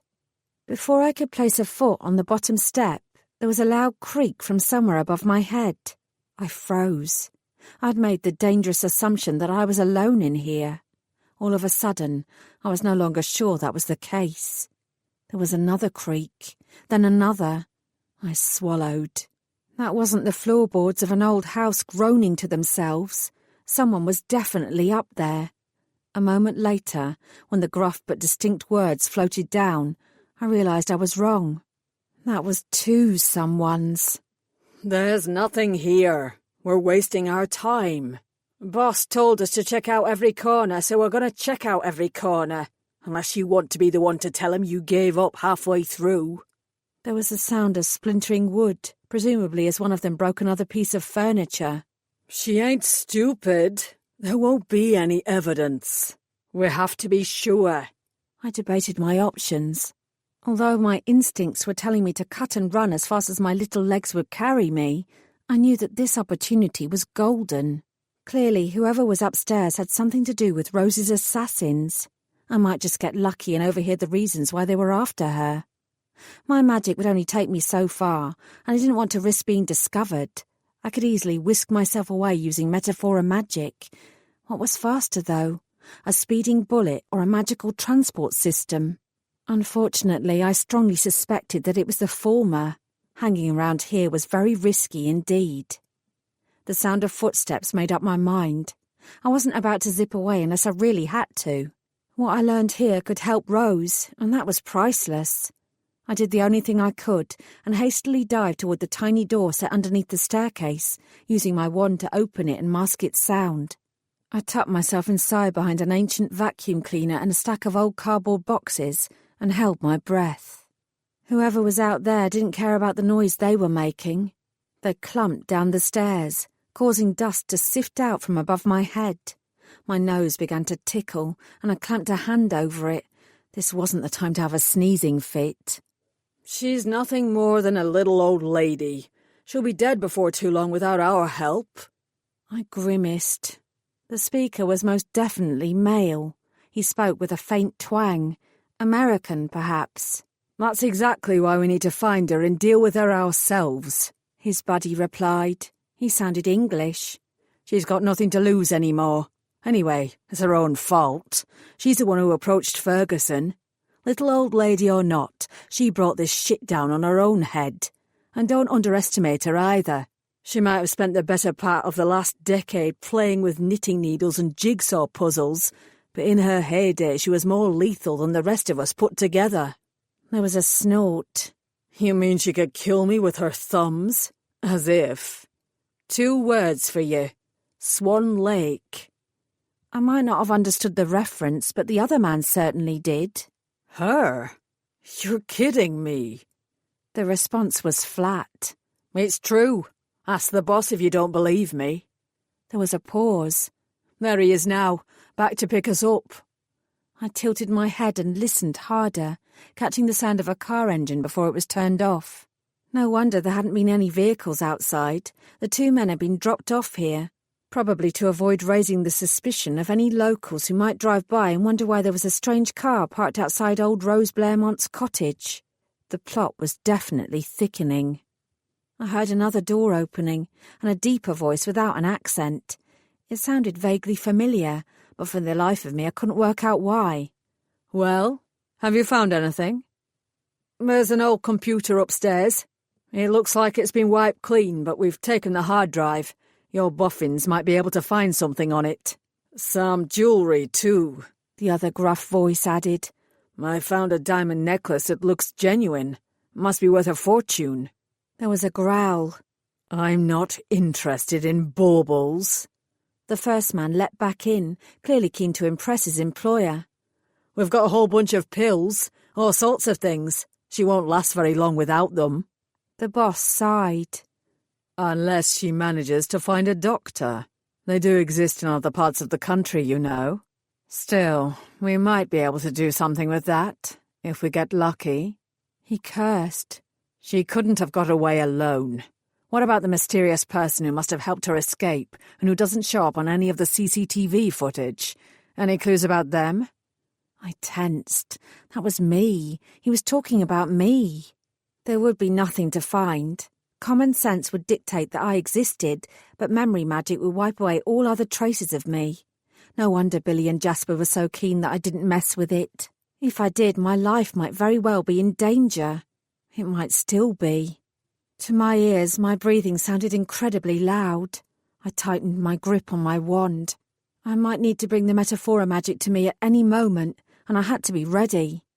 "What's that out there?" the man asked. "Berlin said he wrecked the garden. It doesn't look very wrecked to me." My eyes widened. Fuck a puck. "What do you mean?" came the immediate answer. "We walked in that way. It was a mud bath. Berlin did what he said. It was—" There was a long pause. "Huh. It didn't look like that before." I could have smacked myself. The anomaly of the garden's sudden regrowth would befuddle all three of the men for as long as I remained in the house. Once I'd gone, the magic meant that they wouldn't register that it was different. I had to get out of here right now. "And this cupboard? What's in here?" the boss asked. All righty. I twirled the wand, invoking the Metaphora magic that would return me to the safety of the office. I'd risked enough. It was time to get myself home. "We've not checked in there yet." "Come on, magic. Do your stuff."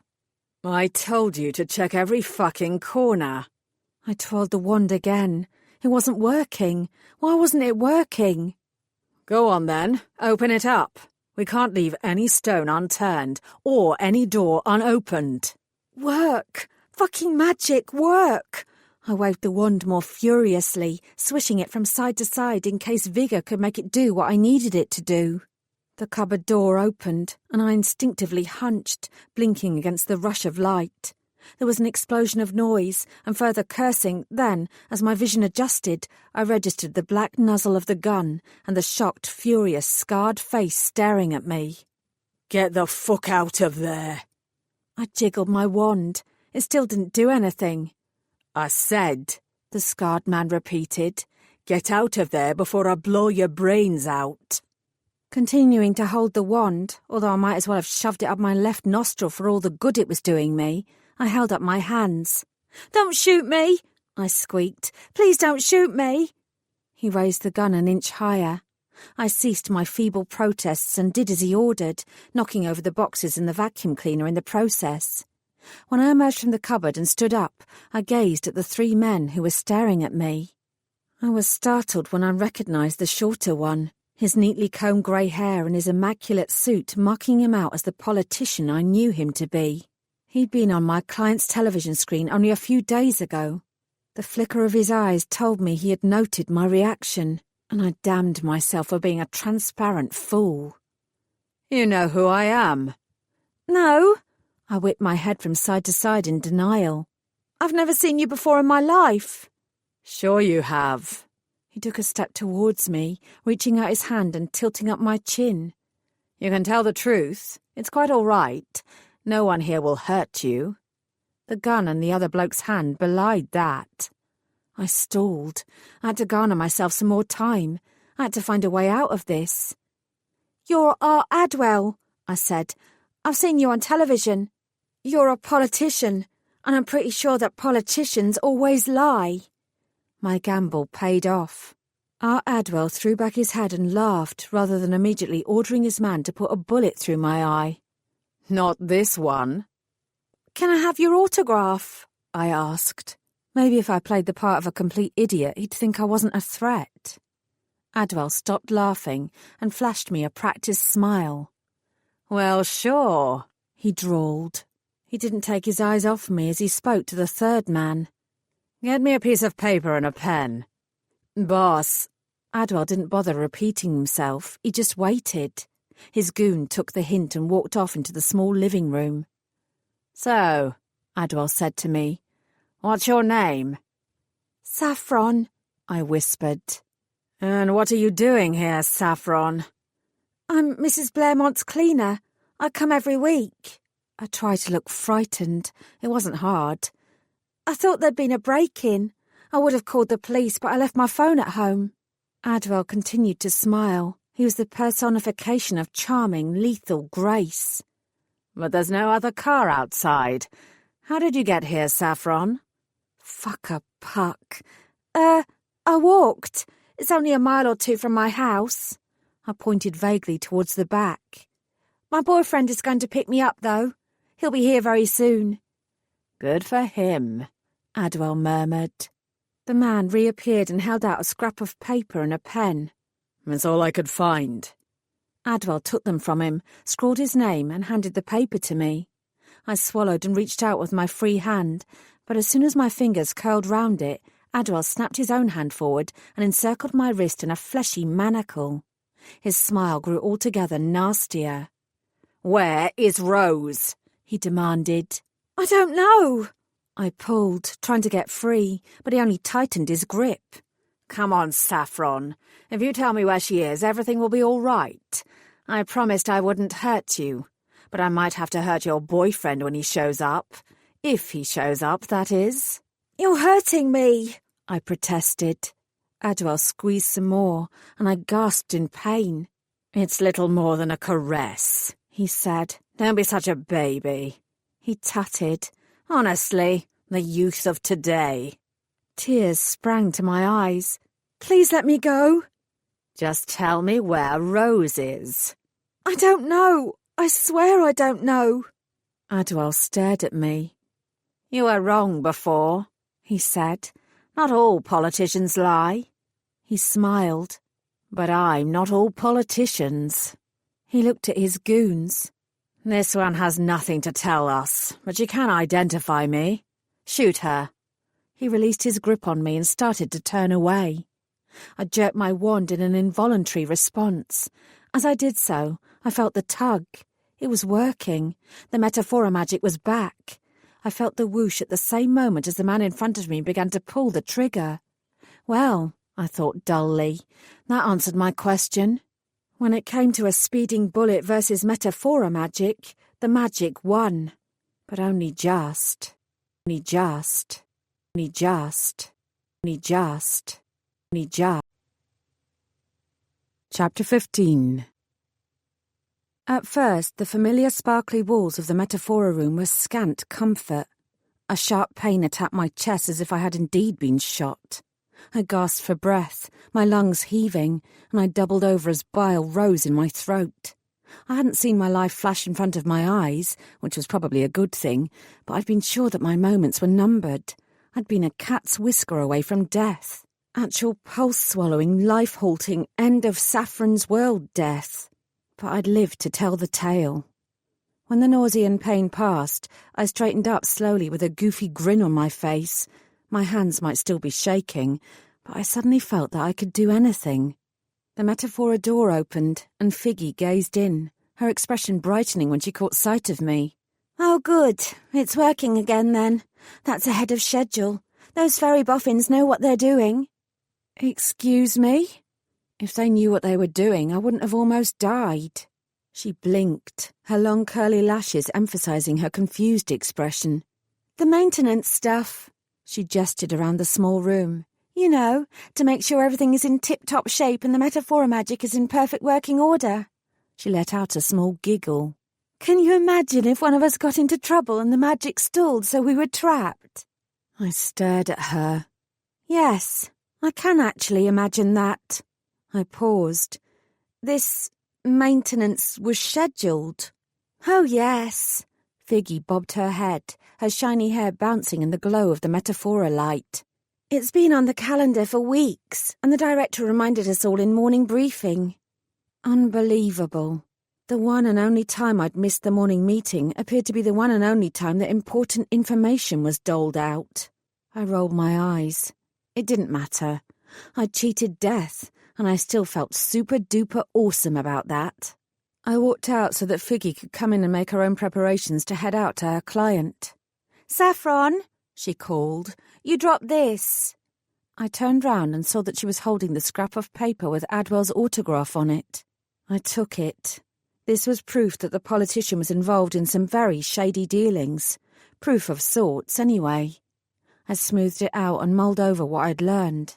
The fact that Art Adwell's greasy fingers were all over the plot to assassinate Rose was surprisingly exciting. I'd stumbled into some sort of real-life human conspiracy.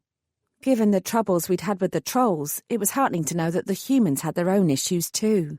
I fantasised briefly about setting the trolls onto Adwell and vice versa while I sat back with some popcorn. Then I reminded myself that this wasn't a game and real lives were at stake. Speaking of which, I had a task force to inspire. It was time to haul ass and find out what information, if any, the others had uncovered. I shoved the paper into my back pocket and got a move on. "You can't have a meeting in here," Philippa told me when I strode up to the open doorway of my meeting room.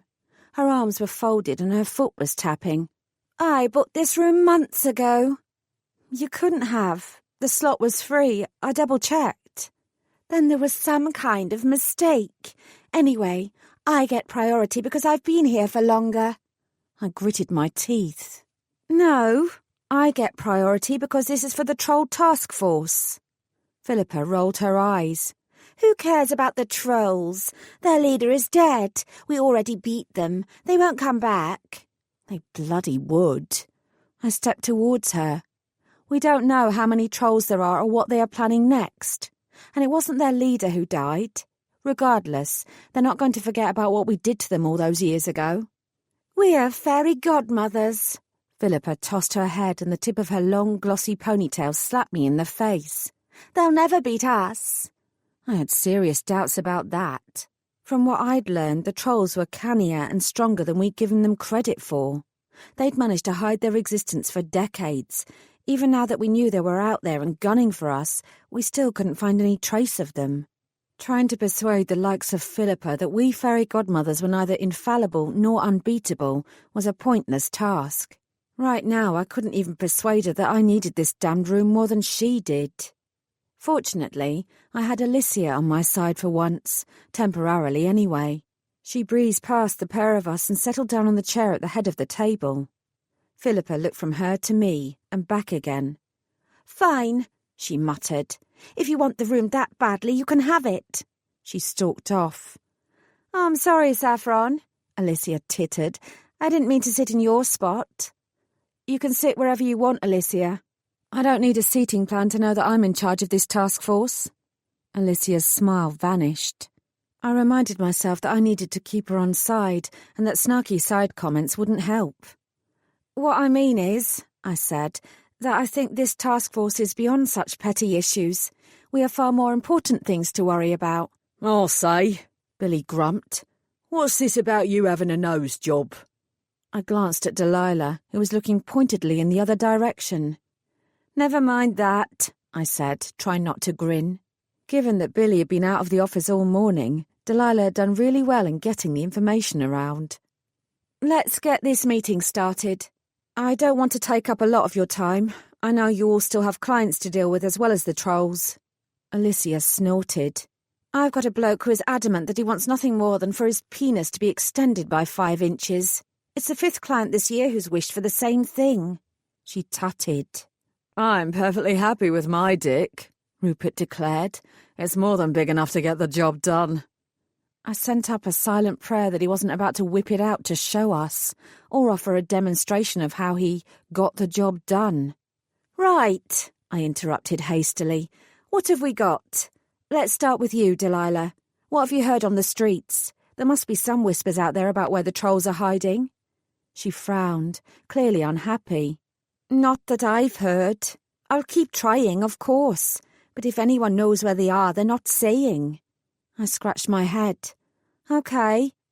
I've already spoken to Rupert and, he continued for me, I found nothing helpful in any of the old Adventus records.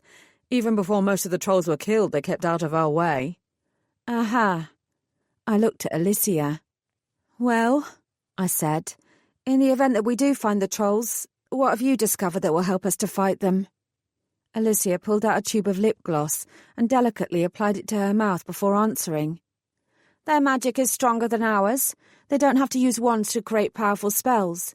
In a one-on-one fight, troll to fairy, the fairy is bound to lose. We have a chance if we have the numbers, but if they take us by surprise... She raised her shoulders. It'll be adios, godmother fairies. I sighed. So, effectively, we have nothing. We don't know how many trolls there are. We don't know where the trolls are. We have no idea what the trolls might be planning.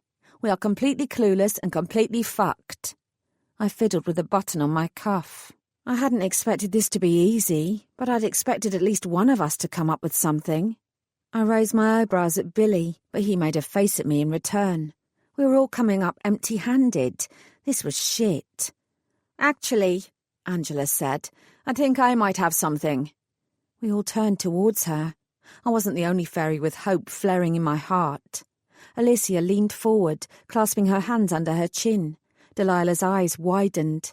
Billy began to jiggle slightly in his chair, and Rupert scratched his balls, which I suppose counted for excitement in his world.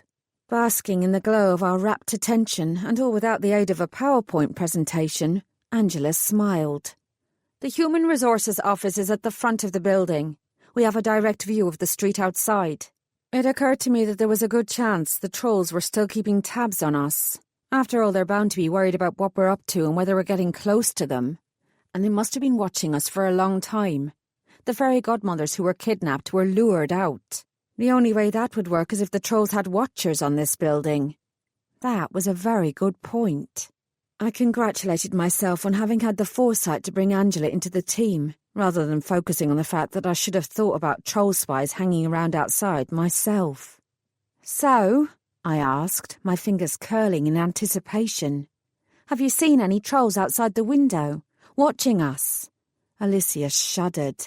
Ugh, that's so creepy. The bastard that I noticed this morning is definitely creepy, Angela said. He has to be a troll. For one thing, he hardly has any neck to speak of. She hunched her shoulders to show us what she meant. His skin is covered in acne, and he has a look in his eyes that shows he's some sort of psychopath. I frowned at her. I thought you were watching him from the window on this side of the street. How could you see what his eyes were like from there? I have excellent eyesight, she replied primly, folding her hands neatly in her lap. Rupert sniffed. And a pair of binoculars in your top drawer. Billy's grin told me that Rupert was right. Binoculars? I asked faintly. She uses them to ogle the bloke who works in the office across the street.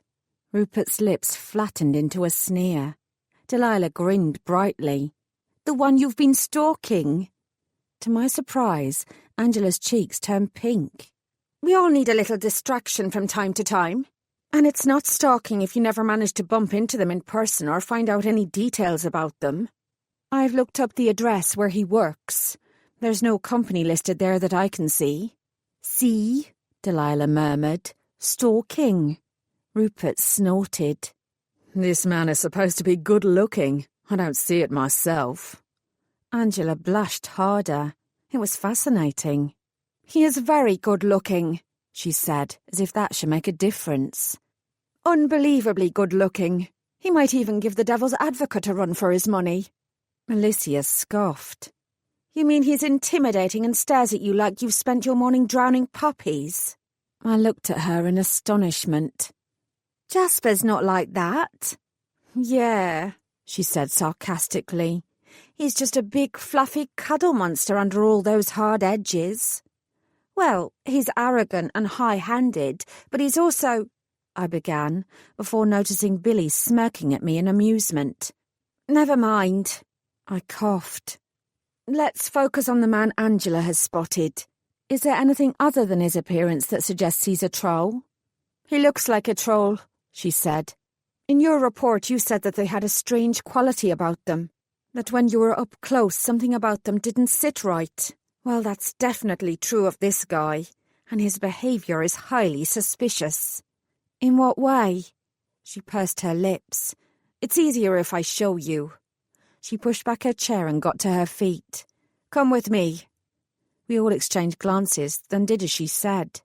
Angela trotted out of the room, humming to herself while we all followed like the Pied Piper and his rats. I spotted Jasper standing in the doorway of his office watching us. The way he was looking at us was reminiscent of a hard-eyed, you-killed-my-puppy stare. I flashed him a smile, but he didn't relax. If anything, he appeared more stern. Shrugging, I followed the others into the HR office.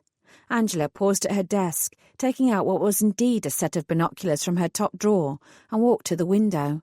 The other HR workers watched her with a mixture of derision and envy. She raised the binoculars, then smacked her lips. "He's still there," she declared. "He's still doing it." I reached across and took the binoculars from her. Peering through them, I squinted to see what she was talking about.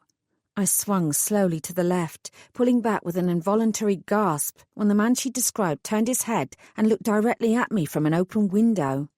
I recognised him. He was the man I'd bumped into in the street the other day, the one who'd made my skin shiver. "See?" Angela said triumphantly. "There's supposed to be magic across this place that prevents humans from registering that the building exists, but all morning he's been looking this way.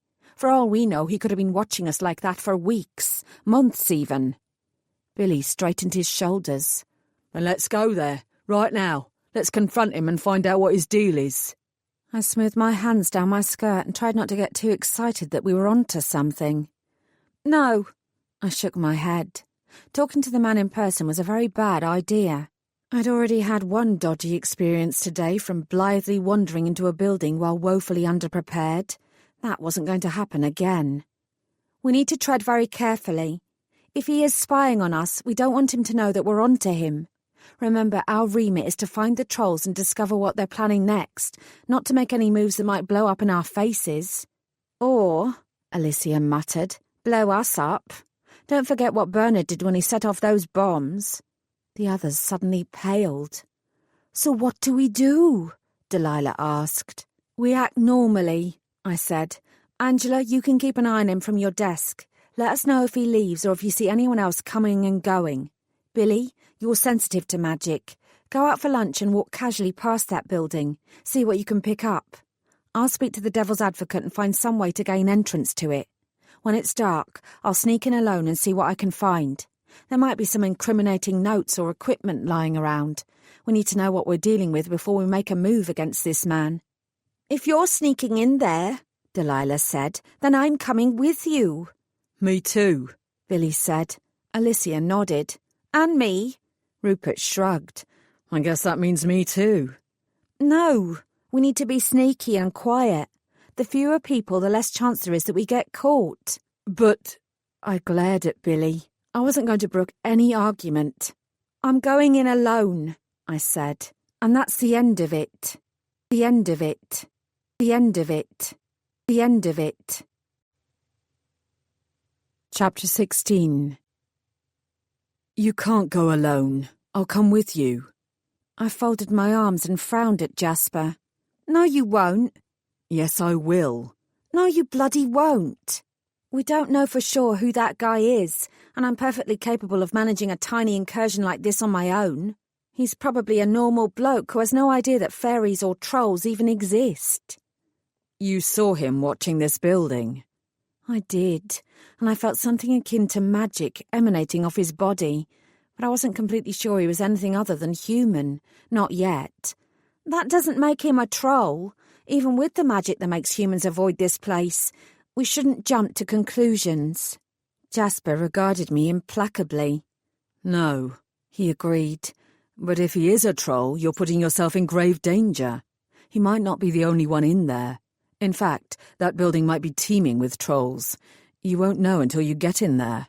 "I'm not planning to take them on single-handed," I said irritably. "All I'm doing is looking for confirmation that there is a troll or trolls in there.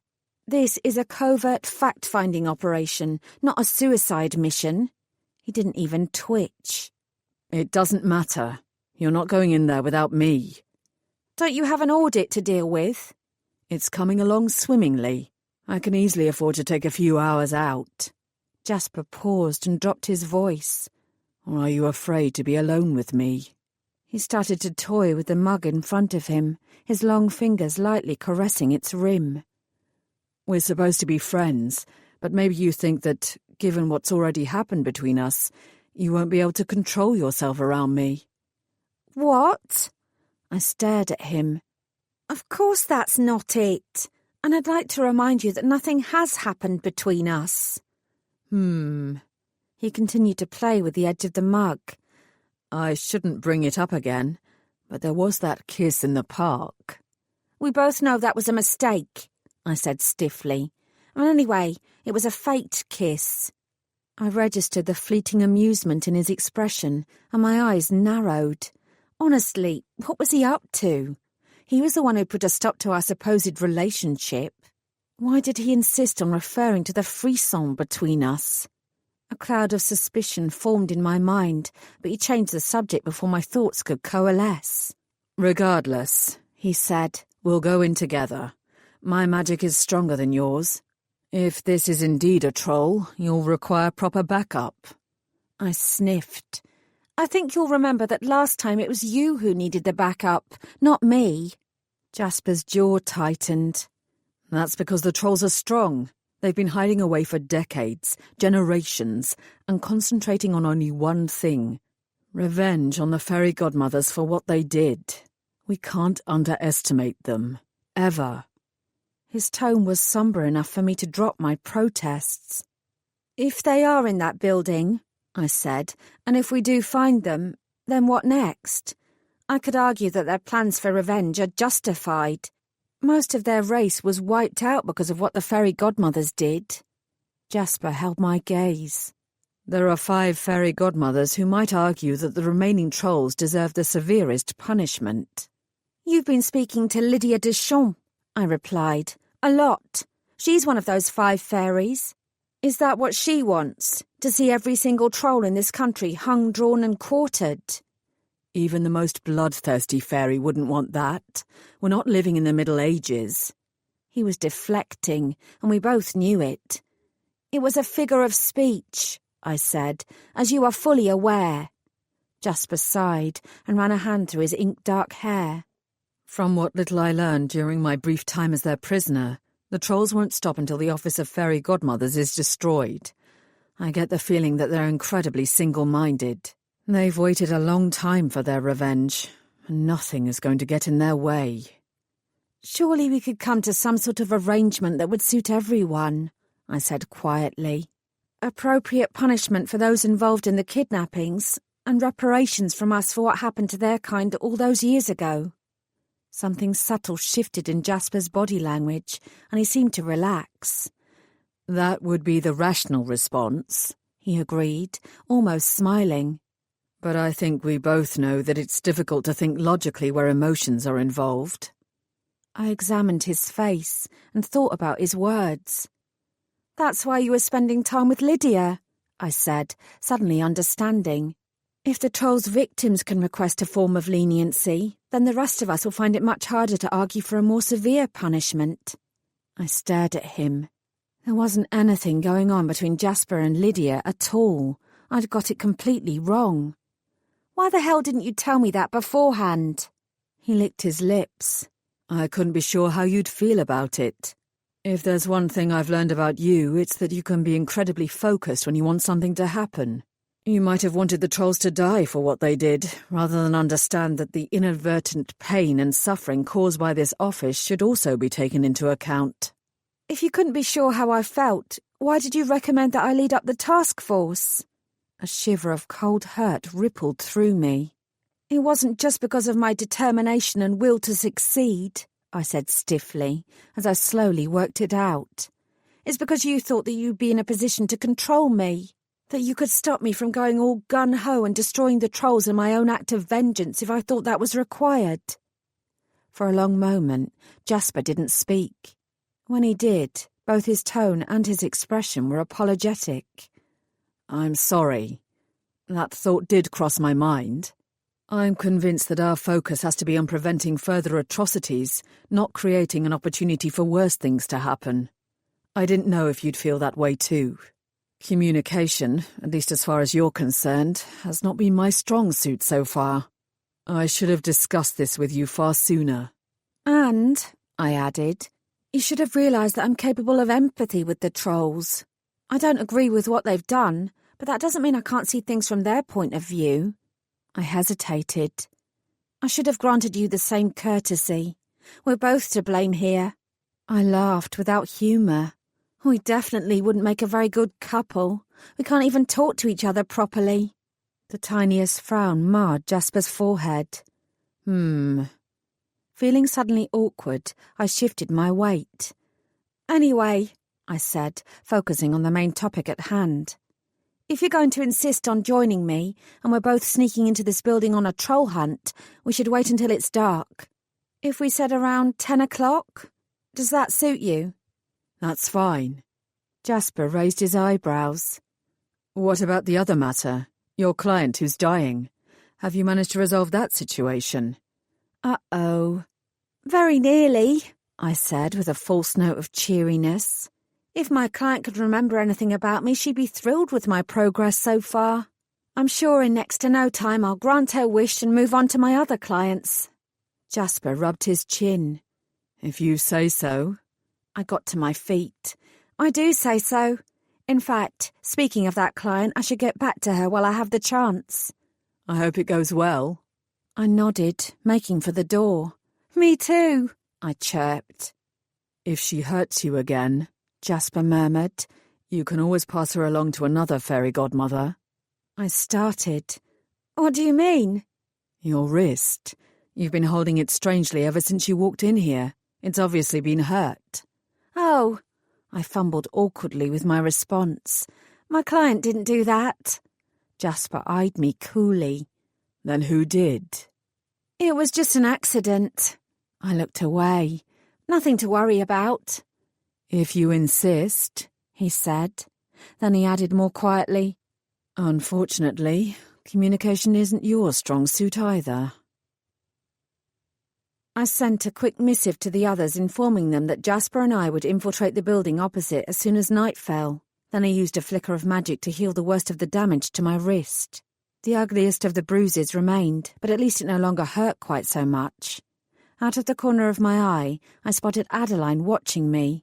I squared my shoulders and walked over to talk to her. The director would like to know how you're getting on with the trolls, she said. Has there been any progress? I outlined what Angela had discovered, enjoying Adeline's reaction of pleased surprise. That's good work. As soon as you confirm that there are trolls in there, pull back and inform us immediately. We will take matters from there. Actually, I said as casually as possible, I think the devil's advocate is going to take charge of the situation. Her smile turned into a frown. He should be concentrating on the audit. Perhaps what happened to the trolls is part of the audit, I told her. After all, it does appear that their fate and that of this office are closely tied together. Adeline's eyebrows snapped together. They kidnapped our people. They chopped off their fingers and at least one ear. We cannot allow that sort of action to go unpunished. I'm sure it won't be, I said quietly. But we can't deny the role of this office in making the trolls what they are today. She didn't appear impressed. We can't be blamed for an accident that happened decades ago. Those kidnappings happened last month. I bit my lip, but I wasn't going to keep my mouth shut, not when it came to this. I wasn't aware that there was a statute of limitations on genocide. It was hardly genocide, Saffron. It was a mistake. I'm not sure the trolls see it that way, I said, treading carefully. Especially given that we covered it up and all but forgot they'd ever existed. She opened her mouth to continue arguing, then she closed it again. Damn it, she muttered. What a mess. I nodded. Yeah, I sighed. We have to find them and talk to them before anyone does anything that we'll all regret. Her shoulders dropped. Fine. What about the other matter? That client of yours that you came to see me about? I raised my eyebrows. I thought you wanted plausible deniability as far as she was concerned. I do. She waited. Ah. But you don't want it to seem like you aren't paying attention to what I'm up to either. Middle management is a complicated line to walk. For a brief moment, her expression altered and she showed a surprisingly vulnerable edge. Then she shook herself. "Yes, it is," she said. "Give me the bare bones without the damning details, and I'll see if I can help in any way." I thought about it. "Well," I said finally, "I think I've discovered who her assassins are. Have you heard of Art Adwell? Isn't he some sort of politician?" "Yep. He wants my client dead because, as far as I can tell, she has information on him that he doesn't want anyone else to find out." Adeline wrinkled her nose. "So it's easy. Grant her a wish and cause him to forget about her." "She's already dying, though," I said. "I don't think she cares that he wants her dead." "Well, she should," Adeline snapped. "You're hardly doing a bad thing by looking out for her interests and preventing some sleazy politician from killing her. Wave your wand and be done with it. Not every client knows what they want, Saffron. Sometimes you have to make the big decisions for them." That was the easy way out, though. I wanted to make sure I was doing the best job by Rose that I could. "Don't me," Adeline warned. "Just sort this out and move on." "Yes, Adeline." I doffed an imaginary cap before hesitating. She sighed. "What?" "Does Swan Lake mean anything to you?" I asked. Adeline looked confused. "Other than the ballet?" Figgy exited the metaphora room and wandered past us. "Oh, I love the ballet," she breathed. She tucked away her wand, which I noted had a lovely little red bow wrapped around its tip, and gave us a pirouette. "Swan Lake was always my favourite when I was a little kid. At least it was until that woman died by falling over the balcony at the Royal Albert Hall at the exact same time as Siegfried and Odette did. Even now I can't watch it without hearing her scream." Her bottom lip jutted out. "She ruined it for me. These days I stick to the Nutcracker and Giselle. Swans give me the creeps." I froze. "Who died?" "Siegfried and Odette. They're the heroes, Saffron. I know you've probably never been to the ballet because of where you come from." "Not them," I hissed. "I'm not interested in fictional characters. The woman who fell over the balcony. The real woman. Who was that?" Figgy frowned. "I don't know. Some daft politician. She screamed really loudly, and she almost took out an usher when she landed." She clicked her teeth to suggest that the dead woman should have been far more careful. Adeline looked at me. "I'm not quite sure what's going on here, but it appears you've got some more work to do, Saffron." I took a deep breath. So it did. So it did. So it did. So it did. Chapter 17. I stared at my computer screen, cold cup of coffee in hand. The incident Figgy had outlined had indeed actually happened. 16 years earlier, during a performance of Swan Lake, an up-and-coming female politician called Sophia Twist had toppled over the balcony as the ballet was reaching its climax. There was even video footage. One of the other audience members had been filming the stage from the back row. The glare of the lights made it difficult to see exactly what happened, but the scuffle of dark shadows followed by the loud scream suggested that it hadn't been an accident. Neither had it been badly timed suicide. Despite the scuffle, when the police had questioned everyone and found no obvious suspects, Twist's death was eventually ruled as misadventure. Given what I'd overheard at Rose's cottage, I found that incredibly hard to believe. Putting my deep sense of foreboding to one side, I tried to be both pragmatic and unemotional. I'd told Jasper not to jump to conclusions. Until I had evidence to prove otherwise, I was going to try and do the same. I plugged in a search for Sophia Twist and scanned through the information that came up. She'd been unusually young for someone in her position, elected to be Member of Parliament for a small constituency in the home counties, which technically no longer existed since it had been amalgamated with another one.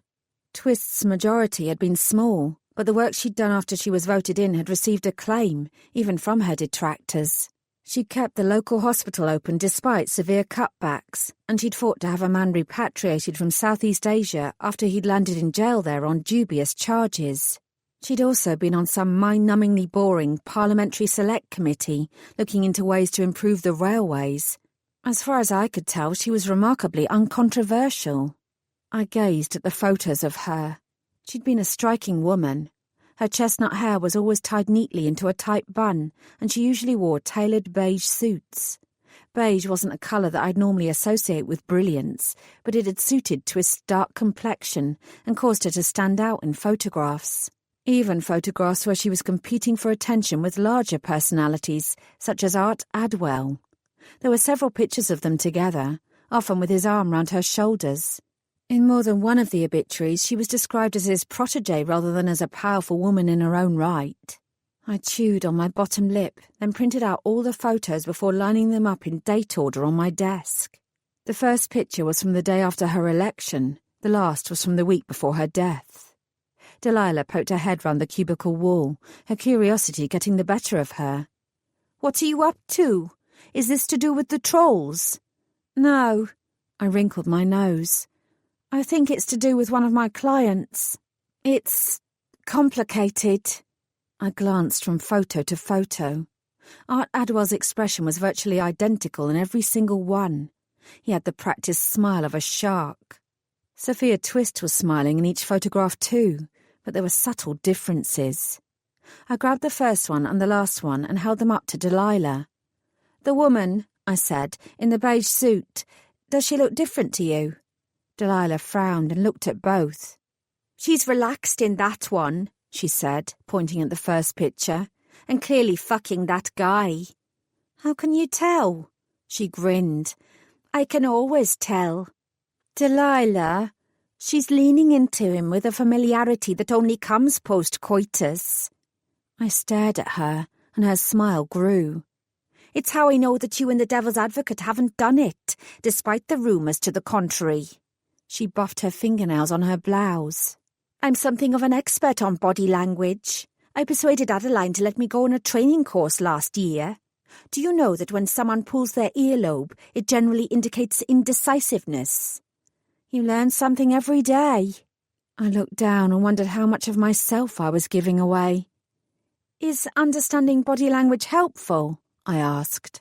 "With fairy godmother work, I mean." Delilah snorted. "Hell no, but it's great for ferreting out the more interesting goings-on in this office." She waggled her eyebrows with delight. "There's a lot I can tell you about the relationships around here." "Uh-huh," I said faintly, hoping that she wouldn't. "What can you see in this last photo? How does she feel here?" "She hates him." I gave it a closer look. "Because she's leaning away from him?" "Sure." Delilah pointed, "and because her fist is clenched." I examined the picture more carefully. Only one of Sophia's hands was visible, but it was indeed curled into a tight fist. Interesting. "Thanks," I muttered. "No problem." Delilah beamed and turned away. I made a mental note to stop fidgeting in her presence, or moving, or doing anything at all that might give away any clues about what I was thinking. It was just too damned creepy. I opened up the video footage and watched a BBC News reporter outside the Royal Albert Hall as he soberly stated that Sophia Twist had tragically died. Once I was sure about what I'd seen, I turned off my computer and got to my feet. It was time to confront Rose. Thanks to Art Adwell and his gun-wielding goons, I'd not managed to get my grubby little fingers on Rose's medication. Right now I didn't particularly care. The state of Rose's heart wasn't troubling me as much as it had done before my trip to her cottage. Learning that your client is probably a stone-cold killer is certainly one way to reduce sympathy. When the metaphora magic transported me directly outside Vincent's little terraced house, I didn't raise my fist to knock on the door. Instead, I glanced up and down the street and made a beeline for the small row of shops at the far end. With any luck, I'd still be able to find what I needed. I strode past the newsagent's with its wire mesh door and homemade posters detailing the ever-optimistic search for lost cats and cleaning jobs. Then I passed the Indian takeaway, whose wafting aroma of curry reminded me of Jasper. I crossed the street to where, thankfully, there was a little pharmacy. The bell above the door jangled as I entered, but the white-coated woman behind the desk barely looked up. I scanned the shelves, located what I needed, and took it up to the counter to pay. "Well, well, well," drawled a familiar voice behind me. "Fancy meeting you here. Are you picking up your methadone script?" The pharmacist's head jerked up, her eyes narrowing at me, while I turned and glared at Vincent. "I might ask you the same question." I sniffed. I glanced behind him. "Where's Rose?" He waved a dismissive hand. "Back at the house. And before you start," he added, preempting my irritation, "she's got a cup of tea and is watching Holmes Under the Hammer. That little old lady is perfectly safe and isn't going anywhere." "You don't know that." After all, he'd seen evidence of Rose attempting to run away. Vincent reached into his pocket and pulled out a set of keys.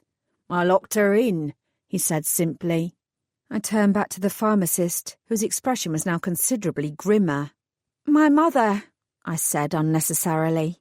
"She has dementia. She has a bad habit of wandering the streets unless we keep her locked in." I didn't know why I was bothering to make up an excuse, because I was working and covered by the memory magic. The pharmacist wouldn't remember a damned thing as soon as I stepped out of her little shop. She was only slightly mollified by my explanation, but when she glanced down at the bottle I was holding in my hands, she seemed to soften. "That won't help her dementia, you know. The scientific studies around ginkgo biloba have proved inconclusive. You're better off taking your mother to a real doctor." I coughed. "I thought it would be worth a try. It won't do any harm, will it?" She pursed her thin lips. "I suppose not." I paid her, then wandered outside to wait for Vincent. I dreaded to think what he was getting from the pharmacist. Viagra, probably. I gave a delicate shudder. "How is she doing?" I asked gruffly when he came out and joined me. "Better," he said. "She's not moved much, but she's not died either." He bared his teeth at me in a grin. "I'd count that as a win." "Uh-huh." I nodded as we started back down the street towards his house. "Has she opened up to you at all? About anything?" "She told me that shortbread was for losers and that if biscuits don't have chocolate on them, they don't count," he said. He pointed at the bottle. "Will that help with the memory magic thing?" "I hope so," I muttered grimly. "Rose and I need to have a serious chat, and I'm done with all the prevarication." Vincent blinked. What?" "Don't play dumb," I told him. "It doesn't suit you." He smirked. "But I like it when people underestimate me. It makes it easier to manipulate them." "There's an old-age pensioner in your house who thinks the exact same thing," I said, "and she's far better at manipulation than you are." He winked. "Why do you think I like her so much?" I tutted, then held back as we reached his front door and he put the key in the lock, wiggling it until there was a click. "Honey," he yelled as the door opened, "I'm home." I was pleased to see that Rose looked far healthier than she had this morning. She sniffed in acknowledgement as Vincent entered the room. When I followed him and she caught sight of me, she threw a mug at my head with such swift fluidity that I only just managed to duck in time. I still ended up splattered with lukewarm tea. "Who the feck are you?" she screeched. Vincent sighed. "Rose," he said. "This is Saffron. You've met her before. She brought you here. You saw her this morning when she put you into cardiac arrest." I glared at the ex-drug dealer. "That's not helpful." "It's the truth, isn't it?" "I ain't stupid," Rose yelled. "Just because I'm old doesn't mean I'm a fecking idiot. You'll be old one day and then you'll see what it's like." She put her hands on her hips. "Get this woman out of here. I don't know who she is and I don't want to know." "As Rose has managed to destroy her cup of tea," I said, "I'm going to put the kettle on and make another one." I looked round, suddenly nervous. "Where's Pumpkin?" "How do you know about my pumpkin?" Rose snapped, as the dog's questing nose appeared from underneath a cushion. He fixed his beady eyes on me, but, for once, seemed to decide that I wasn't worth the effort. I almost smiled. Maybe I was getting somewhere after all. I bent down and picked up the shards from the smashed mug. "I'll go sort that tea," I said quickly, and vamoosed into the kitchen before Pumpkin changed his mind or Rose decided to lob something at me that was altogether more lethal. When I returned, she had settled back in her chair again. Pumpkin was on her lap. He lifted one eyelid as I entered, but otherwise didn't react. Yep, definite progress. Maybe memory magic didn't work on animals. Even Rose appeared more relaxed. Clearly Vincent had some sort of magic touch. Either that or Homes Under the Hammer was such compelling television that my presence no longer mattered. "Here," I said, holding the steaming cup towards Rose. "Drink this." "Not a fecking chance," she growled. OK, not quite so relaxed then. "For all I know, you're trying to poison me." "I'm not," I said. "I promise." To add weight to my words, I took a sip of the tea. The ginkgo biloba gave it a bitter aftertaste, but it wasn't entirely unpleasant. "Now you have it."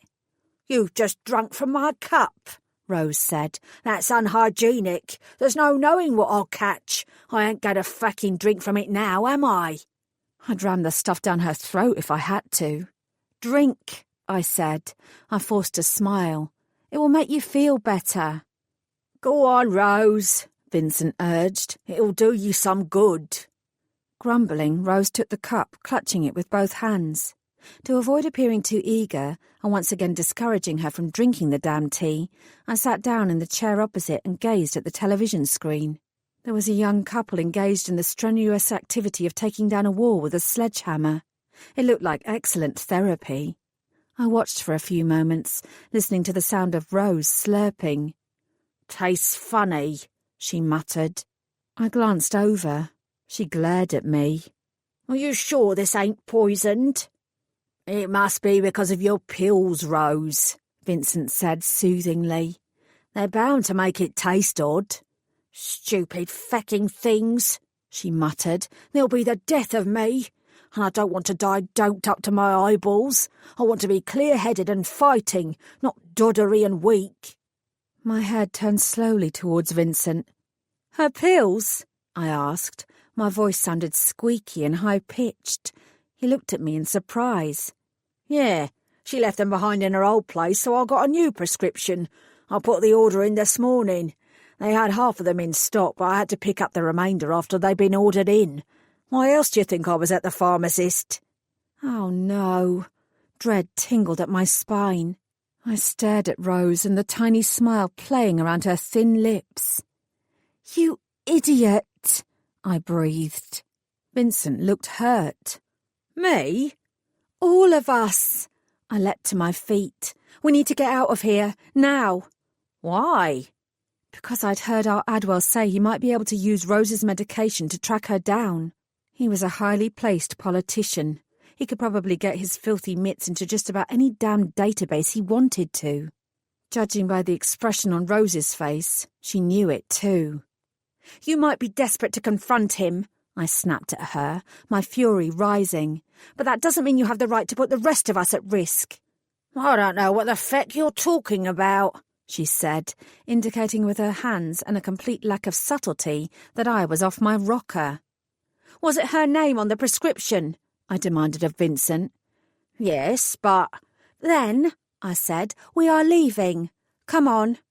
Pumpkin yipped a warning bark to tell me that I'd better calm down and stop disturbing his mistress. I gave him a long look, telling him that I'd transform him into a stuffed toy again if he didn't restrain himself. He subsided long enough for me to scoop him up and thrust him into Vincent's arms. Then I hauled Rose up to her feet.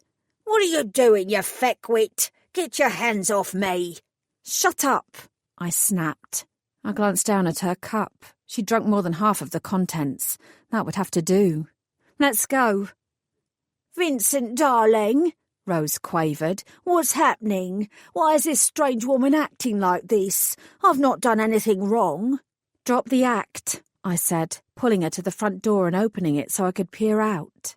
The only passerby was a jogger, whose red cheeks and glazed eyes filled with pained exertion discounted him as a suspect. "Whose address was on the prescription?" I asked, turning to Vincent. "Was it this one?" He was standing behind us, Pumpkin in his arms and a befuddled look on his face. "No, it was Rose's address. I told them she was visiting on holiday for a few days." I exhaled. That was something. If our Adwell was indeed keeping tabs on Rose's medical records, he would have the name of the pharmacist but nothing else. He'd have an idea of the area, but not the exact location. That gave us time. "Saffron," Vincent said plaintively, "are you going to tell me what's going on?" I went to the pavement, pulling a protesting Rose with me. There's no time. Do you have a car? No. He stepped out behind us. Pumpkin was starting to whine, making Rose frown excessively. I insist that you let me go immediately. She raised her voice. Help! Fire! Help! Shut up! I hissed. I pointed down the street, away from the pharmacy. That way, I said decisively. We'll catch a bus or something. Saffron, Vincent began. Then his voice faltered. I glanced back and saw him staring at the opposite end of the street. A black saloon car had pulled up outside the pharmacy, and 3 men were getting out of it. I recognised 2 of them. Fuck a puck. They're here for Rose, he whispered. Am I right? You're not wrong. Rose opened her mouth again, and I knew she was about to holler at them. Honestly, the damn woman had a death wish. I clamped my hand over her mouth to stop her from giving us away. Garages, Vincent said, finally recognising the danger. Turn left at the end of the street. I was already moving that way. I thought you said you didn't have a car. I don't. I've got a motorbike, though. Good enough. I set my jaw just as there was a loud shout behind us. Oi! Stop! They'd seen us. Seen us. Seen us. Seen us. Seen us. Chapter 18. Wasting no more time, I spun, grabbed Rose's waist and hoisted her into a fireman's lift. Then I started running as fast as I possibly could. With only Pumpkin to worry about, Vincent hauled ass and quickly overtook me. There was a sharp crack, and a cloud of dust appeared from the wall on the right-hand side. They're shooting! Vincent yelled. They're fucking shooting at us! I know! I yelled back. Just bloody run! You're the one with the magic, fairy! Do something! Stop them! I pelted forward, my head down. Rose had started to caterwaul loudly. Let me go! I'll deal with those bastards myself! Yeah. What do you want me to do, Vincent? I can't kill them. Turn them into fucking frogs or something! He shouted. I rolled my eyes and kept running, as if transformation magic like that was an easy thing when you were carrying a protesting pensioner and trying to run for your life. All the same, I used my free hand to pull out my wand and hold it in front of me. I'd have to think of something if we didn't get to that motorbike soon. We veered round the corner. I could see the small row of garages that Vincent had been talking about. Flicking my wand, I sent out enough magic to make each garage door rise up. They creaked and groaned, but they did as I needed. Ahead of me, Vincent sprinted past the first 2 doors and ducked into the third one. Panting, I came up behind him with Rose. He was already on the bike and heaving it out. Let me at 'em! Rose screamed. I'll show them! Shut up! I lowered her and all but forced her onto the back of the motorbike, then took Pumpkin from Vincent and thrust the little dog into her arms. Hold on to your damn dog, I told her, before getting on behind her. My arse only just fit, but I wasn't budging. I reached round and grabbed onto Vincent's biceps, creating a barrier that would prevent Rose from doing anything stupid like leaping off. My wand remained clutched awkwardly in my fingers. Start the engine, I shouted. Let's get out of here. The first of the 3 men rounded the corner. Vincent thumbed the starter button and I tensed, preparing to hang on for dear life. The engine spluttered for a second or 2 before dying again. Vincent! I know, he shouted. I'm trying. The other 2 men appeared just as the first one reached for his gun and raised it. It was the scarred bastard from the cottage. He squinted and prepared to shoot. I twisted my fingers, concentrating on my wand. I managed to angle it correctly and a wave of magic bounced through the air. The ground beneath them shook, knocking the scarred man and one of his buddies off their feet. The tremors reverberated in our direction, jolting the bike as Vincent attempted to start the engine yet again. The third man was reaching inside his leather jacket. I twisted my wand, this time aiming for the motorbike. The right magical boost would have us speeding away in seconds. Unfortunately, I couldn't get it pointed in the right direction. I muttered out a curse. Rose, I said in her ear, if you get off this bike, I swear I will turn both you and your dog into garden gnomes. I pushed myself off and pointed the wand at the bike again. "I'll see you at the place we first met," I said to Vincent. "If I'm not there by 6 o'clock, then I've not made it." "Saffron!" Vincent shrieked, his features strained with fear. I flicked the wand. This time the motorbike's rusty old engine started with a purr. "Go!" I yelled. I turned towards the 3 men. I was pissed off now, and I wasn't about to run away from them a second time. Instead, I was going to put them out of action for as long as I possibly could. I heard the motorbike rev and skid away. I smiled. "Come on, you bastards," I whispered. This would be a piece of fairy cake. I switched my wand from one hand to the other in a deft movement that I liked to think was threatening. "What you planning to do with that, girlie?" The scarred man sneered, not a flicker of recognition on his face. "Jab me with it. Poke my eye out." I smiled, then twisted my wrist, aiming at the loose gravel on the ground. "Actually, that's not a bad idea." Several of the small sharp stones flew upwards at such velocity and with such force that the scarred man didn't even have time to raise his hands to shield his face. I wasn't a complete monster. I only directed them towards one of his eyes rather than both. He screamed in agony, his legs giving way as he dropped to his knees. "She's blinded me! That bitch has blinded me!" His 2 companions were warier now, and less willing to waste time on me. "Finish her and get after the old woman," the nearest one snarled. The other man reached behind his back, sliding out the gun he'd stuck in his waistband, where no doubt its muzzle had been nestling between his arse cheeks. I wasn't sure that was entirely sanitary. I made a face and flicked my wand again, heating the metal of the gun to an unbearably hot temperature.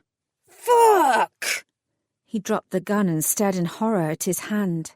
Ugly red blisters were already forming on his skin. He stared at them, and then at me. "Who are you? What did you do?" The last man was white-faced now. Yeah, they were finally starting to get it. You should never, ever mess with a fairy godmother.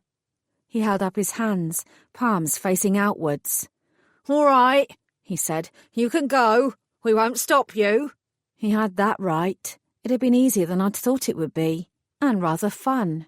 Maybe Rose wasn't such a bad client after all. Except then the man's eyes flicked to something behind me. My stomach dropped, and I started to turn. But it was already too late. Something hard came down in the back of my head. I just had enough time to feel a burst of pain before the world slid sideways and everything went black. I wasn't sure how long I'd been out, but it was long enough for Art Adwell's goons to drag me back to Vincent's house. When my eyes fluttered open and I woozily looked around, I realised I was in the same chair that Rose had been sitting in earlier. Disconcertingly, Holmes Under the Hammer was still on the television. "I do like daytime television, don't you?" Art Adwell drawled. "Of course, I don't get much time to enjoy it these days, but when I do get the chance, I find that it gives me an interesting glimpse into the lives of ordinary people." He knelt down so his face was level with mine and gave me a brilliant, polished smile. I had the bizarre thought that he was angling for my vote. Then he backhanded me, his palm cracking across my cheek. I gasped, tears forming in my eyes. My fingers fumbled for my wand, but there was no sign of it. I blinked and looked at Art Adwell again. He was twirling it in one hand like some kind of majorette. "Is this what you're looking for?" he inquired. He swished it one way, then another, before pointing it in my direction and jabbing it towards me. "Abracadabra." I flinched, more out of the proximity of the wand's pointy end to my eye than out of fear that Adwell would conjure up anything. He wasn't a fairy, and he wasn't magical. The wand wouldn't work for him any more than it would for Pumpkin. "My men tell me that you use this to perform feats of magic." Adwell pursed his lips. "I don't believe in magic, so I don't believe my men. They are prone to flights of fancy, especially when they're bested by a small woman with ridiculous poodle hair. It's not the 80s anymore, you know." He snickered. Ha, bloody ha. From somewhere over in the corner, his men dutifully laughed. "You've got them well trained," I croaked. Adwell grinned. "They know their place." He raised his eyebrows. Some people still have to learn theirs. I licked my lips. There were several ways out of this situation. All I had to do was choose the best one. I wasn't scared, not yet anyway. Unfortunately, Adwell seemed to recognise this. Go on then, I said. What's my place? Adwell continued to regard me with amusement. I'm not sure yet, but I'll tell you as soon as I know. So, he said in the same breath, what is your connection with Rose Blairmont? I could have lied, but there didn't seem much point. I'm her fairy godmother. At least he didn't laugh. She's a bit old to be Cinderella, isn't she? Every time, I sighed.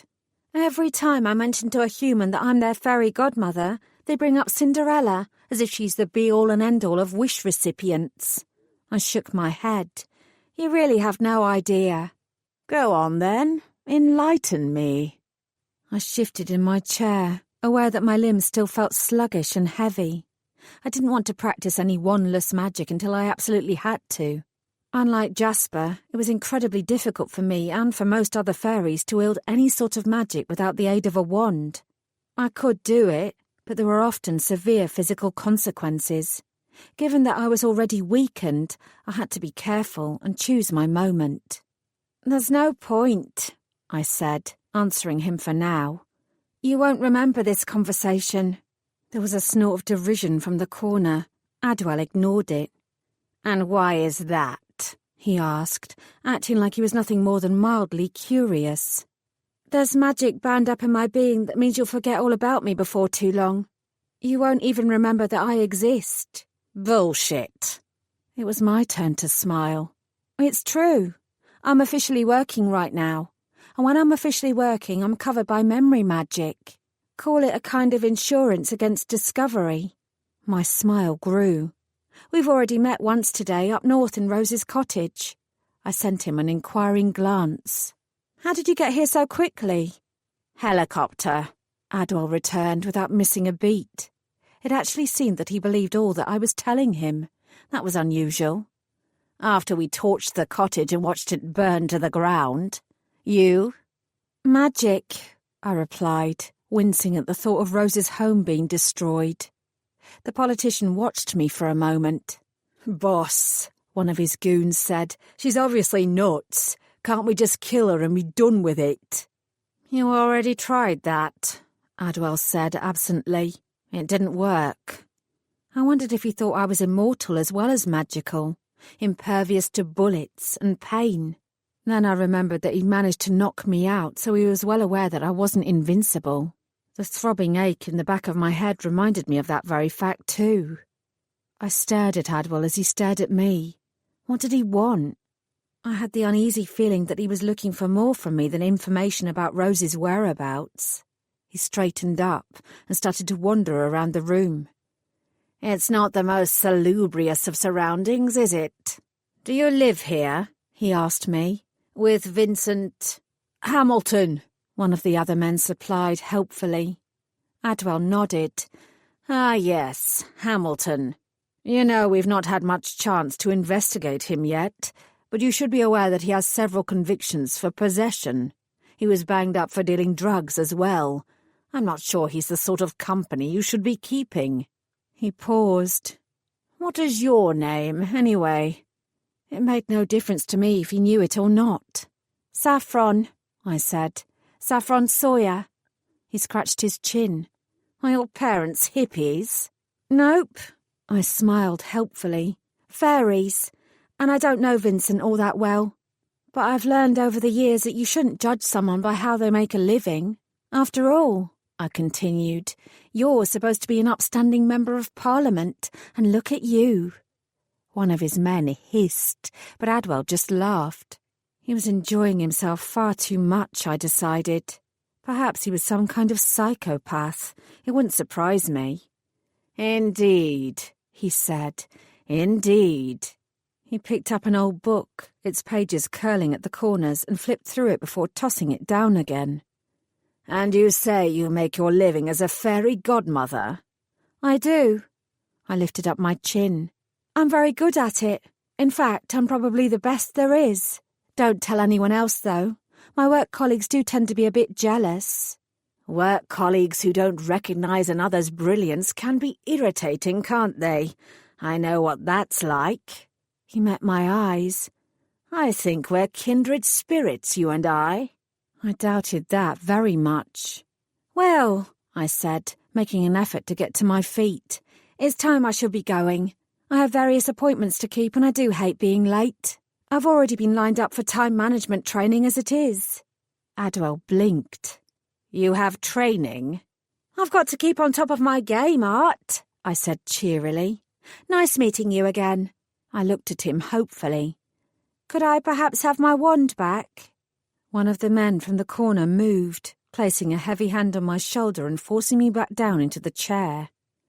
Careful, Henry, Adwell murmured. We don't want to bruise her. Considering that it had probably been Adwell who'd thumped me on the back of my head, and it had definitely been him who'd slapped me hard across the face, that was a daft statement. He seemed to realise it because he smirked at me and lowered his voice, keen to make me think that he was letting me in on a special secret. Do what I say, he said. Don't do what I do. That's what makes me so brilliant. Good for you, I muttered, leaning back. I hadn't really expected him to let me waltz out without a backwards glance, but my little stint on my feet had given me the opportunity to assess the current state of both my health and energy. Apart from a slight rush of blood to my head that made me dizzy, I was feeling better than I'd expected. Another few minutes of quiet recuperation, and I reckoned I'd be strong enough to make my move and get the hell out of here. So, Adwell said in a light, chatty tone that was far more intimidating than guttural, threatening snarls could ever be. What does being a fairy godmother entail? Are you helping Rose to find her Prince Charming? Because I've got to tell you, I think the time for that has passed. He crouched down again. Unless, he mused, you can reverse the aging process. We're not allowed to mess with Mother Nature, I said stiffly. It bothered me that Adwell's expensive aftershave smelled good. By rights, the aroma wafting from him should have been akin to the reek of cat-sick. We can't heal life-threatening injuries or diseases, nor can we create or prolong life. We can help with gaining access to proper medical treatment, though. Adwell rocked back on his heels as he mulled this over. So you can't cure Rose? It wasn't a question. She's still dying. He smiled happily. Yep, he was definitely a psychopath. That's good to know. But if you aren't helping her with her health, what are you helping her with? Please don't tell me you're assisting her in her quest to bring me down. I'm beginning to like you, Saffron. I don't want to make an enemy of you. I don't know, I told him honestly. I'm still trying to work out what Rose is wishing for. Are you? He appeared fascinated. And how many wishes does she get? Why her? Bloody hell, so many questions. I'd just about had enough of playing nice, and I was starting to feel a lot stronger. It was time to plan my exit. Maybe, I said, you should tell me what your interest in Rose is. She's a cold-blooded assassin who's far more dangerous than she looks, Adwell answered without missing a beat. You should be careful around her. Frankly, he added darkly, the likes of her don't deserve any sort of wishes or magic or fairy godmothers. I swallowed. Could I licked my lips. Could I perhaps have a drink of water? Oh. Our Adwell gave me a solicitous smile.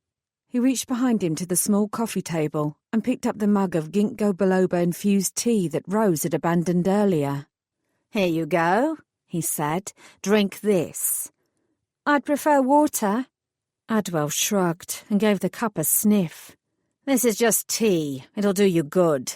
It's a bit cold now, but we don't want to rummage through Mr. Hamilton's cupboards looking for a glass, do we, boys? The man's a drug dealer. Anything could be lurking in there. Reformed drug dealer, I said through gritted teeth. I held up my hand for the cup. It was better than nothing, I supposed. The politician didn't notice. I could do with a drink myself, he said. Interrogations do have that effect on me. If you don't want this, I'll have it. He sniffed at the tea again and raised it to his mouth. Stop! I squeaked. Adwell looked at me. Why? That cup, I said. It's... fuck-a-puck. Think, Saffron. It's poisoned.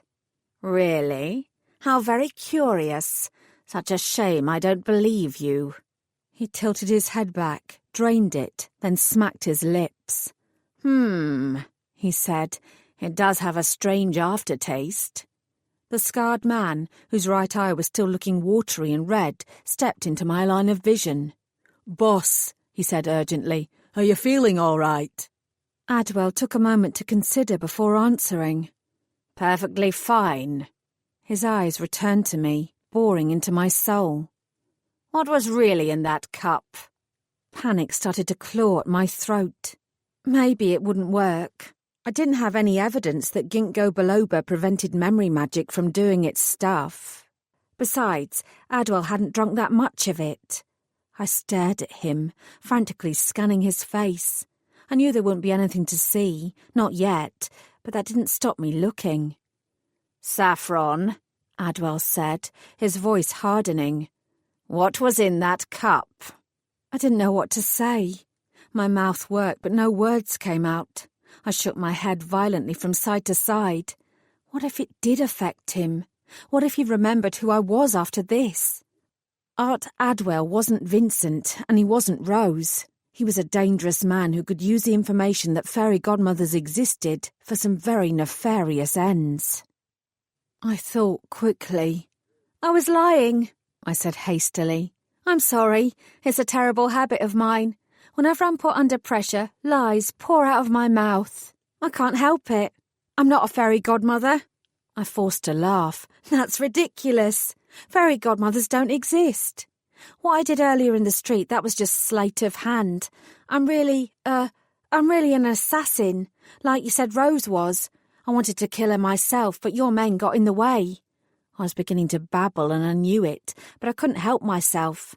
I'm a stone-cold killer, I declared loudly, and a fabricator of crazy stories too.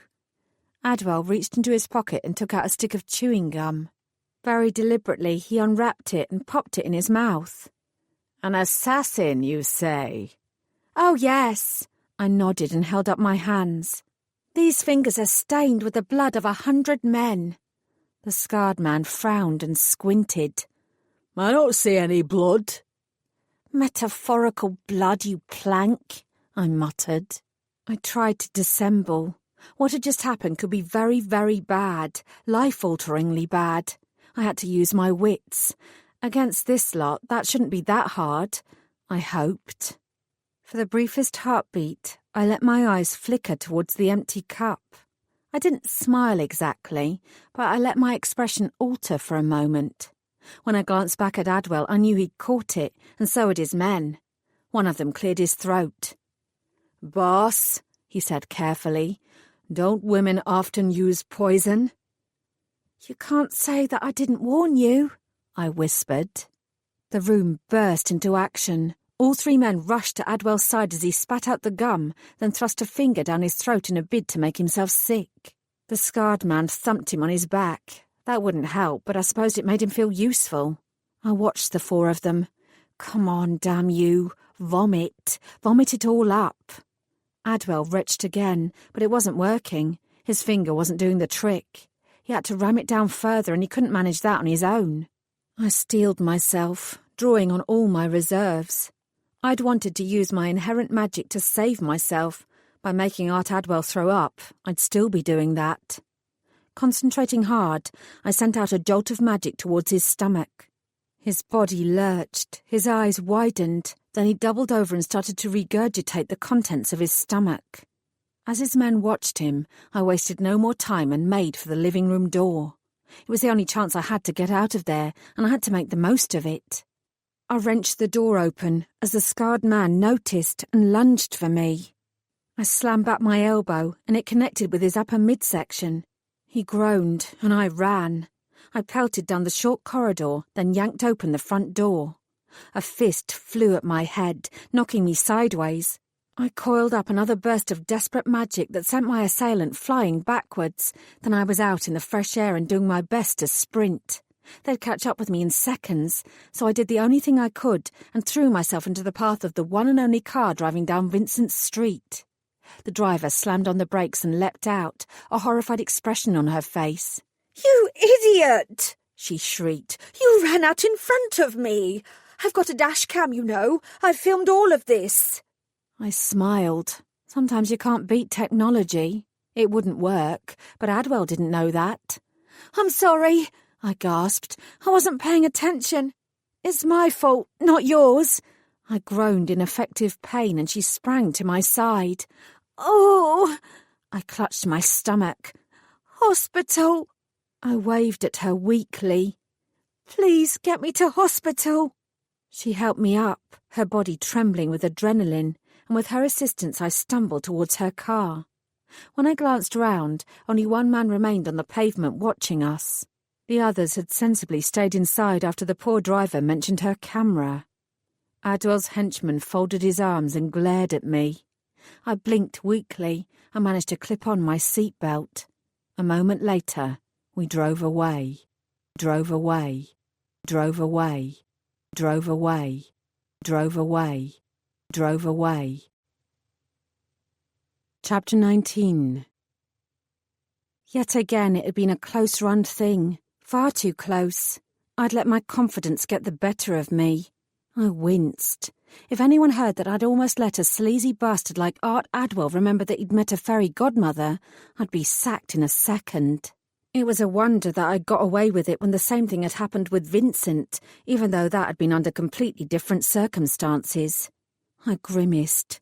Come to think of it, if anyone heard what I'd done, I'd be more than sacked. I'd be thrown into fairy jail and left there to rot for the rest of my natural life. I wouldn't be able to complain about it either. I'd deserve every damned second of solitary confinement. I breathed out, while the woman next to me put her foot down and huffed and puffed with nervous fear.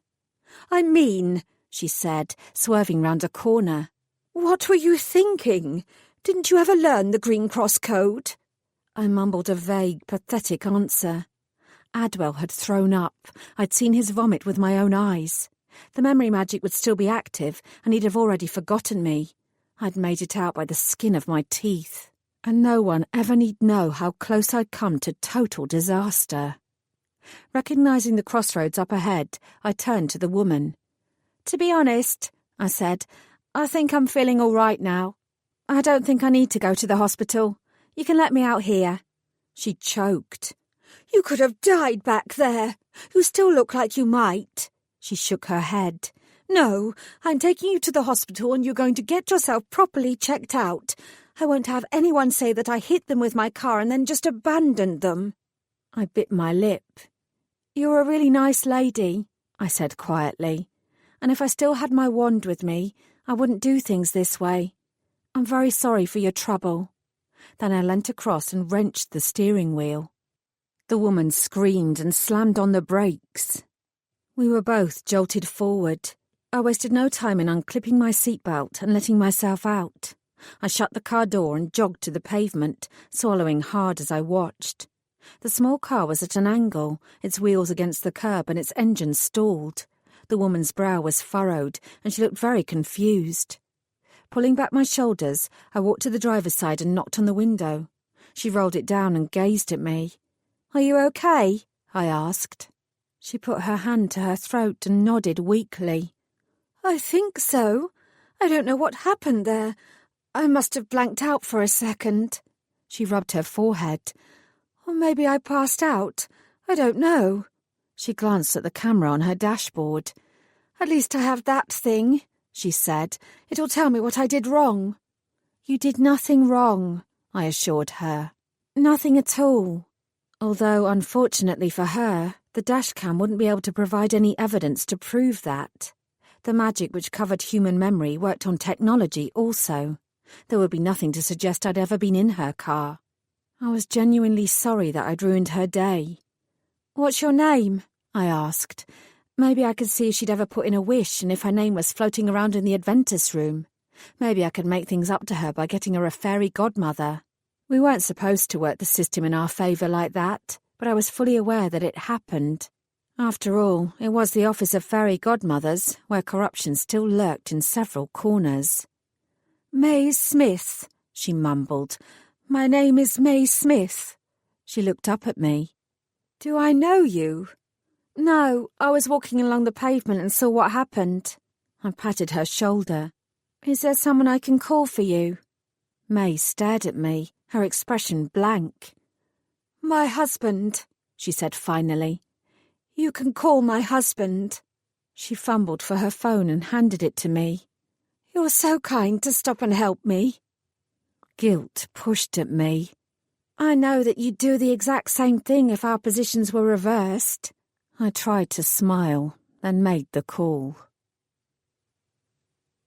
I hadn't been back to St. Clement's Park since the day both the director and Jasper had been abducted from there. The little shop, which the trolls had used as a vantage point and which had sold the most unappealing sandwiches I'd ever come across, had already changed hands. From the look of things, it was going to be an Indian takeaway. That was definitely a step in the right direction. Ignoring the throb of pain that seemed to have taken hold of my entire body and settled so deep into my bones that it was hard to remember what it was like to be pain-free, I limped across the street and through the park gates. Thankfully, both Vincent and Rose were immediately visible. The former was bent over, examining something on the ground, while the latter was sitting on an old park bench, her shoulders slumped and her face pale. I knew how she felt. As I approached, her head whipped up. Part of me was expecting yet another conversation where she interrogated me about my identity. Instead, her expression tightened, and she muttered something to Vincent. The ex-drug dealer straightened up, smiling at me in relief. It was surprisingly warming that he was pleased to see me alive. Then he held out a dandelion stalk and wiggled it in my direction. I made a wish, he declared. I want someone to remake The Love Boat. He sighed. I love that show. I gazed at him. First of all, I said, getting a fairy godmother to attend to your wish is a lottery. Very few people are lucky enough to end up with a dedicated person like yours truly on their side. There's still a chance, though, Vincent said. I mean, if Rose here is fortunate enough to have you, then surely I have a shot at getting my own fairy godmother. The more wishes I make, the more chance I've got, right? I just need to keep on wishing. Yesterday I found an eyelash and wished for a supermodel, someone blonde and leggy who likes doing the ironing. His mouth curved into a smile that most definitely had a leering edge. I rolled my eyes. Secondly, I said, as if he hadn't interrupted me, all wishes are considered null and void if you tell anyone other than your fairy godmother what they are. Vincent's brow wrinkled. Huh. Then he relaxed. But that's okay. You're a fairy godmother, so I'm still in the clear. I'm not your fairy godmother, Vincent. Besides, Rose is here too. That means no supermodels and no love boat. He pouted. That's not fair. What if... I held up my hands, indicating with a glare that if he wanted to continue down this conversational path, I wouldn't be responsible for my actions. Vincent got the message and subsided. I turned my back on him and focused on Rose. Do you remember who I am? I asked. Her blue eyes flickered, giving me the answer I needed before she opened her mouth. Yeah, she said. She got slowly to her feet and shuffled towards me. I smiled. I liked it when clients expressed their gratitude. It made me feel all warm and fuzzy. Rose cleared her throat. And I now know that if it wasn't for you, I wouldn't be in this fecking mess now. You've got in the way for days. I'd have sorted all this out by now if it wasn't for your interfering. Pumpkin shot out from a clump of undergrowth nearby, no doubt alerted by Rose's castigating tone. Say what you like about the damned dog, he knew how to be loyal. He skidded to a four-legged halt by Rose's feet and growled at me, just when I'd thought we were starting to become friends as well. Avoiding looking directly at Pumpkin in case I antagonized him further, I kept my gaze on Rose. I almost got myself killed trying to save you, I protested. You don't have to fall at my feet, but a little thank you would be nice. Rose lifted her chin and looked at Vincent. If you want a fairy godmother, you can take this one, she declared. I don't want her. I cursed. It doesn't work like that. She set her jaw in a mutinous expression. Well, it should. She put her hands on her hips. I don't need or want your help. Feck off. I bit back the impulse to tell her that was fine and that I'd be more than happy to walk away. The pain I felt was making me irritable, but Rose still needed me, even if she wasn't aware of it. Frankly, she was going to get my aid whether she wanted it or not. Some clients require more delicate handling than others. This would be a good test of my burgeoning godmother abilities. If I could handle someone like Rose, who was quite possibly a cold-blooded assassin as well as an ornery pensioner, while also almost dying several times in the process, then I'd be a better fairy for it. Every experience was a learning experience. I winced internally. I'd spent too much time around motivational posters. Rose, I said carefully, I'm your friend here, not your enemy. You ain't my feckin' friend, she snapped, although there was little vehemence in her tone. My friends know how to groom themselves properly. You look like you've just been electrocuted. Why don't you shave your head or something? That was a particularly petty insult. With a flash of insight, I realised that I was on the verge of softening Rose up completely, and she knew it. She was ramping up her efforts to push me away before all her vulnerabilities were revealed. The revelation made me relax. Even the ache in my bones appeared to dissipate slightly. Do you know, I said, maybe I will shave my head. It'll save me a small fortune in conditioner. Vincent grinned widely. You go, girl. Rose clicked her tongue and looked away. Fine then. I'll wish for you to shave your head. Now feck off. I offered her a small smile. Fairy godmother wishes don't work like that. It's not a case of you saying words and then I wave my wand. We have to work together to find out what you really want. I touched the centre of my chest, deep down. Sometimes clients don't know what they want, so we work together to find out what it is their heart desires. I glanced over at Vincent. It's never as simple as asking for supermodels or television shows. Rose snorted. It doesn't take a genius to work out what he wants, does it? He wants love. Vincent blinked and blushed. My smile grew. And what about you, Rose? What do you think you want? I'm dying, she said with an angry glower. I don't want anything. I don't have time for anything. At her feet, Pumpkin suddenly whined. Rose's body jerked at the sound. I softened my voice. It was probably the first time that the old woman had elected to give me any real information about herself. Finally, I was getting somewhere. Using the ginkgo biloba had been the right call. You're not dead yet, Rose. Why don't we go somewhere and talk about everything that's going on? I looked at her earnestly. I really can help. A few droplets of cold rain splattered down. Vincent frowned and looked up.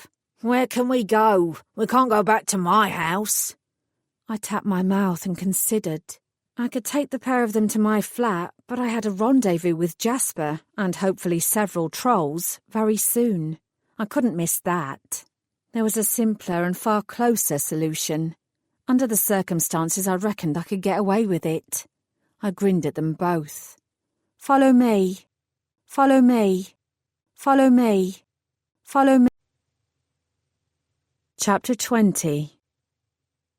I knew that since Jasper's intervention about working hours, most, if not all, fairy godmothers would have left the office already and returned home. Otherwise, I might not have dared to take Rose, Vincent and Pumpkin to the magically enhanced building.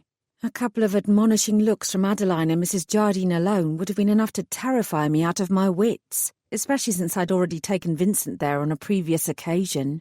I'd received the sharp end of Mrs. Jardine's tongue as a result. Here it is, Vincent exclaimed as I nudged him towards the front doors. I've tried to find this place again several times, but I couldn't manage it.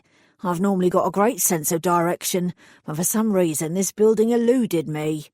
I gave him a long look. You're not supposed to find it. There's magic bound up in the walls that prevents humans from noticing it. Really? He looked intrigued. How do I beat this magic then? Is there a drink like the one you gave Rose? I sincerely hoped not. No, I said flatly, and that drink was a special occasion. You and Rose are exceptions to the rule that humans shouldn't remember that fairy godmothers exist. I'd like to remind you to keep your mouth shut on that matter. I glanced at Rose. I know you're capable of keeping secrets. I'm trusting you to keep both my existence and this building a secret. Rose shrugged. Whatever. I knew she wasn't being flippant. Despite her best efforts to mask it, her breath was coming in short, sharp gasps again. I sincerely hoped she wasn't about to drop dead on me. If she did, all this would have been for nothing. I went into the lobby with my 3 companions following me. Although I was sure I was doing the right thing by bringing them here where I knew they'd be safe from Art Adwell's machinations, I was relieved that it was empty. Until now, I'd not been entirely sure that Mrs. Jardine had a home to go to. It sometimes seemed that she was permanently installed at the shiny reception desk. Having been here before, Vincent pretended to be blasé about it, but I could tell from the way that he inhaled the honeysuckle-imbued air that he was still overawed. Rose was uncharacteristically quiet, her eyes flitting around from glowing corner to glowing corner. Surprisingly, it was Pumpkin who appeared to be the most overwhelmed. His paws skittered across the marble floor in a cartoonish fashion as his claws struggled to gain purchase. He slipped and slid his way for several meters until he finally managed to get his balance.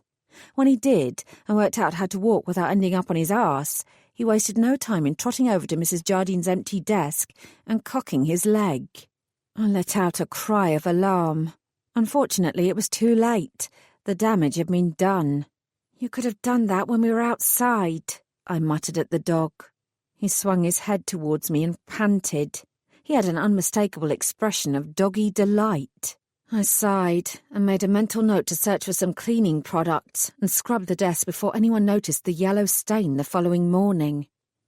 "We don't normally bring clients here," I told the others in a quiet undertone, "and this will go better if no one finds out you were here.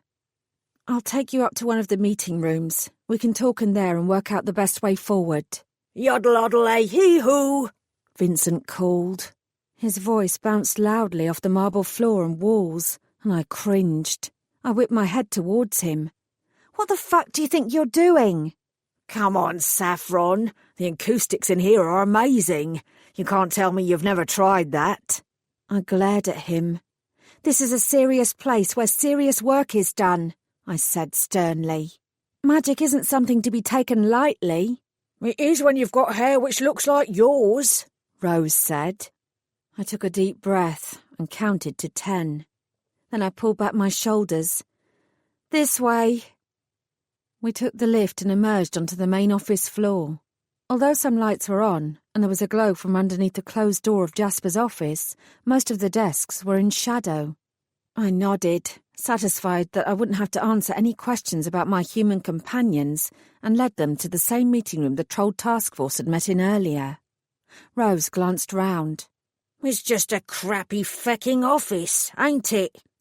I nodded cheerfully. "Yep." She fixed her eyes on one of the posters. "Some people wish for things to happen," she read aloud. "You make them happen." Her lip curled. "Why is there a photo of a lobster next to that?" I squinted. Who knows? I rolled up my sleeves and sat down. "Why is there a tattoo of an ugly cat on your arm?" she asked. I smiled. "Because I'm the most dedicated fairy godmother this side of the Atlantic." I gestured at the empty chairs. "Now let me prove it." Thankfully, Vincent and Rose both sat down. Pumpkin also hopped up into one of the chairs. I gave him a nasty look in case he decided that the one thing this room was missing was dog pee, then settled back. "It's time for the truth, Rose," I said. "You know my truth. Now you tell me yours." She sniffed and looked down. "My name is Rose Blairmont. I'm 79 years old. I used to work for the post office sorting letters. Now I enjoy gardening and walking in the Lake District with my dog." I might have known it wouldn't be that easy.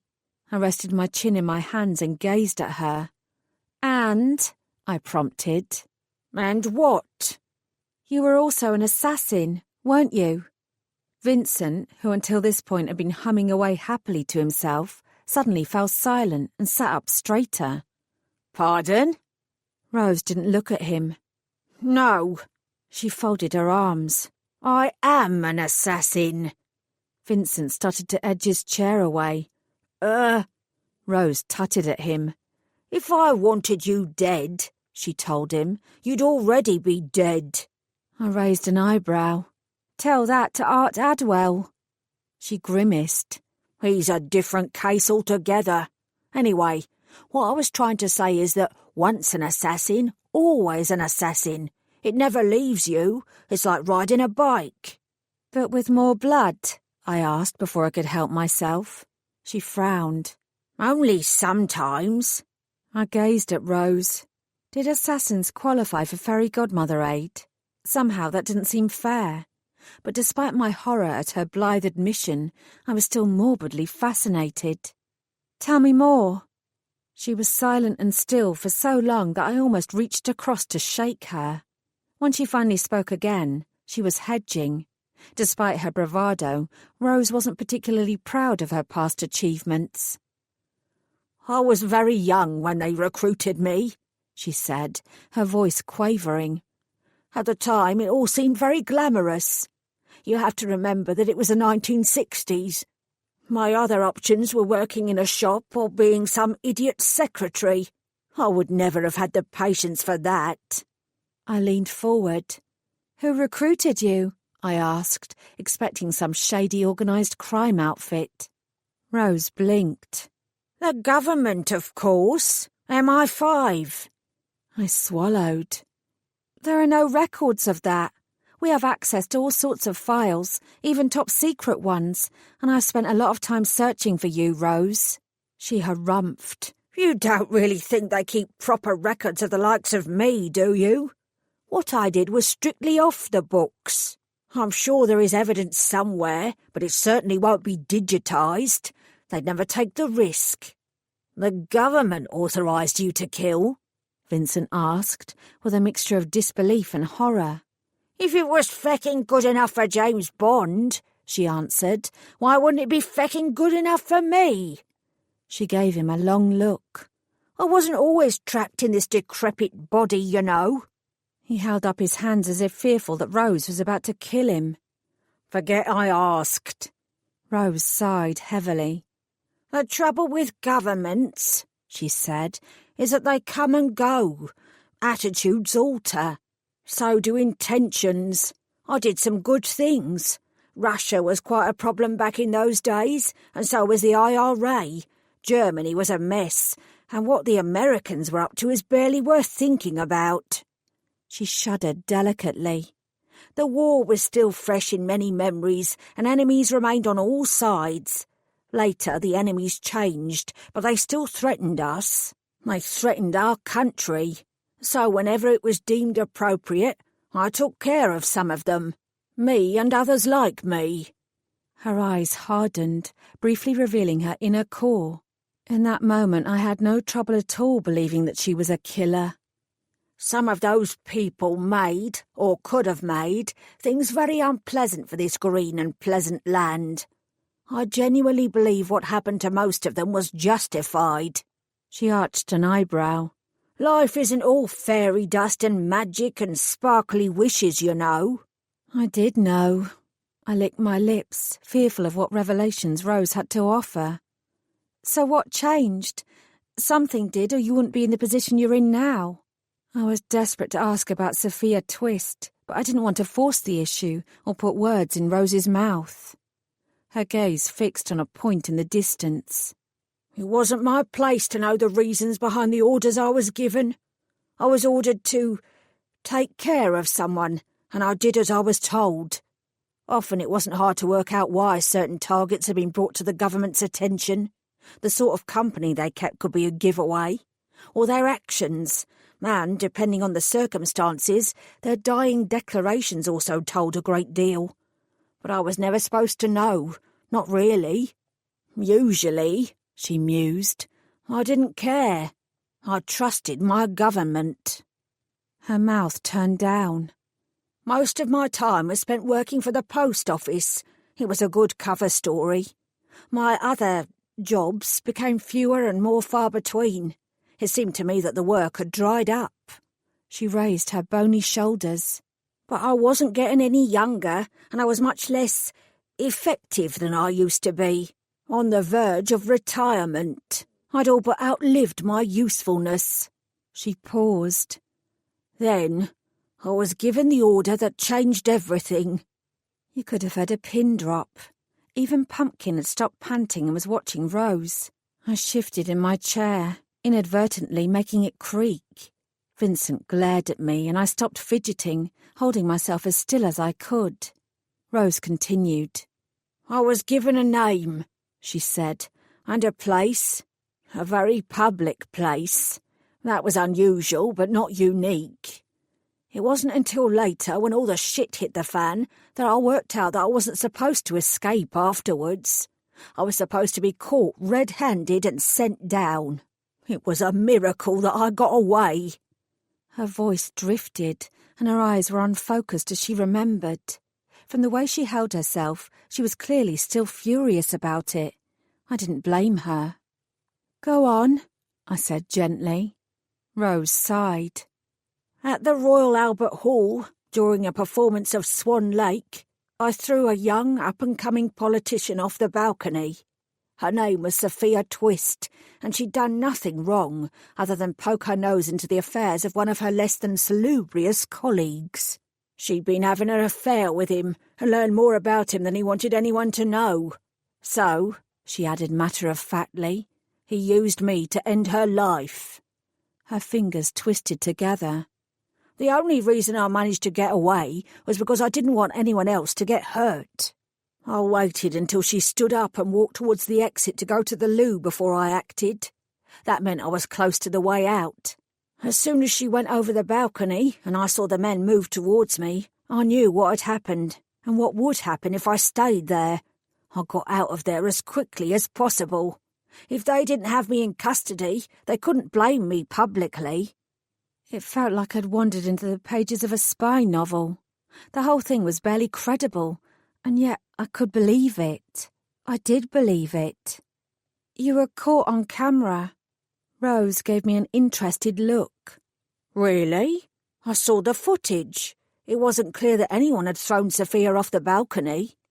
I shook my head. I mean outside the theatre. There's a clip of a BBC reporter explaining what happened to her, and you're in the background. You're only there for a second, but you're definitely there. Rose was silent for a moment. Well, she said finally, there you go. I wonder if Morgan Ferguson has that clip too. It'll add credibility if he publishes the story. I hope he does. Adwell deserves to go down. Oh, Adwell was behind the order. Rose nodded. My department was off the books, but this order was even further off the books. There was no trace of it anywhere, not officially. At first my boss believed that I'd gone rogue, but I was on good terms with him. I persuaded him that I was just following orders. She smiled faintly. Of course it helped that I had proof of my own. I'd met Adwell the week before and secretly recorded him when he ordered the hit. I'd learned enough over the years. I wasn't a complete fecking idiot. No matter what the job was, I always made sure I had insurance. I stared at her. But if you had proof that he'd given the order, how did Adwell get away with it? I was paid off, she said starkly. It was deemed disadvantageous to the country for a Member of Parliament to be found to have engaged a government-approved assassin to kill a colleague. It was hushed up. Adwell was told to slink away into the darkness, and so was I. Even though I'd expected to hear all this, I was still shocked. He didn't keep his side of the bargain, did he? She grimaced. No. He resigned on supposed health grounds and stayed away from politics for a few years, but you won't keep a bastard like that down for long. My old boss died of lung cancer, and it wasn't long after that before good old fecking Art returned to public life and ran for office again.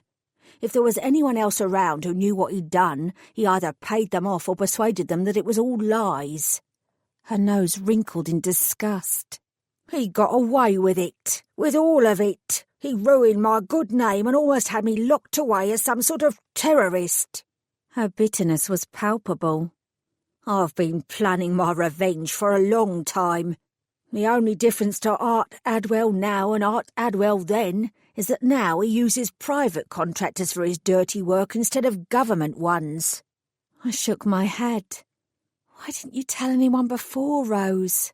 I whispered. Why wait until now? The man shouldn't be allowed in office. He shouldn't be anywhere other than prison. What about the things he might have done to other people? She let out a short, unexpected burst of cold laughter. I don't care about other people. I was an assassin, dearie. I killed people. Do that enough and you lose any trace of the person you once were or might have been. Empathy can quickly become a foreign-fecking thing. Besides, it was my hands that killed Sophia Twist. I was as much to blame as Adwell. Her tone soured. If I came forward and revealed myself, I'd be in the same boat as him. And I wasn't any more willing to spend the rest of my life in prison than he was. But you were only following orders, Vincent objected quietly. And so were most of the Nazis, she returned, without missing a beat. He flinched. I'm only letting the story come out now because I'm dying. I have nothing more to lose. I wondered if that was true or not. How many years had Rose spent wondering if she should tell the truth? How much guilt had she felt? I wanted to believe that she regretted not saying anything sooner, but maybe that was just wishful thinking. Maybe this was about nothing more than revenge, but I preferred to think otherwise, even if that was only the optimistic fairy godmother in me. What I still don't understand, I said, is why you've been so keen to confront Adwell and his men yourself. You might have a terminal disease, but at several points you've seemed happy enough to have them shoot you in the head and be done with it. Rose made a face. Do you think I want to die in some hospital bed, hooked up to 1,000,000 machines and covered in my own fecking piss and drool? She straightened her shoulders and met my eyes, for a brief moment looking like the cold-hearted assassin she once was. If I can take some of those bastards with me to hell, I'll have done a good thing. Especially if one of them is Art Adwell himself. I watched her for a moment. This is deliberate, I said finally. You want to face Adwell. You want him to come after you. Rose looked mightily pleased with herself. He's a powerful politician. If you can't approach the lion in his den, then you have to lure him out so that he comes to you. I contacted Morgan Ferguson at the Daily Sentinel and made some noises about what I knew. It took that tabloid wanker all of 5 minutes to dig around and alert Adwell. It was a damned good plan. She lifted her chin and glared at me. If you'd not involved yourself, it would have already have played out and none of us would be sitting here now. Funnily enough, I didn't feel even slightly guilty about interfering. The fewer corpses, the better. It was a rule I like to live by. Chances are, I said sceptically, that he'll kill you long before you manage to kill him. I appreciate that you have skills, Rose, but he has a whole team with him. The old woman tapped her nose. He can't kill me straight away, she said smugly. I've still got the recording, the one where he ordered me to kill Sophia Twist. I exhaled. Your insurance. Indeed. I made a point of telling Ferguson where it is. It's in a locker in a storage facility in London. I have the code. Ferguson believes that he'll be given it by a third party in the event of my death. Ferguson believes, I repeated, focusing on her words. He's not actually going to receive the code. For the first time, a flicker of guilt lit Rose's eyes. It's a long number, she said. I can't remember it offhand. Vincent's mouth dropped open. You're kidding me. Rose frowned. I wrote it down so that I didn't have to remember it. Wrote it down where? On a piece of paper. I gritted my teeth. And where's the piece of paper? At home, she answered simply, In the Lake District. Where else would it be? My heart sank. I might not have seen it with my own eyes, but I believed Art Adwell when he'd said he'd razed Rose's home to the ground. Unless she remembered that code, chances were it was lost for good. I decided against revealing that information for now. It wouldn't help. For a long moment, nobody spoke. I turned everything over in my head, trying to decide how best to proceed. Vincent looked rather nauseous, no doubt wishing he'd never met either of us. Rose merely smiled to herself. Eventually, Vincent cleared his throat. You're the fairy godmother, Saffron, he said. Grant her wish and make Art Adwell drop dead. Then we can all go home. I can't do that, I said. I don't have power over life and death. I can't kill someone through a wish, and I can't extend a life either. It doesn't work like that. He's a bad man, Vincent protested. He deserves it. It doesn't matter. Even if I wanted to do it, I couldn't. My magic doesn't work that way. I glanced at Rose. Anyway, that's not Rose's wish. Am I right? She sniffed. Perhaps you're not completely dense after all. I'll be the one to end Adwell's life. If I can't do it, no one will. She raised a shaky finger and pointed it at me. She already knows what my wish is. I pushed back my hair and sighed. Yeah, I knew. Deep down, anyway. Vincent looked from me to Rose and back again. What? What is it? There was a sudden hubbub of voices from outside the meeting room. My brow creased, then I checked my watch, and my insides contracted. Look, I said, I've got other things going on that I have to deal with tonight. I'd appreciate it if no one found out that I'd brought you both here. You already know that this building is protected by magic. You'll be safe here for the time being.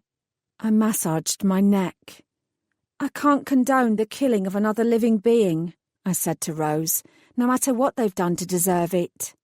It's not your place to interfere, she returned. You're my fairy godmother. You're supposed to be on my side. And anyway, you don't have to help me kill Art Adwell. You only have to make sure you don't get in my way when I do it. I didn't know if I could agree to that. I sighed. Look, I said, can you just stay here for now and hold off any attempted murders for the next few hours? Vincent? I don't want to be left alone with her, he said. You're a grown adult male, I said, and she's a little old lady. Rose bristled at my words, but thankfully kept quiet. We all knew what she could probably do to both Vincent and me if she wanted to. Fine, Vincent said finally. I'll stay. Rose wheezed, a rattling sound that made us all jump. Her hand briefly went to her chest before she dropped it again. Till dawn, she declared overly loudly. Not beyond that. My time is running out. I didn't know where to look. Thank you, I said quietly. Make yourselves comfortable, and I'll be back as soon as I can. As soon as I can. As soon as I can. As soon as I can. As soon as I can. As soon as I can. Chapter 21. I stepped out of the meeting room feeling slightly faint. Whether that was because of the injuries I'd sustained or because of Rose's revelations, I couldn't have said. Either way, I was so mired in myself that I half leapt out of my skin when the voice spoke from out of the gloom of the office. Who's in there? Jasper stepped forward until he was standing in the moonlit glow seeping in from the nearest window. It gave his skin an otherworldly glow. Then again, he was otherworldly. We all were. Who is in that room? I licked my lips. No one, I answered. He gave me a long look. Saffron. He said my name almost as if it were a caress. Then his voice changed. Don't take me for a fool. I smoothed down my blouse and took a deep breath. Okay, I said. I left some friends of mine in there. Jasper immediately started forward. I blocked his path. Look, I said, I know you're here to do an audit. I know your job is to investigate what we're up to. But if we're really friends, can you let this slide? You have no reason to go into that room. It'll be better for everyone if you don't. It's nothing nefarious, I promise you that, and it's only temporary. They'll be gone by morning. Let's concentrate on what's about to happen over the road. What's going on in that room doesn't concern you. I twisted my hands together. Please, Jasper, I pleaded silently. Let this one go. I could only deal with one headache at a time. A muscle pulsed in his jaw. Fine, he said eventually, while my shoulders sagged in relief. Maybe it's better I don't know. What you don't know can't hurt you, I chirped before I could stop myself. Then I winced. That had been unnecessary. His eyes roved over me. If you say so. He folded his arms. You're in a worse state than you were a few hours ago. If you won't tell me what's going on, at least get out your wand and sort yourself out. You look half dead. Jasper clicked his tongue. What? I screwed up my face. I kind of lost my wand. You lost it? His voice was disbelieving. Yeah, I put it down somewhere, and now I can't find it. He heaved in a breath. Saffron, we're about to break down the door of a suspected troll hideout and you don't have a wand with you for magical backup. Trolls can do magic without using tools. So can I. You don't have that luxury. It was an accident, I said in a small voice. And thank you for pointing out my other failings. If you'd not said that, I'd never have realised that my wand was so important. He snorted. There's no need to be sarcastic. You're the one who lost it. He shook his head and turned away. Billy? I started. What was he doing here? The door to Jasper's temporary office opened and Billy's face peered out. Yes? What can I do? He noticed me and smiled, clearly relieved. I'm glad you're back, Saffron. I did as you asked and walked past that building a few times. There's definitely magic there. The man Angela saw has to be a troll. There's virtually no other explanation. I breathed out. Maybe my luck was about to turn. Then I looked past my friend and noted the familiar figures of Angela, Alicia and Delilah hovering there too. So that was who I'd heard talking. It didn't explain what they were doing, though. "Why are you all here?" I asked. Alicia pushed past Billy and tossed her head. "We're part of the task force. You can't just push us to the side when it's time for some action, Saffron. We might not be going into the building with you, but you'll need us for backup if something goes wrong. And if there are trolls in there, as Billy and Angela reckon..." Her voice trailed off and she shrugged. "Anyway, you might be the leader, but you're not our boss." Never was a truer word spoken. Angela frowned and peered at me. "What's wrong with you?" she inquired. "You look like shit." "That's not nice," Delilah protested. Then she blinked at me. "Actually, you don't look at all well, Saffron. Maybe you should sit this one out." Jasper ran a hand through his hair. "Billy, can you find a replacement wand for Saffron?" Billy's body jerked and he stared at me. "You lost your wand?" "I'm sure it'll turn up again," I said weakly. Maybe I'd get lucky and Adwell would have left it in Vincent's house. A fairy godmother could wish. He tutted loudly. "That's a very serious thing, Saffron. I'll have to make a report. The rule states that..." I waved a hand. I was starting to think that he'd spent so much time parroting various rules that now he was conditioned to do so whether he meant it or not. "I know what the rules say, and I'm very sorry, but if you have a spare..." He rolled his eyes and stomped off. "I'll fetch one." There was the sound of a door opening.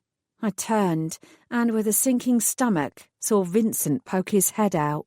"Saf," he said, "can we get some food?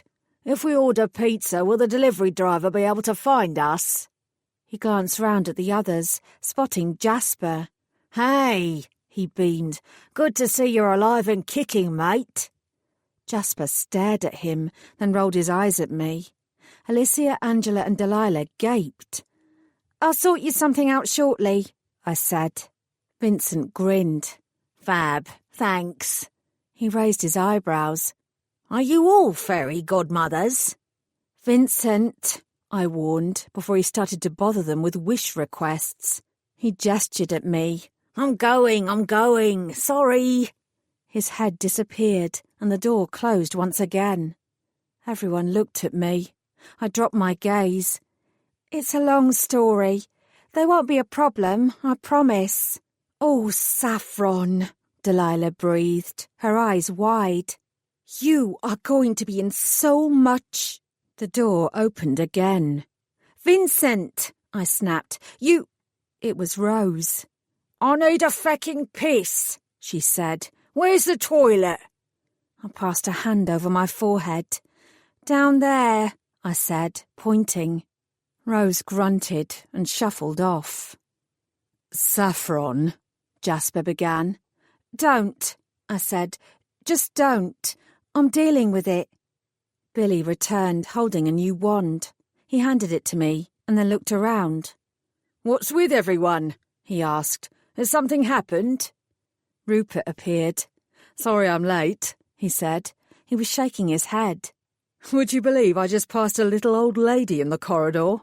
A human lady. When I was writing my memoirs and I wanted to pinpoint the moment where it all went wrong for me, I reckoned this might well be it. Trolls, I said, raising my voice so that it echoed around the room. We are here to find the trolls. Hoo-yah! Rupert fist-pumped the air. Let's slaughter them and all be heroes.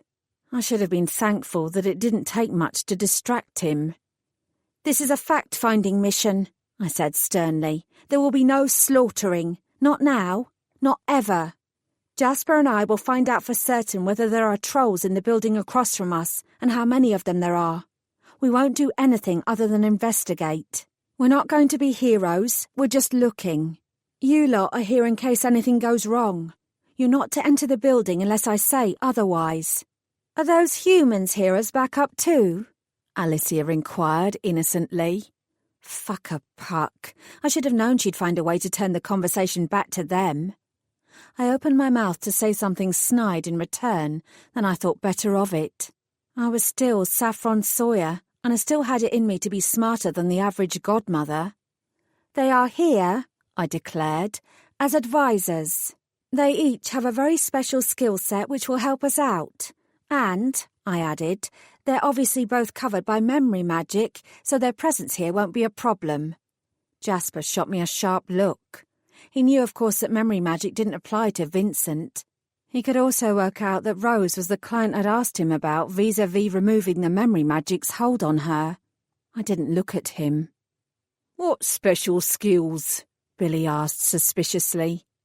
Vincent knows drugs, I said, improvising. And we know that the trolls used drugs against us before. If they try to do so again, Vincent will be able to help us. Angela crossed her arms. And what's the old lady here for? Stealth ninja tactics? She'd be surprised. She's here, I said, because she's going to help us find out who is really inside that building.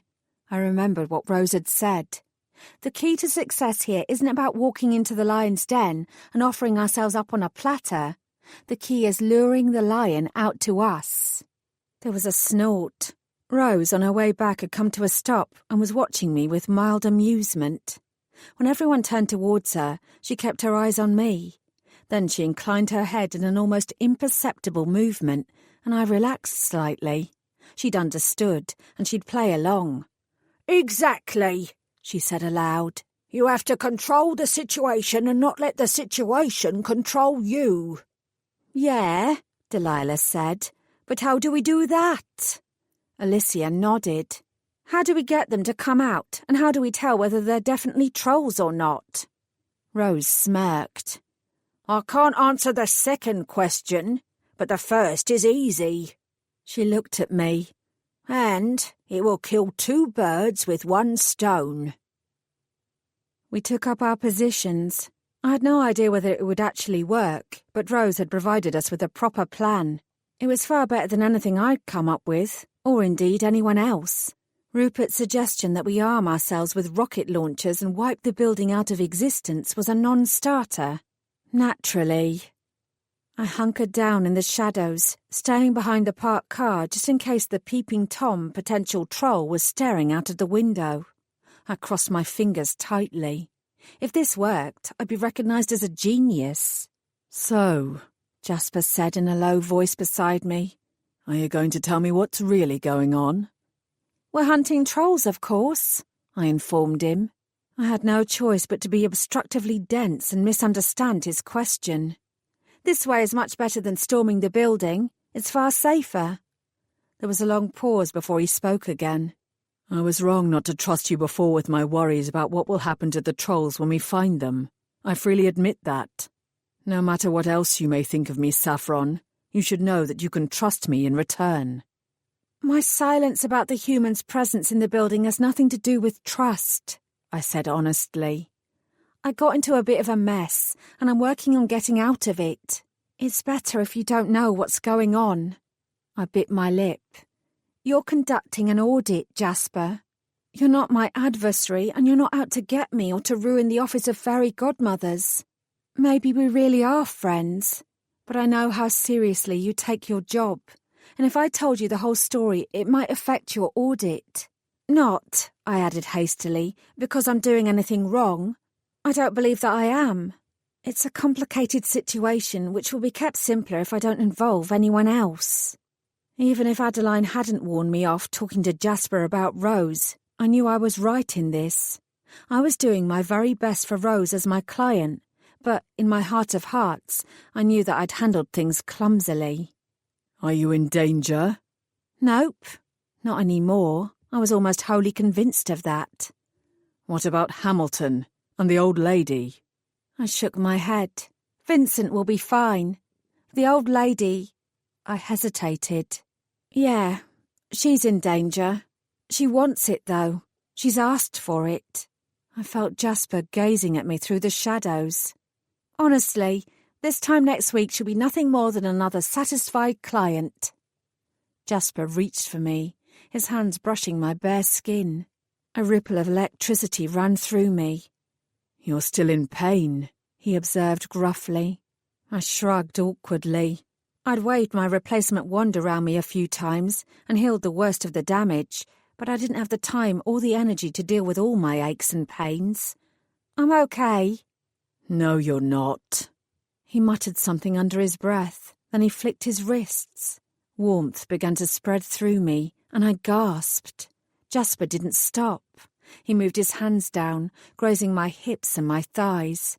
Everywhere he touched tingled. When he'd finished, he moved away and watched me, his gaze fully alert. You should still get checked out by a doctor, he said, a raw edge to his words.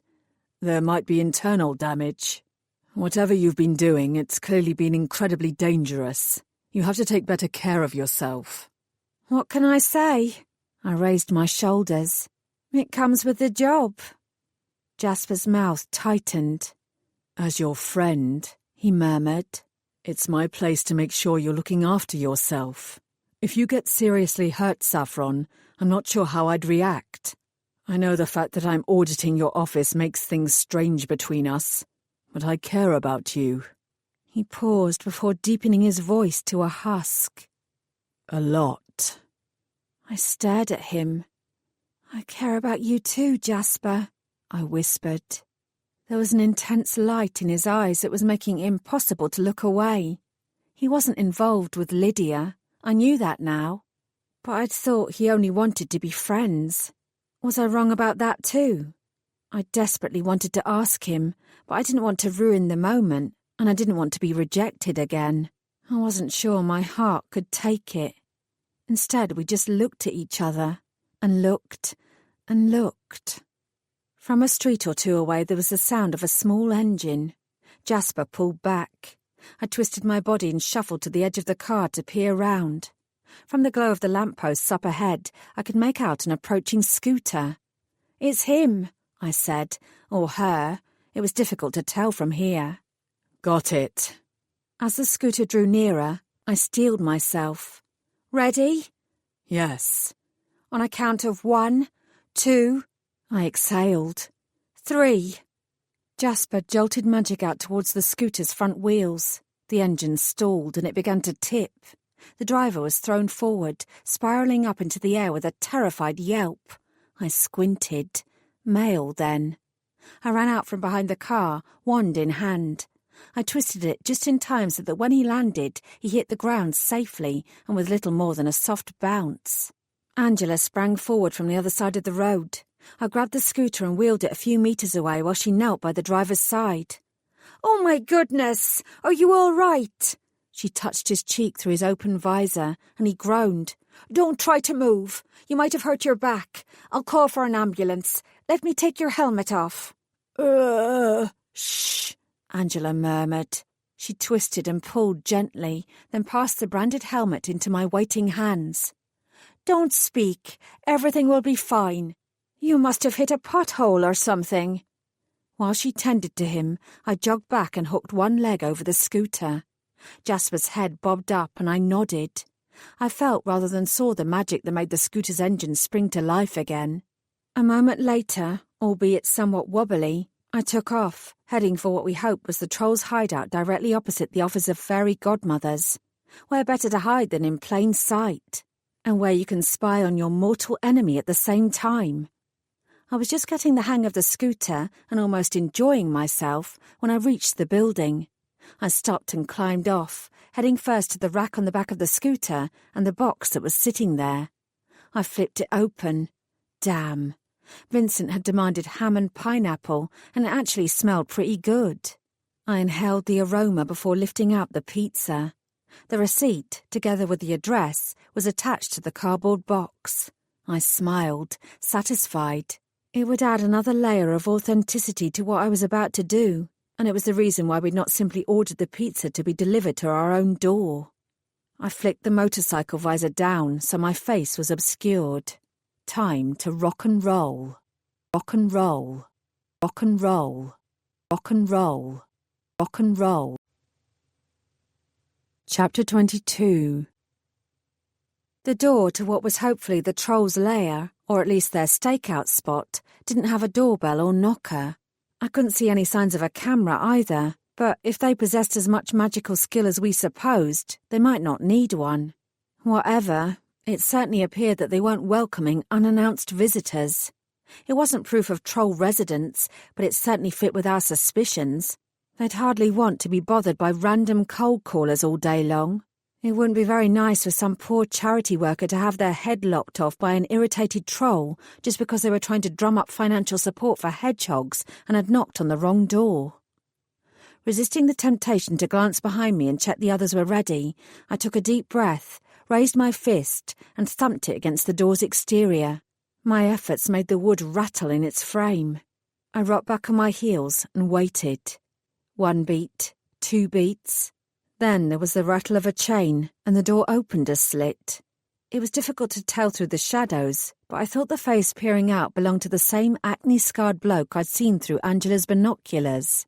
The same man I'd bumped into. "What?" His voice was reed-thin and high. It wasn't what I expected from a troll, but I was learning not to make assumptions about my adversaries. "Pizza!" I held up the box to prove it. "I didn't order pizza." He went to shut the door, but that wasn't going to happen.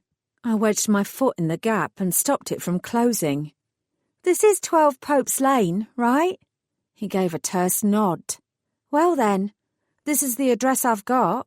"I don't care. I didn't order pizza. I'm lactose intolerant. I can't eat cheese." He stepped further back. "Now move your foot from my doorstep before I call the police." I felt rather than saw the tendrils of gentle magic snake past me, coiling themselves round the door. This was the dangerous part because we had no way of knowing how sensitive trolls were. If this man sensed that someone behind me had used magic to relax him, all would be lost. "Don't call the police," I said in alarm. "I'm only doing my job. You try getting paid minimum wage for knocking on strangers' doors.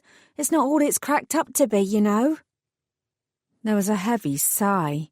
I couldn't detect any aggression on the man's part, more like resignation. That meant he'd not sensed the magic, and it had worked. The chain rattled again, and the door opened fully, revealing him. It was definitely the same bloke as before. I scanned him up and down while he did the same to me. Was he a troll? I couldn't tell. It would have been far easier if they had horns and bowed legs like in the old stories. "Take off your helmet," he said. I flipped the visor up, taking care to angle my face away so most of it remained in shadow. "I can't," I said. "It's too small for me, and it's a nightmare to get on and off. When I'm working, I leave it on all the time." I held up the pizza again, all but thrusting it in his face. "Look," I said, "the pizza is paid for already. Can't you take it? I'll get into trouble otherwise." He snorted. "So then you can blame me for stealing a pizza that was never mine? No chance." I pointed to the receipt. "But it really is for this address. Maybe someone ordered it for you. A friend, perhaps." He dropped his head. "I don't have any friends." I glanced past him. "Does that mean you're alone? If there's someone else in there, maybe they'd like the pizza." There was a loud thump from somewhere inside. I looked at the man, and he looked at me. "My neighbours," he said. "I live on my own." Uh-huh. I thrust the pizza box at him, giving him no choice but to take it. "Here," I said. "Just hold this for a second and I'll get my phone. I'll call the store and see what they say. There must be a procedure for this sort of thing." I gave an apologetic shrug. "To be honest, I've not been doing this for very long.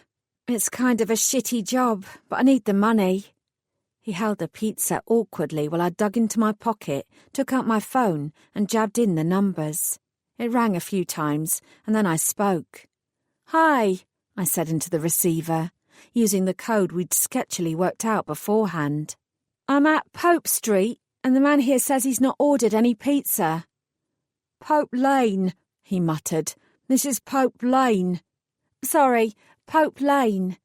I listened for a moment, leaning to my right to give Alicia enough room for a clear shot. "I'm there now," I said. Nothing happened. I gritted my teeth. "Now!" The man's brow furrowed just as there was a faint hiss and a breath of moving air by my ear. I reached forward, grabbing first the pizza and then the man before he crumpled into a heap on the floor in front of me. He was out, and I was in. Hastily, I pushed his limp body back into the hallway in case any motorists drove past and grew curious. Billy appeared behind me and reached for the pizza. "Vincent's waiting across the road in the lobby," I said. "Give it to him." "The humans can wait until we're done here," Billy snarked. "In theory," I answered as the others jogged up. "But these humans are particularly impatient specimens, and I could do without their interference. This will keep them busy and out of our way." "And they need to be kept out of our way because they're not really special advisors." I sent him a warning look. "Please, Billy." He rolled his eyes, but at least he did as I asked. "So," Alicia said, "we don't know yet if he's a troll or not." Rupert frowned. "How do you know we don't know?" "Saffron said Pope Street," Delilah said. "According to the code, street means unsure." "I thought road means unsure and street means definitely yes." "Road means definitely not. Street means unsure. Lane means definitely yes." He scratched his head. "What about terrace? What does that mean?" It was hard to believe that I'd once thought that everyone in the office of fairy godmothers was the brightest and best that our world had to offer. "Shh," I said. "I don't think he's alone. We can't alert whoever else is in here." At least that warning made all three of them fall silent, but they still glared at me as if I'd ruined all their fun. Jasper appeared from out of the gloom to my left. "Angela is staying with the pizza guy," he said. "He's fine. She'll come and get his bike and send him on his way shortly." I nodded. "Good." Billy strode back over. He didn't look happy. "I didn't even get a thank you from that yellow-toothed, lanky-haired human. I told him that eating in the lobby was against the rules. He didn't seem to care. He already had a slice out of the box. If he drips cheese all over that floor—" "I'll clean it up," I promised. "Now all of you get yourselves back home. Jasper and I will take it from here. Delilah, Alicia, Rupert and Billy put their hands on their hips. I stared at them, wondering if they were about to break into a song and dance routine. "We're on the task force," Alicia said. "We're coming in with you." How many times do we have to go through the same shit? "Go home," I hissed. We couldn't stand here arguing on the troll's damn doorstep, not when there were others somewhere inside. Now! Not one of them moved a muscle. Jasper touched my arm, a gentle pressure that told me exactly what he thought. I supposed I should have been grateful that he wasn't undermining me in front of them, but I was still annoyed. This wasn't what we'd agreed. The next time I was in charge of a task force, I was going to make sure that everyone did everything I told them to. "Fine," I whispered. It really wasn't. "But if you get caught by a troll and eaten for a late-night snack, don't come complaining to me." I glared at them. "And this is fact-finding. We are not here to fight." Alicia smiled.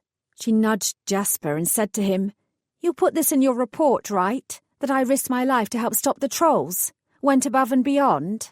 Delilah waved her hands in the air. "And me. I've done the same." "And," Rupert began. He was interrupted by a groan from the supposedly unconscious bloke who was still slumped behind us. I tutted. "Just get in and close the damn door." For once, they all did as I asked. It was almost a miracle. Jasper picked up the man with ease, hauling him through to the first room on the right and laying him on the floor. He examined him, a troubled expression on his face. "He's not a troll," he said flatly. "This man is human." He raised his head and looked at me. "You've made a mistake." I pursed my lips. Fuck a puck. "Are you sure?" "Positive." "Have we broken into some human's house and knocked him unconscious?" Alicia asked, her voice rising. "I don't need Billy here to tell me that's against the rules." She stared at me. "This was all your idea, Saffron. You're the one in charge. It's your fault. I would never have come in here if it wasn't for you." She folded her arms. "You're to blame for this." I gritted my teeth. "It was never definite that he was a troll. And I told you not to come in. You're the one who chose to enter." She sniffed. "The buck still stops with you." She had a point. I muttered a curse under my breath. "He was looking directly at me," I said, as much to myself as anyone. The magic shrouding the office of fairy godmothers should have meant that's not possible. But he was definitely looking right at us. When I bumped into him in the street, I sensed magic. So did Billy when he walked past this building a few hours ago. Jasper frowned. "He has a faint aura of magic, but it's not strong enough to suggest that he's anything other than human. He probably had an ancestor who was troll or godmother or something. Whether he was looking at you or not, Saffron, this is not an actual troll." "Maybe you just think he was looking at you," Delilah interjected. "I didn't imagine it," I said. Alicia gave Jasper a pointed glance.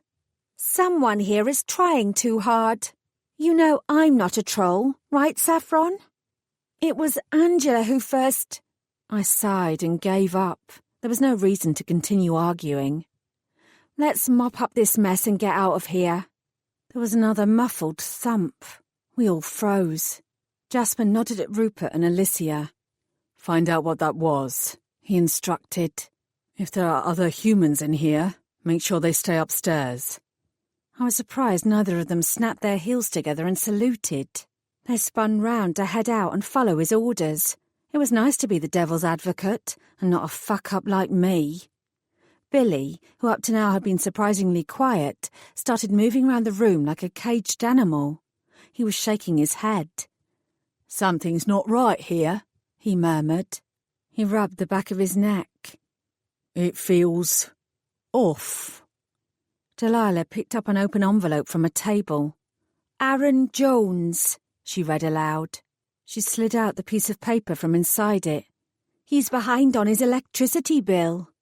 The man in question groaned again. His eyes remained closed, but he clearly heard her. "Have you seen how much they've charged?" he whispered. "I've not paid it because it's extortionate. I might live in this big old house, but that doesn't mean I'm rich.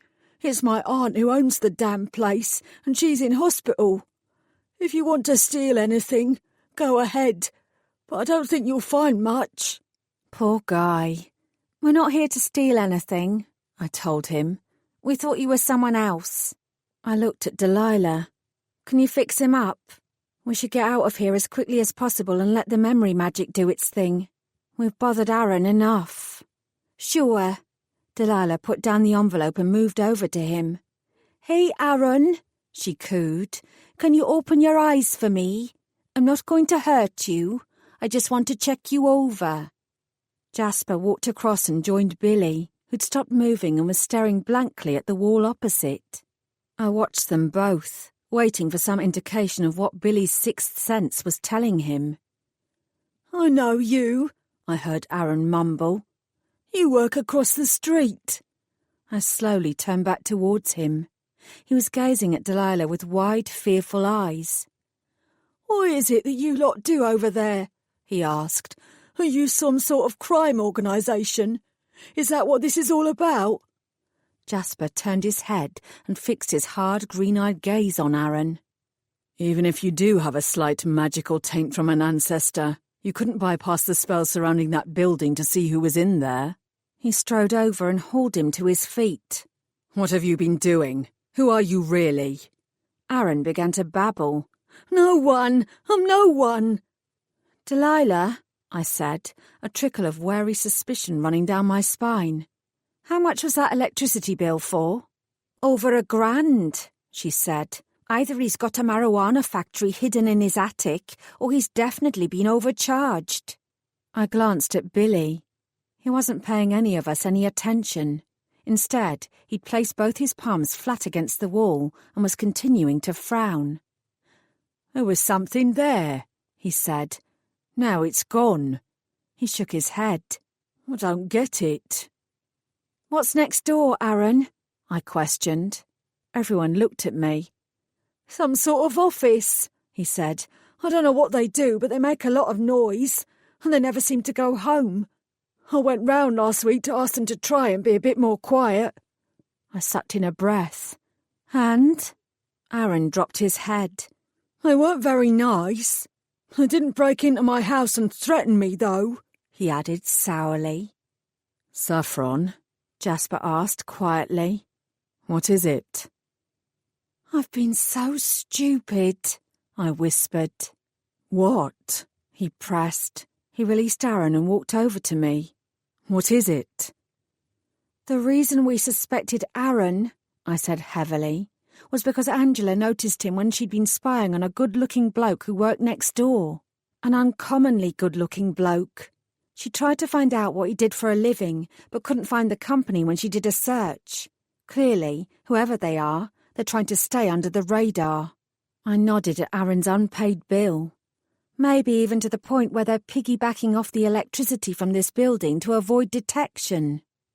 "Who would go to such lengths to stay anonymous?" Delilah asked nervously.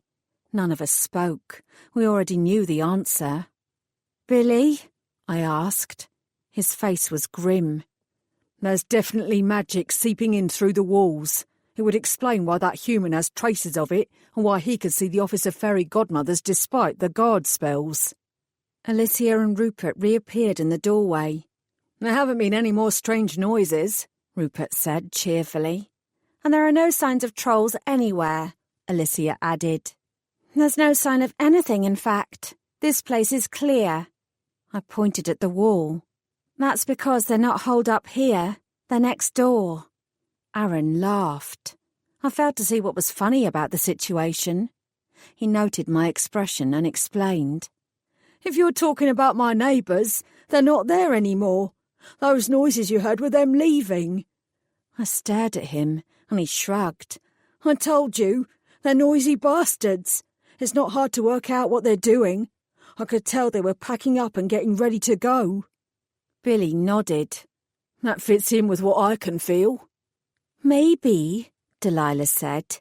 "They knew we were getting close to them, so they decided it was time to run away."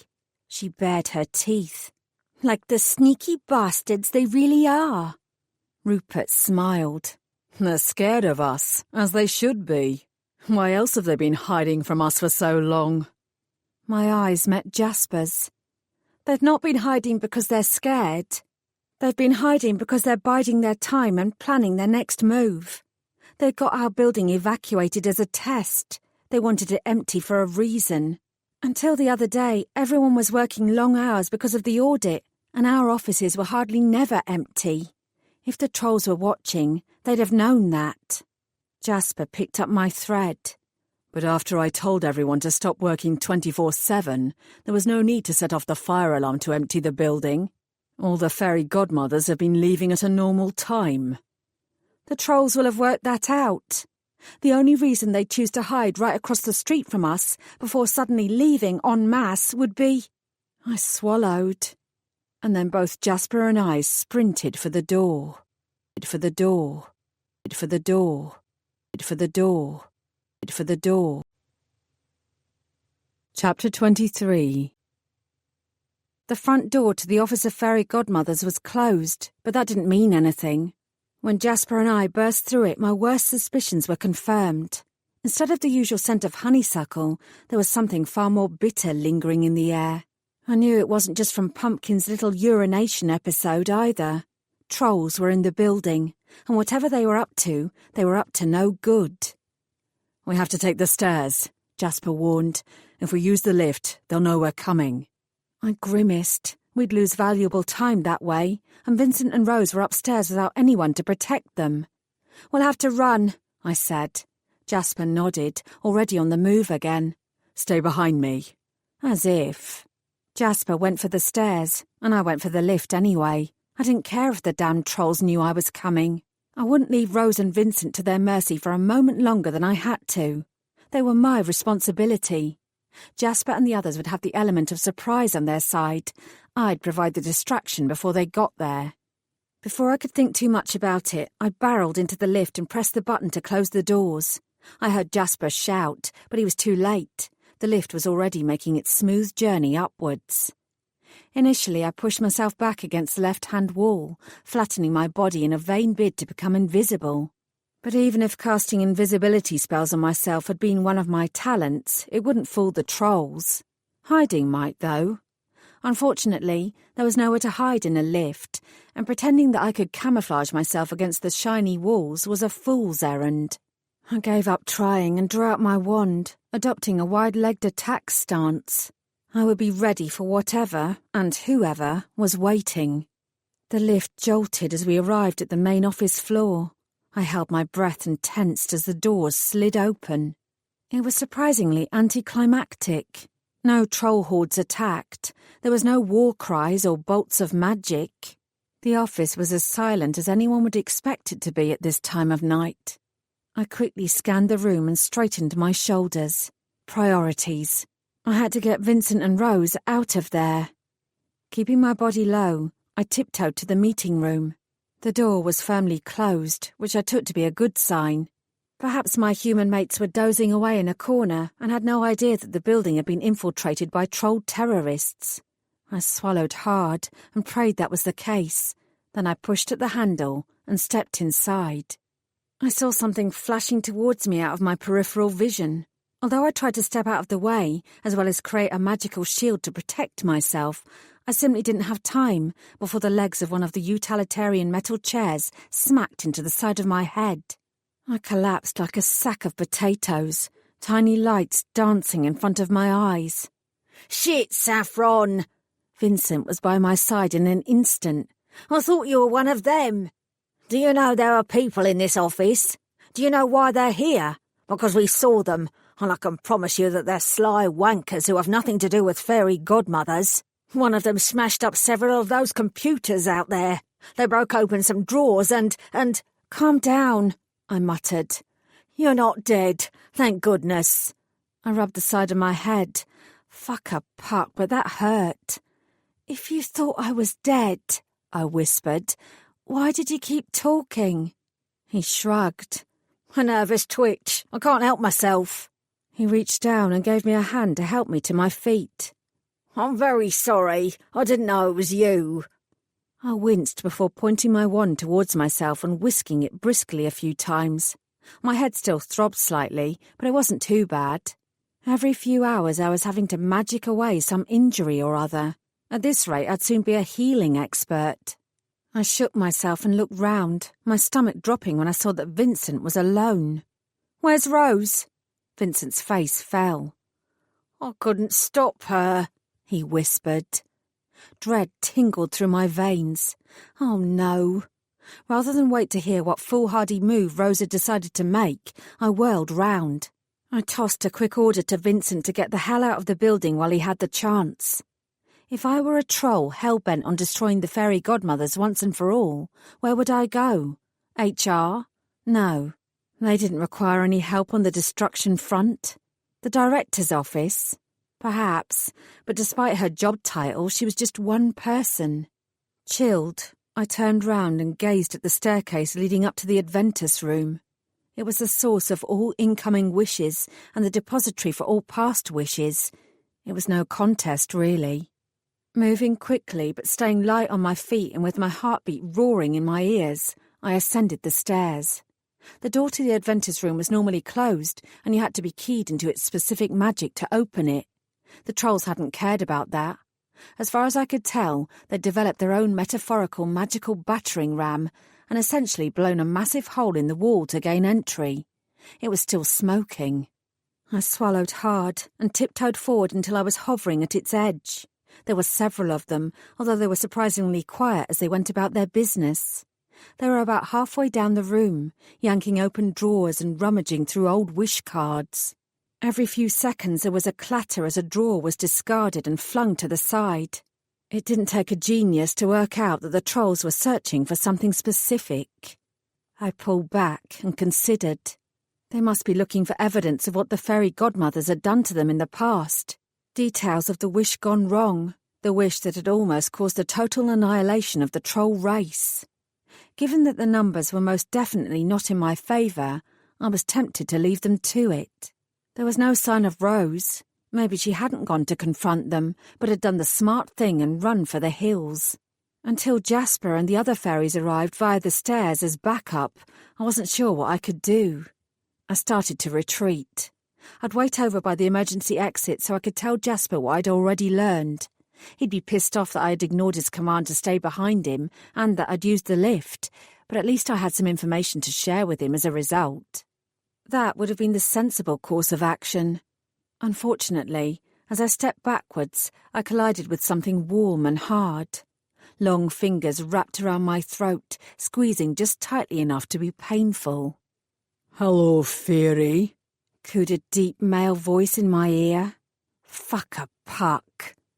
I flicked my wrist, instinct guiding my hand and telling me to use my wand to conjure up enough magic to get the bastard off me. He was already one step ahead of me, however. He muttered something, and suddenly the wand I was gripping grew red hot. I dropped it with a sharp cry. I had no choice but to let it clatter to the marble floor. The troll behind me laughed softly. "You're not going to do very much now, are you? Your over-reliance on crude tools will be your downfall." Yeah. I gave up resisting and forced my muscles to relax. Until now, despite their other atrocities, none of the trolls had actually killed any fairy godmothers. I had to hope that they were still following that route. "Hey, boys," the troll shouted. "Look what I caught." He pushed me into the Adventus room. His buddies stopped what they were doing and turned to stare at me. There were even more of them than I'd realised. This was bad. From the back of the group, a troll stepped out and strode forward. He was dressed all in black, like the best villains usually are. Something about the way he held himself and the manner of the others as they watched his approach told me that this was their leader. Whether he was their ultimate leader, or simply another underling like Bernard the suicide bomber kidnapper, I couldn't tell. As he drew closer, and his features grew more distinct, I realised that this had to be the man Angela had been leering at. He had chiselled cheekbones and styled blonde hair. Quite frankly, he was the most handsome man I'd ever seen. No wonder he'd caught her eye. She'd been intelligent enough to work out that the trolls were close by, and stupid enough to think that it had to be the creepy-looking human who was one of them, rather than this sex god. At the very least, a troll leader should have an ugly scar across his tanned face, or bad teeth. This bloke had neither. Who else is with you? His voice was deceptively soft. Name, rank, and serial number. That was all I'd give him. I'm Saffron Sawyer. I'm a fairy godmother. He watched me with amusement. Charmed to make your acquaintance, Saffron the fairy godmother. I'm Ethan the troll. He drew closer.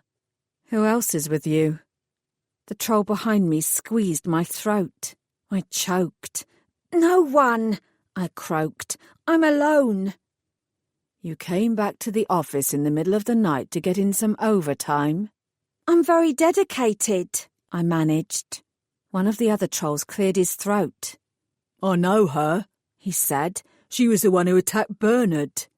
My eyes widened. I didn't attack him. He blew himself up. That was all his own doing. Ethan's expression didn't alter. I was never Bernard's biggest fan, he murmured. Oh, good. Maybe I'd get a commendation instead of being tortured. But he was still one of us. Fuck a puck. Perhaps he shouldn't have kidnapped a bunch of fairy godmothers and cut off some of their body parts then, I goaded. The longer Ethan and I chewed the fat, the more chance Jasper had of getting here. Unfortunately, the troll wasn't that gullible. He smiled gently at me as he gave his order to the other trolls. Get back to the main office, check that no one else is out there, and then block the entrances. We're not done here yet. He leaned in. You can be our witness, Saffron Sawyer. You can watch as we bring a halt to all fairy godmother activity for good. Bernard's kidnappings were ill-conceived. My plan will have far stronger consequences. You can't kill us all, I told him. You won't ever win. Ethan chuckled. I'm not in the business of killing. None of us are, even though Bernard came close. Our designs are far grander than mere murder. He smirked. Our goal is to destroy this office once and for all. He licked his lips in genuine anticipation. And there's only one way we can do that. I knew what he was planning. He didn't have to spell it out for me, but he did so anyway. He pointed up towards the gigantic cauldron that hung over our heads. If you don't receive any wishes, Ethan said softly, and you can't grant any wishes, this time next year, the Office of Fairy Godmothers will be nothing but a distant memory. A cautionary tale for fairies everywhere about the dangers of meddling with matters beyond their own interests. This is stupid, I said desperately. I'm sorry about what happened to you all. I truly am. But it was decades ago. We learnt our lesson. There are safeguards in place now. I understand you still want revenge, but there are other ways to go about it. We could sit down, discuss reparations. I'm sure the fairy godmothers will be more than happy to make an official apology and... For the first time, a flash of real anger sparked in Ethan's blue eyes. An official apology? He asked. An official fucking apology? The troll, whose hand was wrapped round my neck, responded to his anger by tightening his grip. Ethan hissed. I might not have been born when my kind were almost wiped out, but I've heard the stories. Have you? Men, women and children crushed by an avalanche of rocks, the very breath squeezed out of them without any warning. No chance to run, no opportunity to get away. Just tons and tons of rock raining down onto their heads. Nobody escaped. He shook his head. Not one single troll got away that day. The only reason any of us survived is because the old and infirm, plus those who cared for them, couldn't make the journey.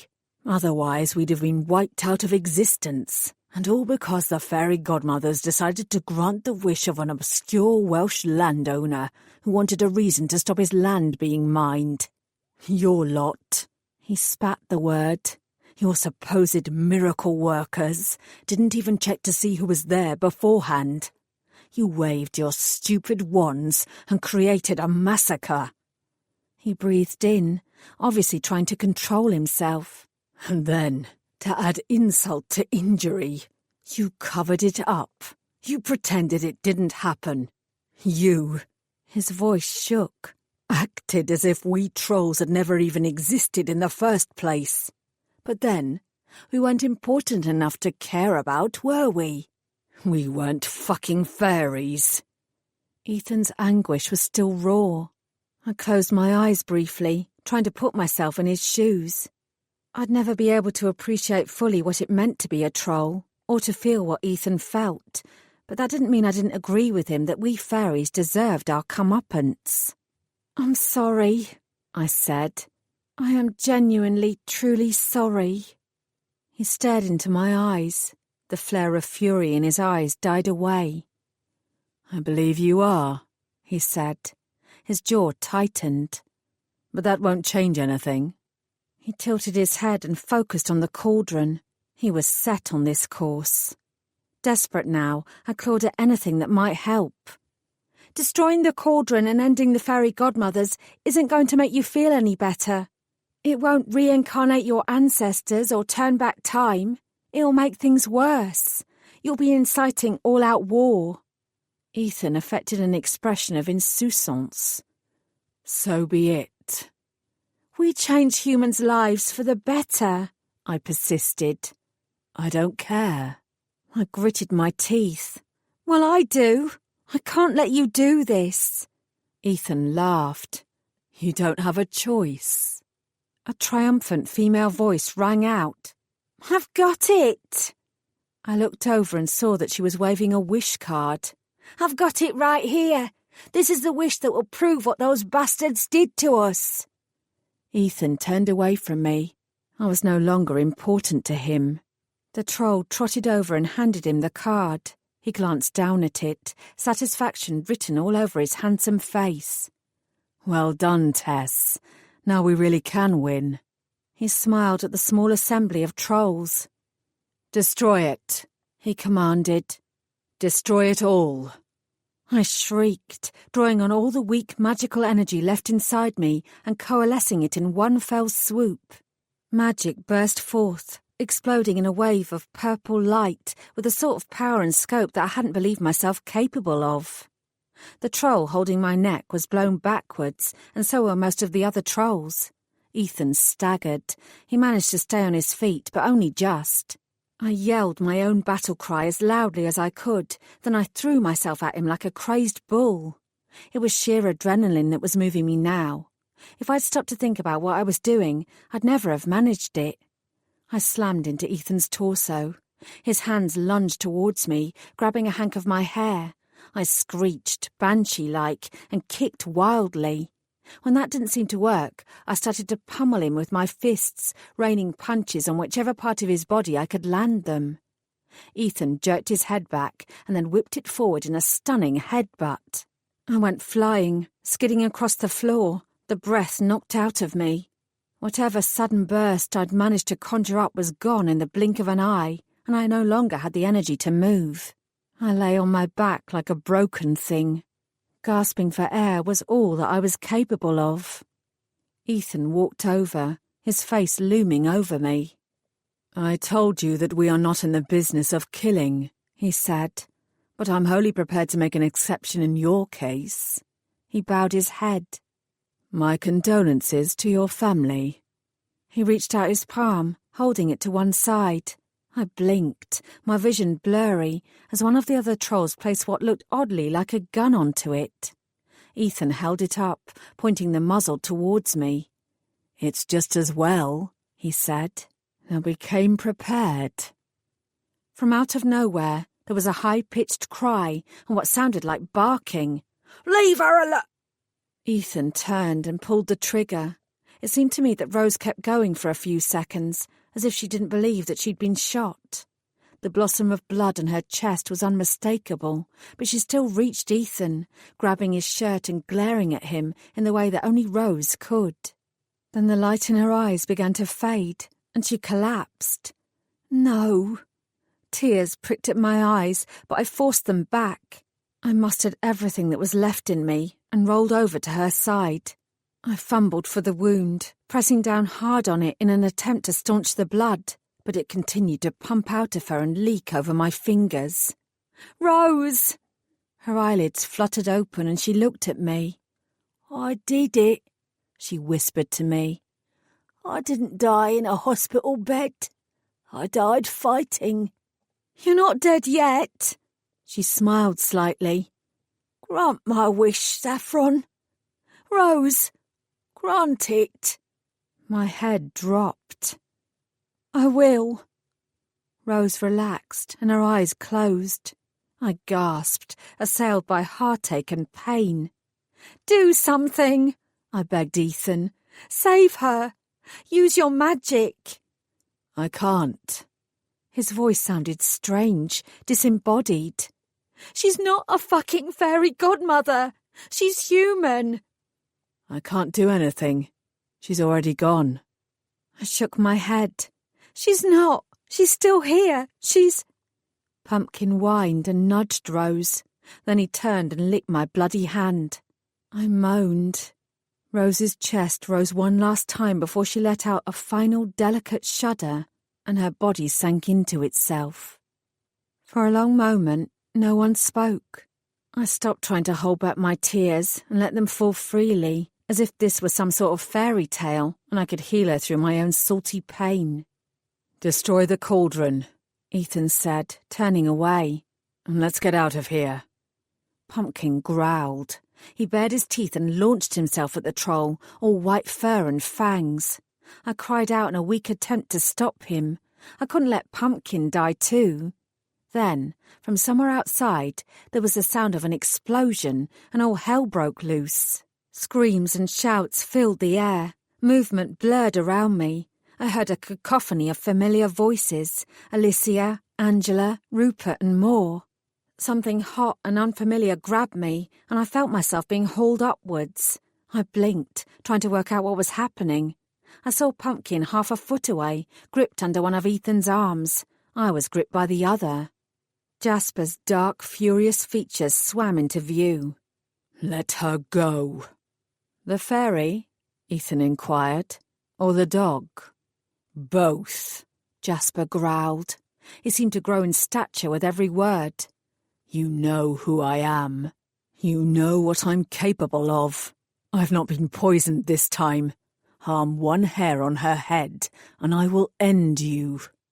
I was certain I was about to vomit. I heard Ethan chuckle. This was not the time for laughter, I thought dimly. This was the time for wailing and renting of clothes. I tried to shake my head to clear my vision, but all that did was make me feel more dizzy. "You care for her," Ethan said. "It's written all over your face." He laughed again. "Who would have thought that the mighty devil's advocate would be weakened by a mere fairy godmother?" "I'm going to count to 3, Jasper replied. "and then you will release her." I struggled against Ethan's arm, but it was no good. I no longer had the strength to fight him. "I don't think so. There are more of us than there are of you, and I still have a gun." I heard a click and felt something warm and metallic press against my temple. "Sure," Jasper said, "but we have the home advantage. Pull that trigger, and this will not go well for you." His words sliced through the air. "It's already not going well for you." There was a beat of silence before Ethan spoke again. "We knew what we were walking into. We knew that no matter how carefully we prepared, we might not make it out of here alive. Our cause is worth it." "No, it's not," Jasper said quietly. "There's still a way out. Don't destroy yourselves." "We're not the only remaining trolls," Ethan snarled. "Don't think this is all of us." "It doesn't matter. If you continue down this road," Jasper told him, "there won't be any trolls left anywhere on this planet. I'll see to it personally." My legs felt weak. If Ethan hadn't been holding me up, I couldn't have stayed upright. I licked my lips and tried to speak. Nothing useful came out. "I demand safe passage for me and my people," Ethan declared. "Once we are safely out of this building, I'll let little Saffron go." I tried to speak again. "Don't do it, Jasper," I whispered. "He killed Rose. Don't let him get away." I was barely conscious, but the rage I felt at what had happened to the old woman was sustaining me. If Jasper didn't end Ethan, I would. She hadn't deserved that. She shouldn't have gone that way. I'd brought her here to ensure her safety, and instead all I'd ensured was her death. Fine, Jasper said. but try anything funny, in fact try anything at all, and there won't even be troll bones left for the crows to pick over. "No," I protested. "Not like this." It was too late. Ethan was already pulling me away. It seemed to take an age. The other trolls surrounded us in a tight circle as we descended in the lift to the ground floor. The jazzy muzak that burbled out of the speakers felt like a slap in the face. I wanted something ominous, a funereal dirge. I didn't want this. But it didn't appear that I was going to be able to make any decisions about anything. The most I could do was force myself to stay awake. I wouldn't black out. I still had fight in me. I owed it to Rose. The lift doors slid open. Ethan's hand tightened round my waist as he dragged me forward. A burst of cold air hit me in the face. We were outside, and Ethan was about to get away. There was a screech of wheels, and a van pulled up. The back doors opened, and the other trolls lunged for the rear, piling inside. "I'm sorry," Ethan said. I swung my head and gazed at him. "I hate you," I croaked. "You killed her." His face was pale underneath his tan. "I'm sorry," he repeated. "I didn't mean to. She came out of nowhere and I reacted. Nobody was supposed to die tonight." The tears were running freely down my face. "But she did. Rose did. She was nothing to you. She... I gulped in air. "It was a mistake." His blue eyes blinked at me sadly.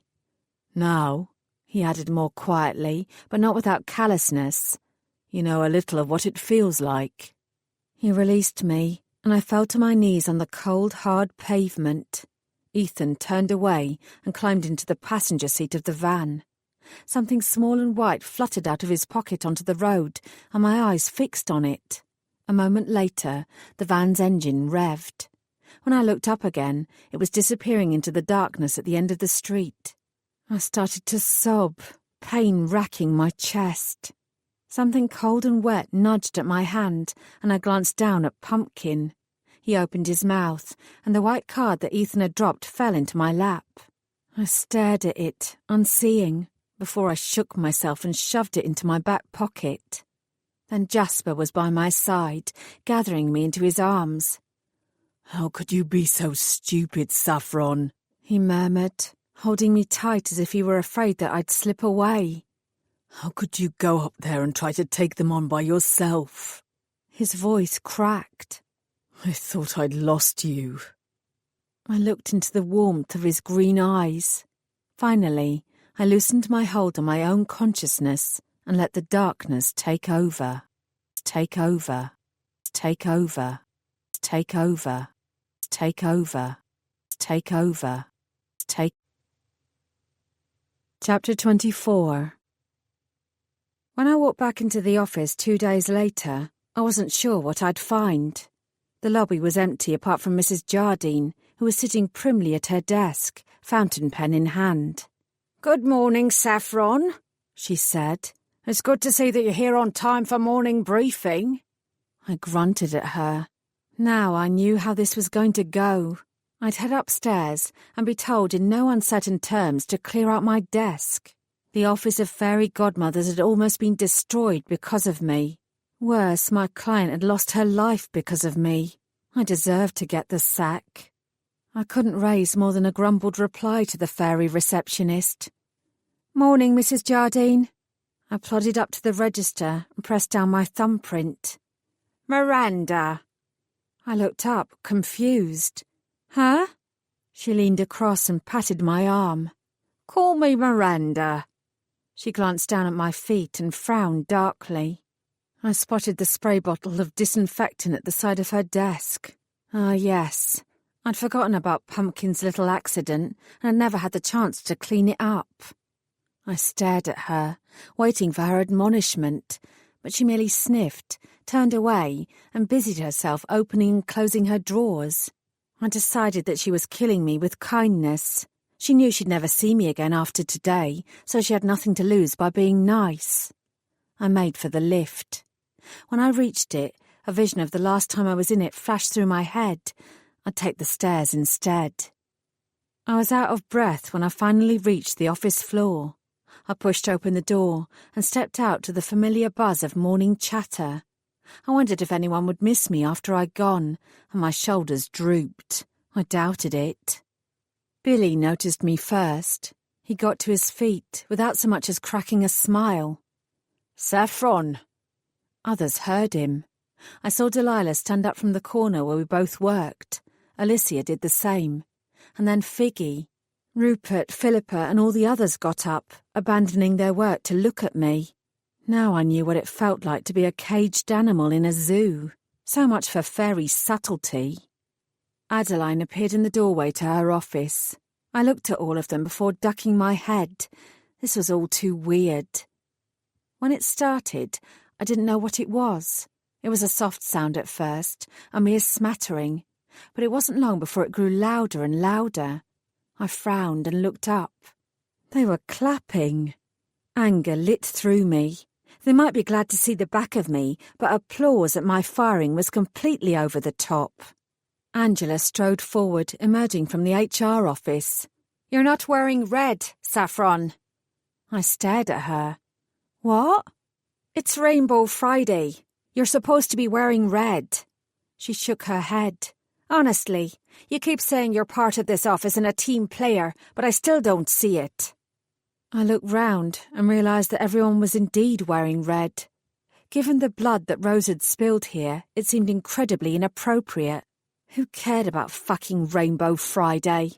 I opened my mouth to tell Angela just that, but before I could, she leaned forward and drew me into a hug. I froze. "For what it's worth," she murmured in my ear, "I'm glad you're all right."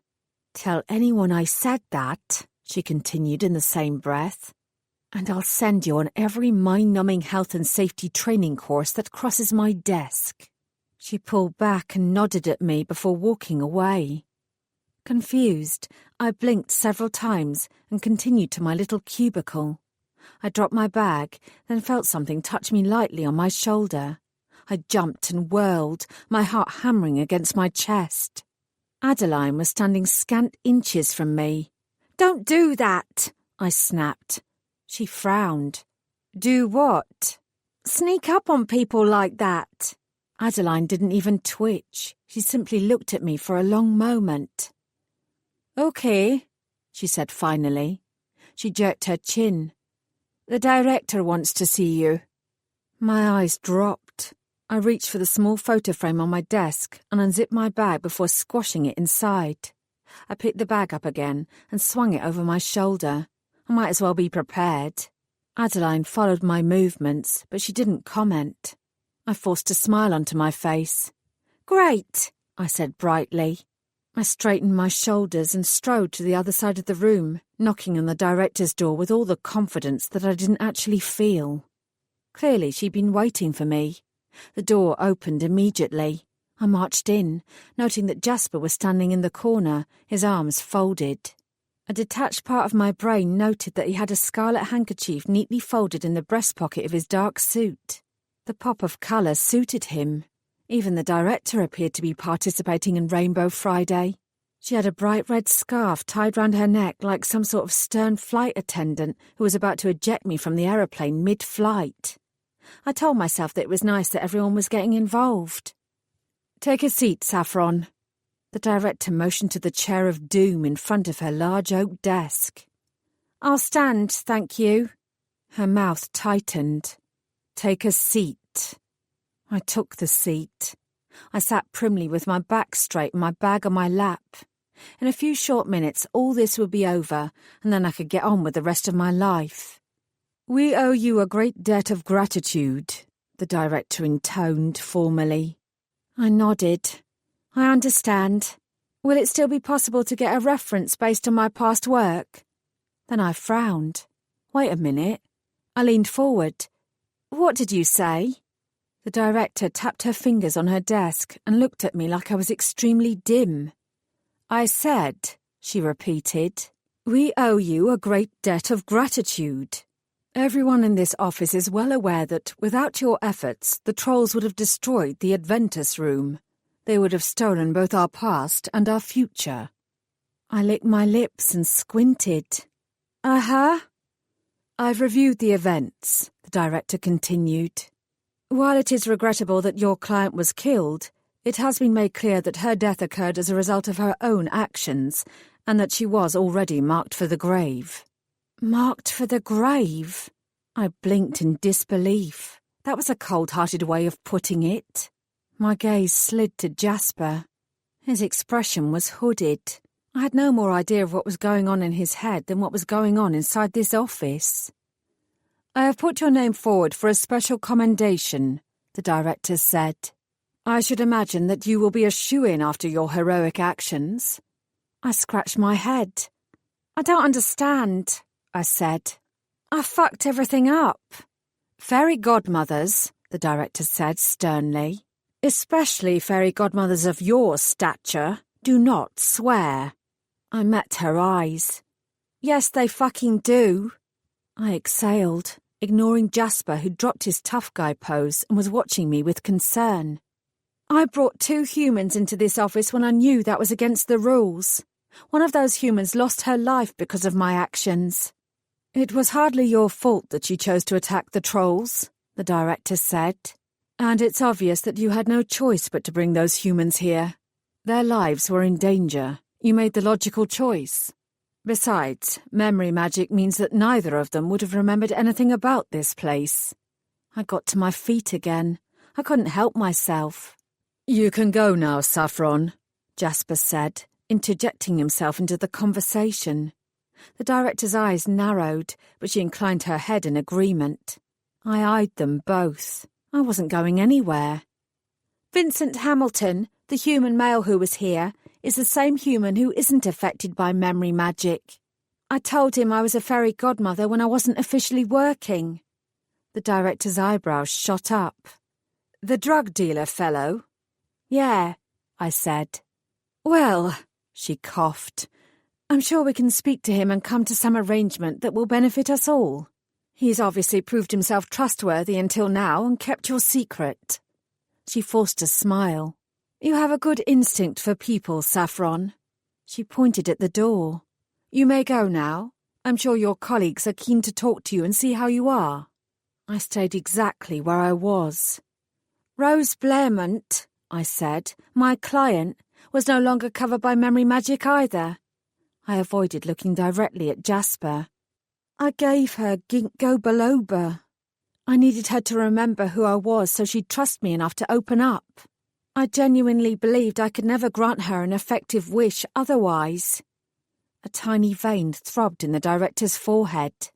That is not behaviour we would normally condone, she said stiffly. But you have explained your reasoning for your actions. With her unfortunate death, there is no danger that she will reveal our existence to anyone else. What the hell was going on? I was beginning to get the distinct feeling that I could tell the director I was responsible for the assassination of Franz Ferdinand, and she'd shrug it off. Rose died because of me. And if I'd been more on the ball, the trolls would never have got close to the damned Adventus room. Jasper explicitly told me not to mess with memory magic, I said aloud, but I still did it. He shifted his weight. I didn't have all the facts at the time. The director waved her hand. There you go, then. You did what you did in order to grant your client's wish. She looked down. Do you know, I think it will be fantastic to have an office pet, especially one who's so well behaved. Pumpkin, who had remained resolutely by my feet the entire time, suddenly appeared to sense that he was the topic of conversation. He picked himself up and wandered over to the director's desk. He swung his head towards me for a moment with a knowing glint in his brown eyes. He cocked his leg. The director let out a yelp, then her face twisted and she turned it into a laugh. Ha ha! How cute! He's marking his territory as all good dogs should do. I looked from her to Jasper to Pumpkin. Realization finally dawned.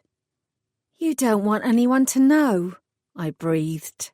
You don't want any other fairies to realise that this office almost became extinct under your watch. None of this is because I've done the right thing. It's because you don't want word getting out about what's happened. This is about your reputation. Her expression grew icy cold. Our reputation. You are still a part of this office, Saffron. Jasper stepped towards me. I looked at him. You can't condone this, I said. You can't condone another cover-up. He shook his head. You've misunderstood what's going on, Saffron. I moved away. Actually, I don't think I have. He drew in a breath. Very few people realise how close the trolls came to destroying everything here. I doubt even the trolls themselves realise. I bet their leader Ethan does, I shot back. Don't be so sure. A statement has already gone out, he said. We have outlined the fact that the trolls gained entrance and implied that it was a sting operation created by us and designed to uncover the trolls' identities. He gave me a meaningful look. After all, that was the remit of your task force in the first place. You achieved your goal. But it wasn't a fucking sting operation. Jasper gave me a curt nod of acknowledgement. No, he admitted, it wasn't. But the worst thing we can do is create panic about what the trolls are capable of. They want disruption. They want to create fear. That's how they win. As far as they're concerned, they will only have won when the fairy godmothers have been destroyed. Jasper held my gaze. Guilt and fear can be more destructive than bombs. He sighed. Nothing about this is ideal. I shook my head in disgust. It doesn't take very much to blow down a house of cards, I said. And if all you both care about is a reputation that's built on a foundation of lies, that house will fall down even faster. My shoulders sank. I'm done here. I turned to leave. Jasper reached out and grabbed my arm. I gave him a pointed look, and at the exact same time, Pumpkin's body vibrated with growls. Jasper dropped his hand. Saffron, he said heavily. What do you think happens if fairies believe the trolls are figures of strength and power, who are so wholly intent on vengeance that they don't care who or what gets in their way? You know that the trolls will be overcome sooner or later. Their guerrilla war won't last. This isn't just for our good, it's for the trolls' good too. Fear engenders hatred, and hatred engenders violence. If the fairies' fears are stoked against the trolls, this situation will soon get out of control. And if this becomes all-out war, no one wins. His voice dropped. Things might still end up that way. But while we have a chance to avert that situation, we have to take it. There's no choice. The director cleared her throat. I'd all but forgotten she was in the room.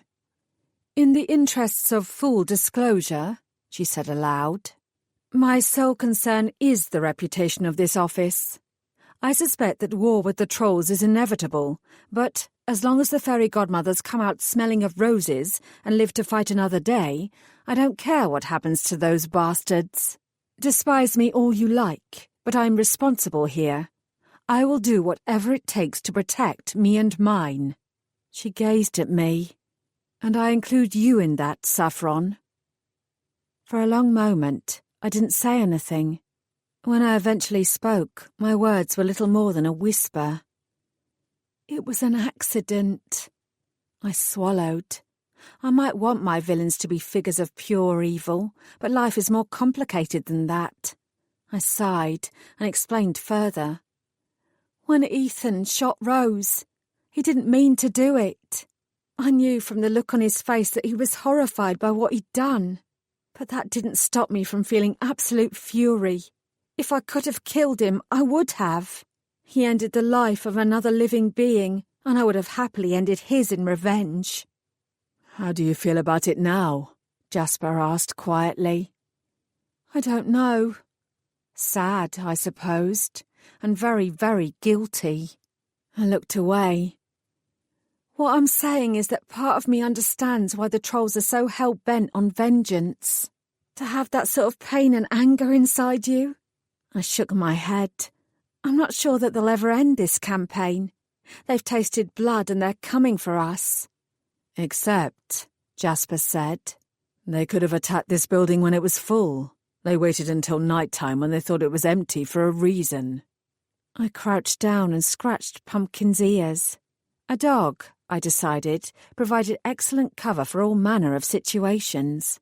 The delay while I patted him allowed me to gather my thoughts. Then Pumpkin nipped me, and I hissed with pain. I stood up again.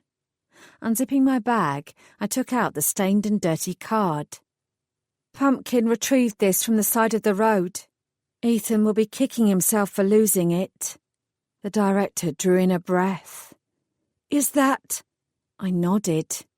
Yes. I stepped forward and very deliberately laid it in front of her. This wish card contains all the details about what happened in Wales. It's there in black and white about how the wish, granted accidentally by this office, caused the deaths of thousands of trolls. The director gazed at it as if it were an explosive device. It's fortunate that this didn't get into the wrong hands. I flicked a look at Jasper. Sometimes, I said, owning up to the harsh truth can improve a reputation in the long run. If you can't admit to what really happened the other night, perhaps there is something you can do instead. A gleam lit his eyes. Indeed, he murmured.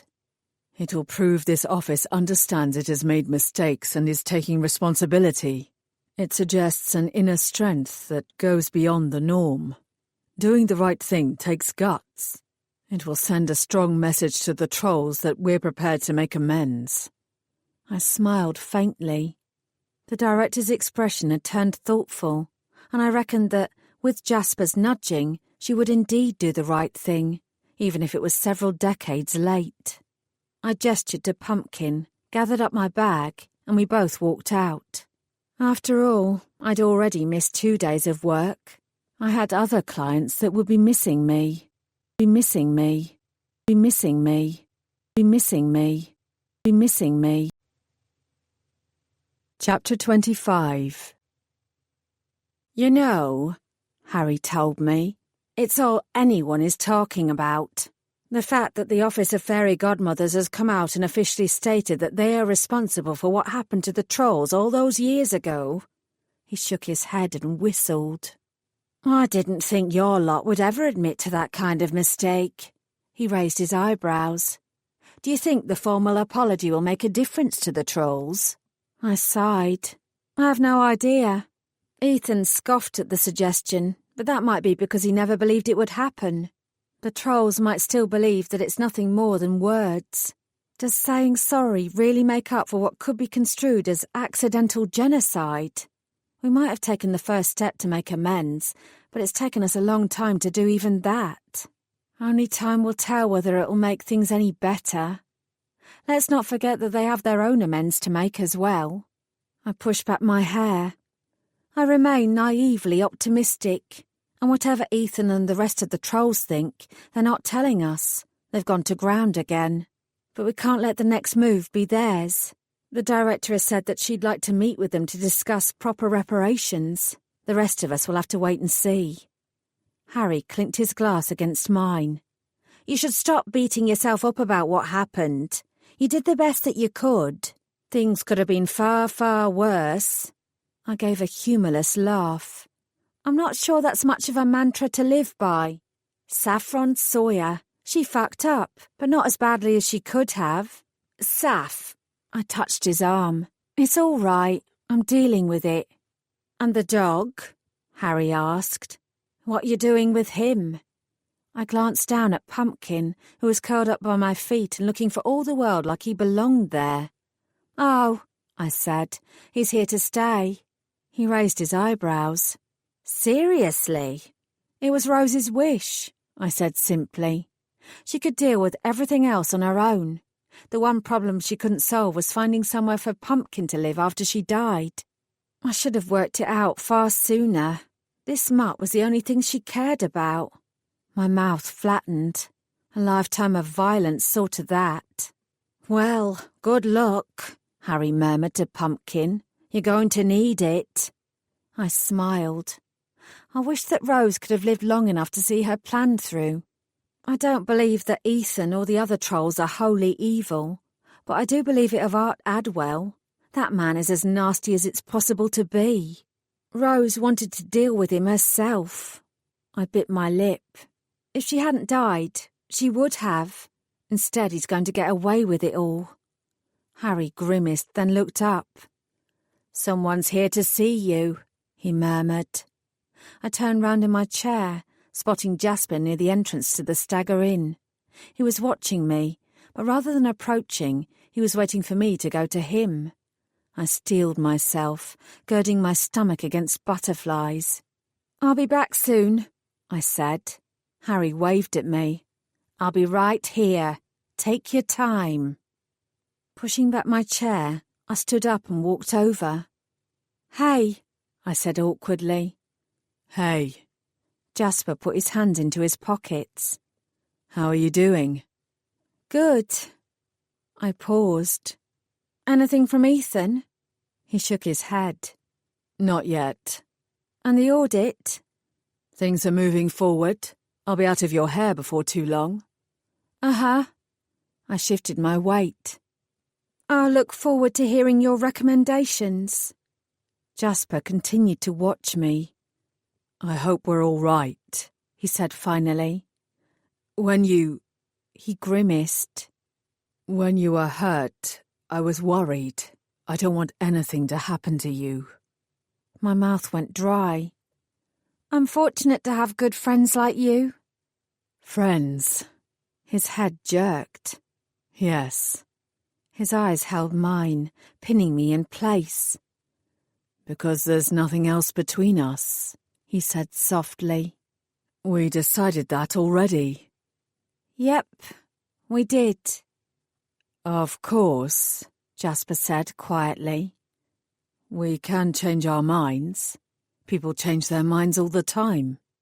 I stared at him. He shook himself. Anyway, he said, I've got something for you. He reached down to a bag at his feet. The clothes that you were wearing that night. The ferry medic gave them to me after we brought you in to be looked at.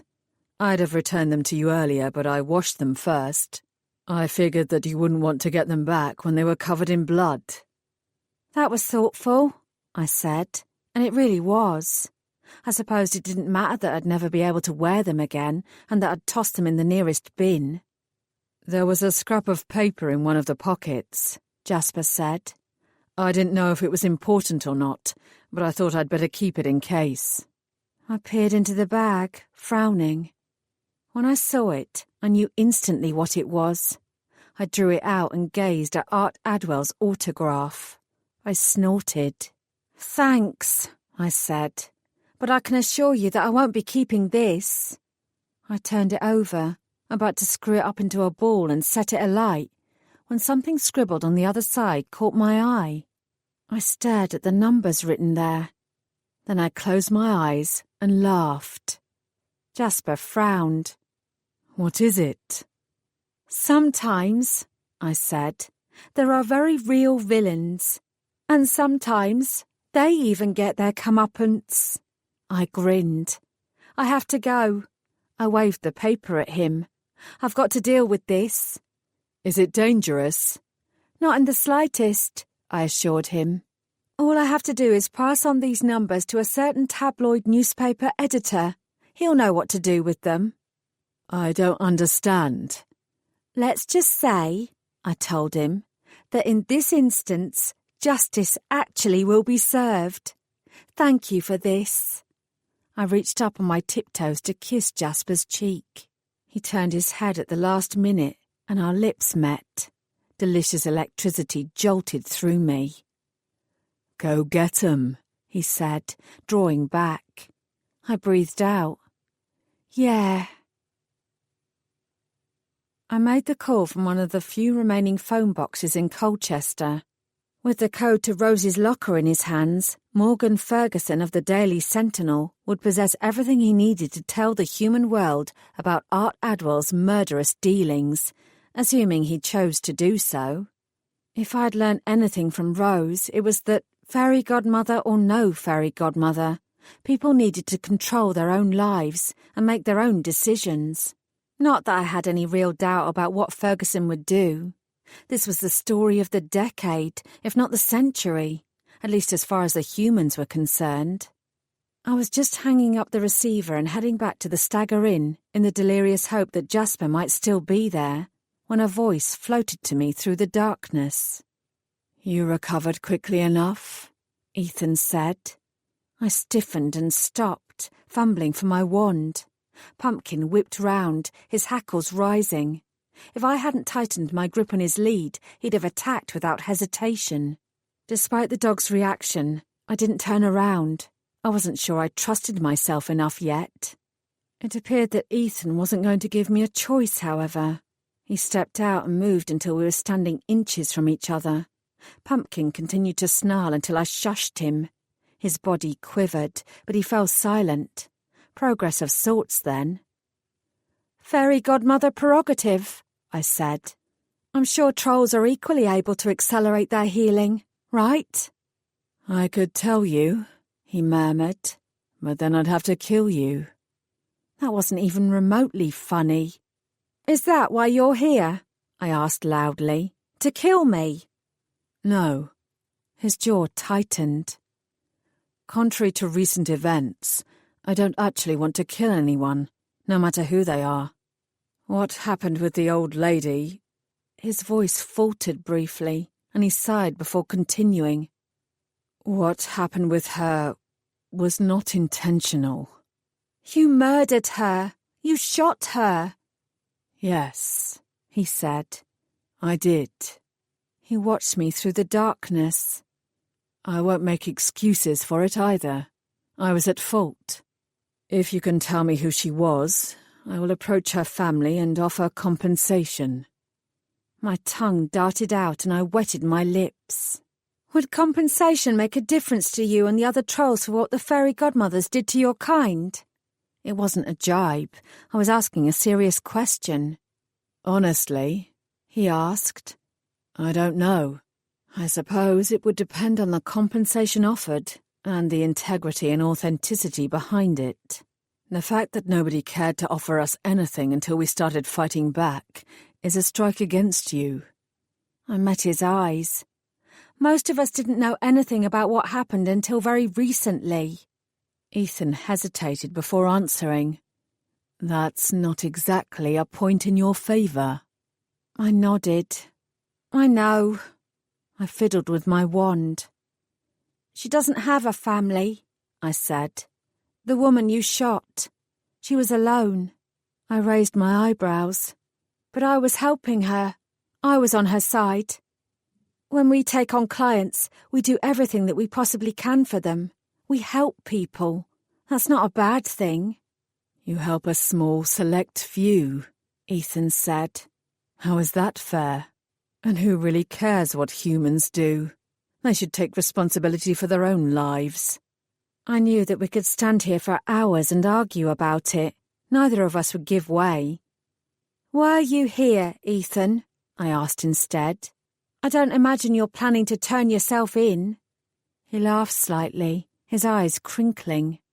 "No, that's not on my agenda. I came to tell you that we heard your apology. We are retreating for now to consider matters further. Our wish list is temporarily on hold. The fact that the director herself admitted what was done to our people has actually made a small difference." He sounded surprised. "I didn't think it would, but I was wrong." I wondered whether I'd ever believe that they were ceasing hostilities, even if only temporarily. "We have lived in the darkness of ignorance and been forgotten by the world for a long time," Ethan told me. "We still thirst for vengeance, but we will hold back for a time. We may make demands in the future, or we may decide that nothing is more important than revenge." His expression was frank and honest. "To be truthful, It could go either way. His hand reached up and tugged on his earlobe, and I thought of Delilah. I gazed at him. And will I receive another visit like this, once you have decided? He raised his chin. Yes. Fury has been a part of our psyche for many years, but we are not without honor. Kidnapping isn't honourable. Cutting off fairy toes and ears isn't honourable. Breaking into our building to destroy centuries' worth of work isn't honourable. Ethan smiled sadly. We had to get your attention somehow. He moved, preparing to melt back into the darkness. It wasn't a sting operation, I blurted out. You did almost achieve your goal. You were a whisker away from ruining everything. They lied about how close you came to preserve their reputation, and because they didn't want everyone to hate you so much that there would be all-out war. They want to find a way past this. They? He questioned softly. I bit my lip. We. Ethan was silent for a long moment. Thank you for that, he said finally. Then he slipped away. I remained where I was for several seconds. Pumpkin was still shaking. I reached down and stroked him gently. You're all right, I whispered. It's all right. Part of me wants to kill him still too. I stood up and turned my head. Was that good enough? I asked more loudly. After a beat or two, a strange crackle filled the air, followed by a gasp of dark smoke, and Jasper appeared on the pavement in front of me. I should have known we wouldn't fool you for long, he said. It wasn't about manipulating you, though, Saffron. You needed me to believe in the message, I said. You needed me to pass it on to Ethan because I believed it was the truth. I paused. Is it? Jasper answered instantly. It is. We don't want war. We need the trolls to realize that too. The only thing that will prevent more deaths now is carefully wrought diplomacy. We suspected they would approach you again, and we were right. I'm not going to always let you use me like that, I told him. He held my gaze. I appreciate that. I exhaled. Is anything between us real? He bent his head until his face was hovering over mine. More real than anyone else will ever know. He smiled at me, the corners of his lips crooking up. Good night, Saffron. I managed a small smile back. Good night, Jasper. This concludes Wish List by Helen Harper, narrated by Ruth Urquhart. Copyright 2019 by Helen Harper. This unabridged audiobook is published by arrangement with Helen Harper and was produced in the year 2019 by Tantor Media Incorporated, a division of Recorded Books, which holds the copyright thereto. Please visit tantor.com for more information on our growing library of unabridged audiobooks. Audiobooks. Audiobooks. Audiobooks.